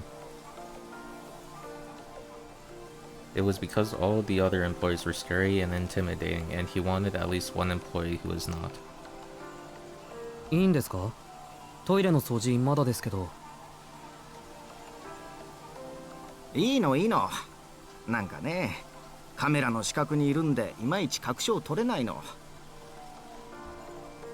そうちゃん、今のところ的中率 100% でしょ。様子見てきてくれないかな。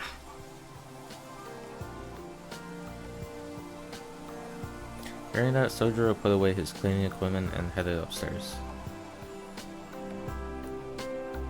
It was a typically large-scale pachinko parlor with 2 floors. It prided itself on being a local establishment that was satisfied with taking the locals' money little by little without resorting to more exploitative means.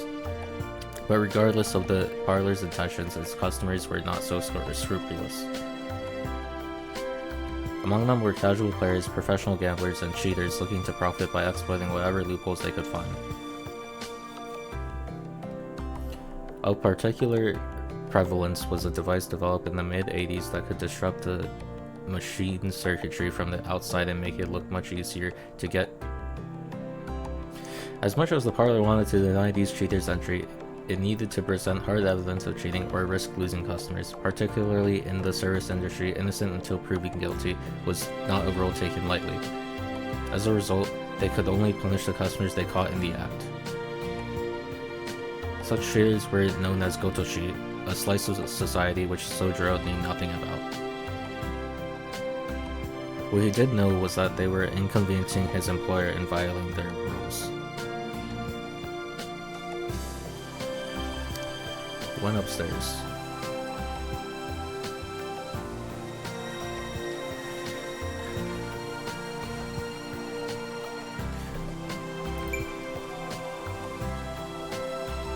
See, so I think this is just the thing with like novels and books. Like, they are just going to be innately longer than shows and movies, right? Just because there really isn't a choice. Like, they have to describe the setting for the immersion. And I guess it's like, it's not like the fault of a book for doing that. It's just, if you don't want to waste that much time, like, I feel like a show or a movie could just do that in like 10 times quicker. So I don't know, it's just like, yeah, I don't know, reading is just innately going to take way longer, and I guess it's just a person to person thing on how much time they're willing to spend on immersing themselves. Yeah.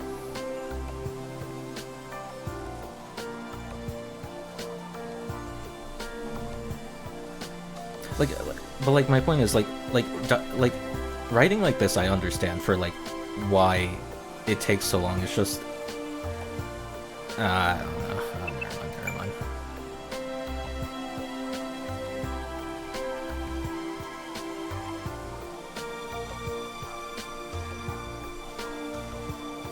The machine mentioned by his boss was in the center aisle. Sojiro nonchalantly leaned back against the wall and watched the customer hit the jackpot over and over again. Interesting angle.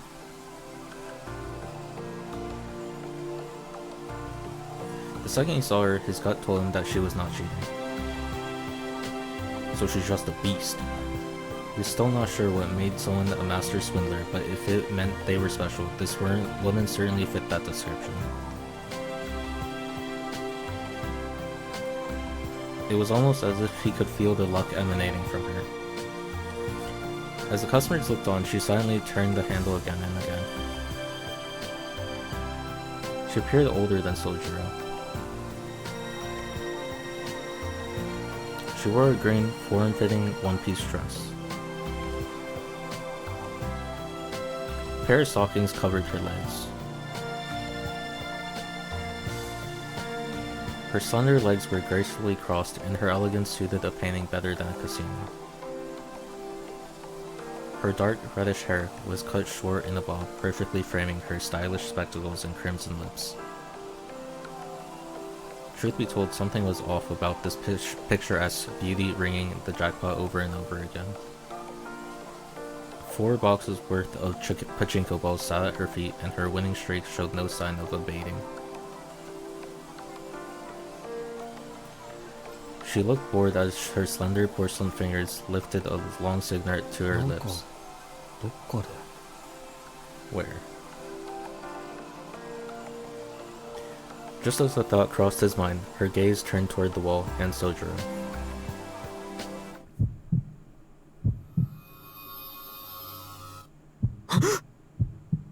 Holy shit, is the plot finally advancing? Suddenly, a chill ran down his spine.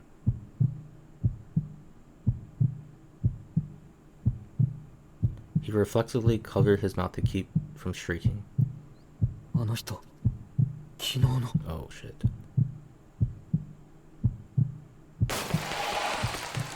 Acting on pure instinct, Sojiro took off running.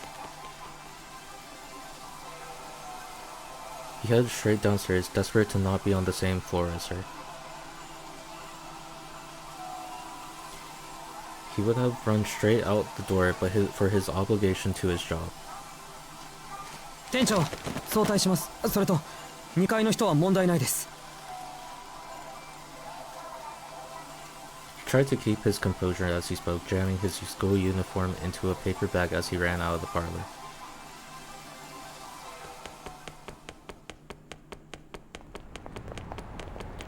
Cloudy weather brought the shadow of night over Yashirogi as he ran through the shopping arcade toward the station. He shot this long staircase like an arrow, quickly pulled his train pass from his wallet, and passed through the ticket gate. The ticket gate was crowded with people standing around, walking and talking. The station attendant by the automatic ticket machine had an unpleasant look on his face. There is now a familiar, comforting hustle and bustle around him. Just another day in the city. Nothing like what he witnessed the night before.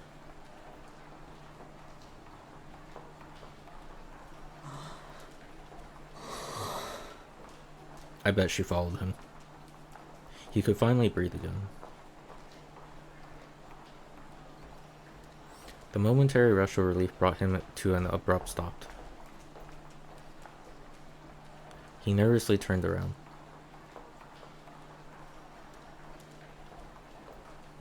There is no way that dangerous individual could be behind him. Clueless. って考えてみると He couldn't even think of a good reason for why he fled so desperately. As far as he could remember, he hadn't even seen the threat's face long enough to form an opinion about her. Sojiro gave himself a good slap on the cheek to pull himself together and quickly made his way down to the platform. Unfortunately, the next train was 10 minutes away and panicking would do him no favors, so he quietly found an empty seat and sat down.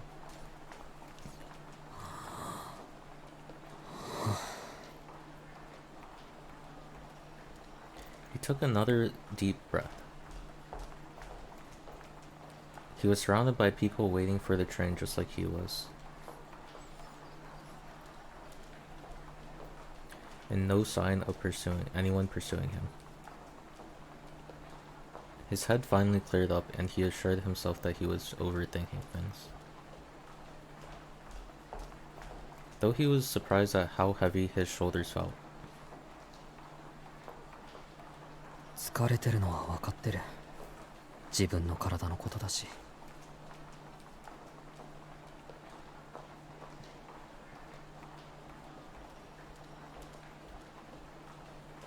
He had certainly struggled since coming down from the mountains, but in retrospect, it could have been worse. Physically, he was probably holding up fine. He was much less confident in his mental state.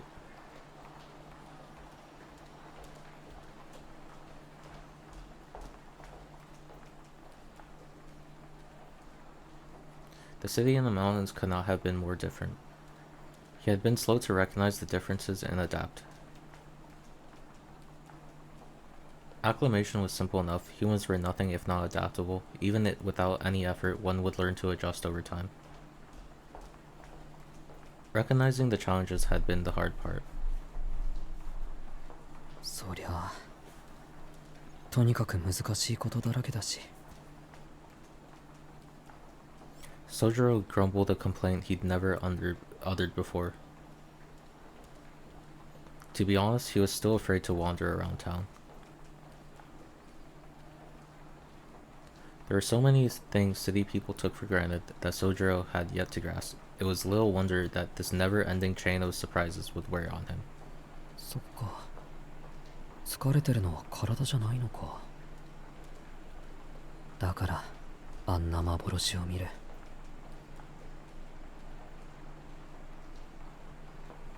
He muttered to himself, then shook his head. That which exists. Such was the way of all things. Tobimar had called it a hallucination, but Sojiro knew what he saw was real.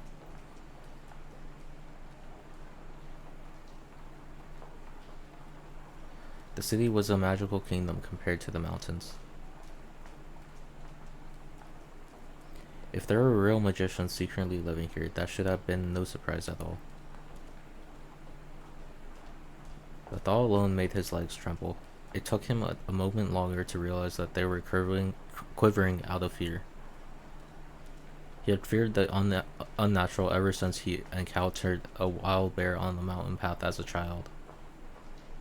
いや、あれはこんなもんじゃなかったっけ。なりふり構わず泣き叫んだもんな、あの時は。Sojiro smiled a little as he recalled his traumatic childhood memory.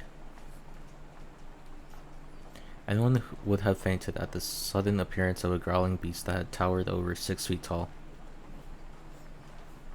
The monster in the movie that Sojiro saw not 2 days ago was the equivalent of a cuddly stuffed animal when compared to the wild mountain creatures.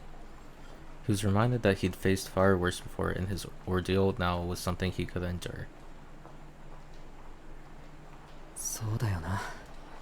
今の問題はちらっと聞こえた最後のセリフか。捕まえて始末するっていうのはどうなんだ。At face value, the meaning was obvious. But the implications were simply too frightening to contemplate seriously. Perhaps he had misheard the words, or perhaps the speaker had misspoke. 都会のルール。誰かがきっと罰しに来るか。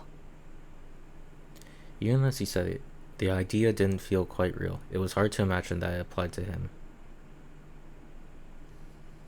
Sojiro breathed in and closed his eyes. His vision dimmed, putting the illuminated cityscape out of sight and out of mind.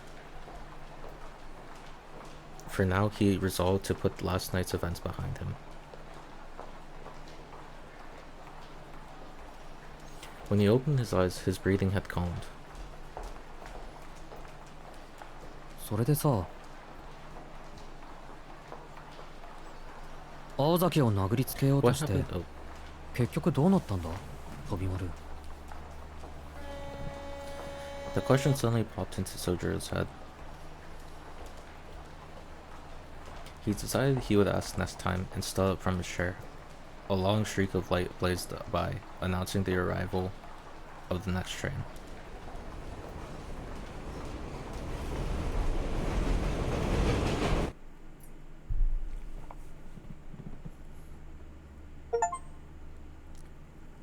Chapter 2 done.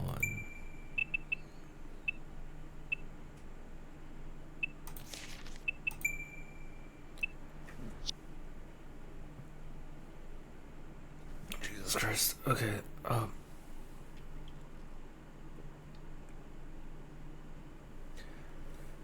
I feel like, so that's 2 chapters done out of 13. We're 4 hours in, and I feel like we're still in the prologue. Like, I feel like the plot hasn't even like began yet.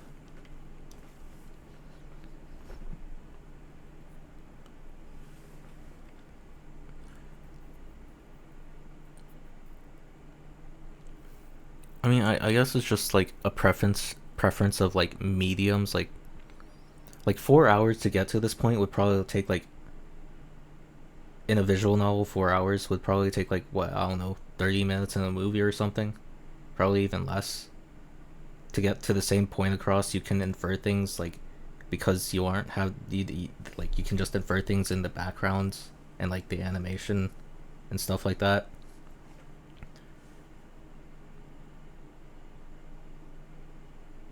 But I don't know, like, I feel like it's also just a problem with this story where, like, you know, you need to strike a balance between like fleshing out the world and fleshing out the characters, and striking a balance with that and actually progressing the plot.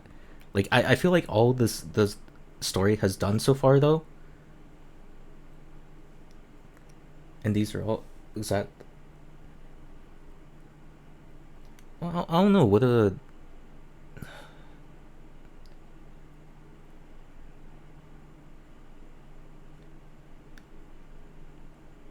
I mean, yeah, but like, I don't know. Do you really need that much time to flesh out? Like, okay, let's take the Reze movie for example. Like, okay, do not misunderstand. I think fleshing out characters is very important. Like, but like I think like the Reze movie for example is a very good example of like the entire first half of the movie is fleshing out the characters, and like it makes you understand, like it characterizes them, and it actually like advances the plot forward through like fleshing them out, as well as like it makes you understand like why they make their decision makings in the towards the end of the movie. Like there's actual importance to it for like fleshing out the characters, but like and that's done in like an hour. So like, you know what I mean?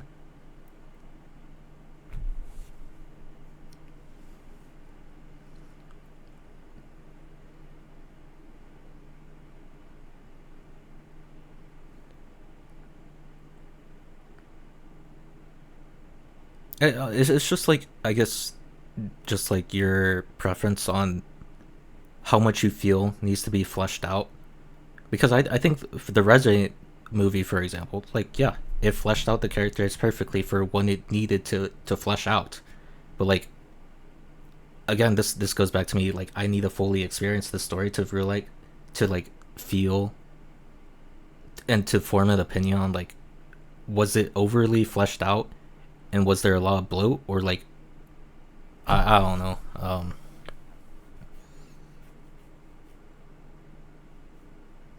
But like I was saying before, you need to strike a balance before between like progressing the plot and like fleshing out the world and characters.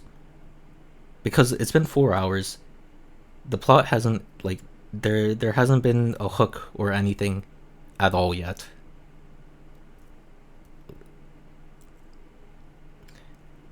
Like, it's just been 4 hours of fleshing out characters.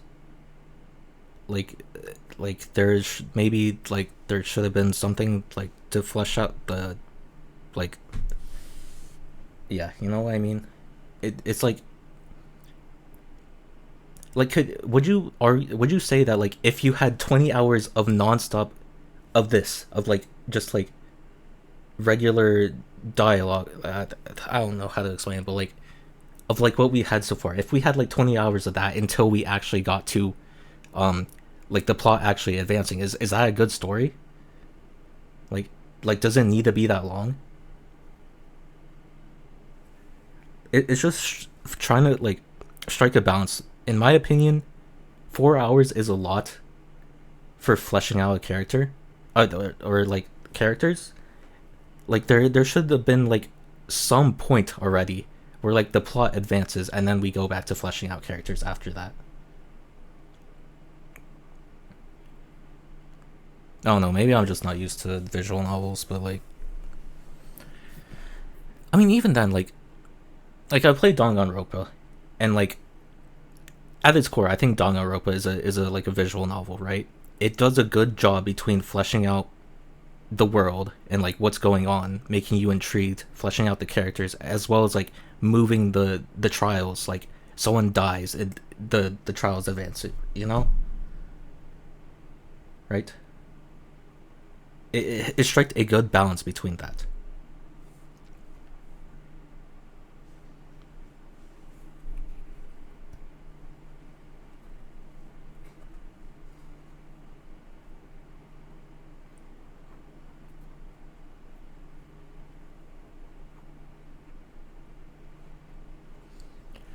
I don't know, man.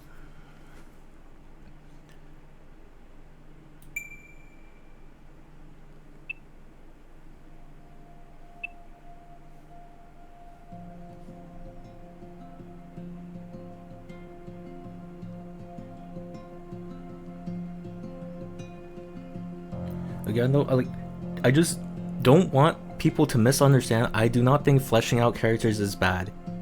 If it helps, it doesn't. If it helps you understand what the characters do later on in the story, and if like there's an actual purpose to it.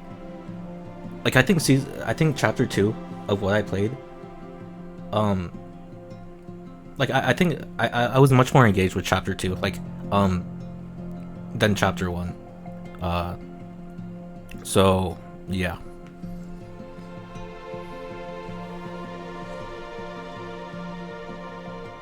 I feel like chapter 2 had way more of a purpose to its dialogue.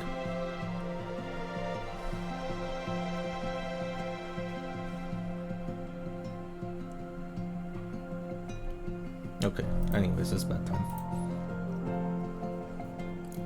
I have work off tomorrow, so I'll probably play a decent amount. Probably not as much as today, but I'll probably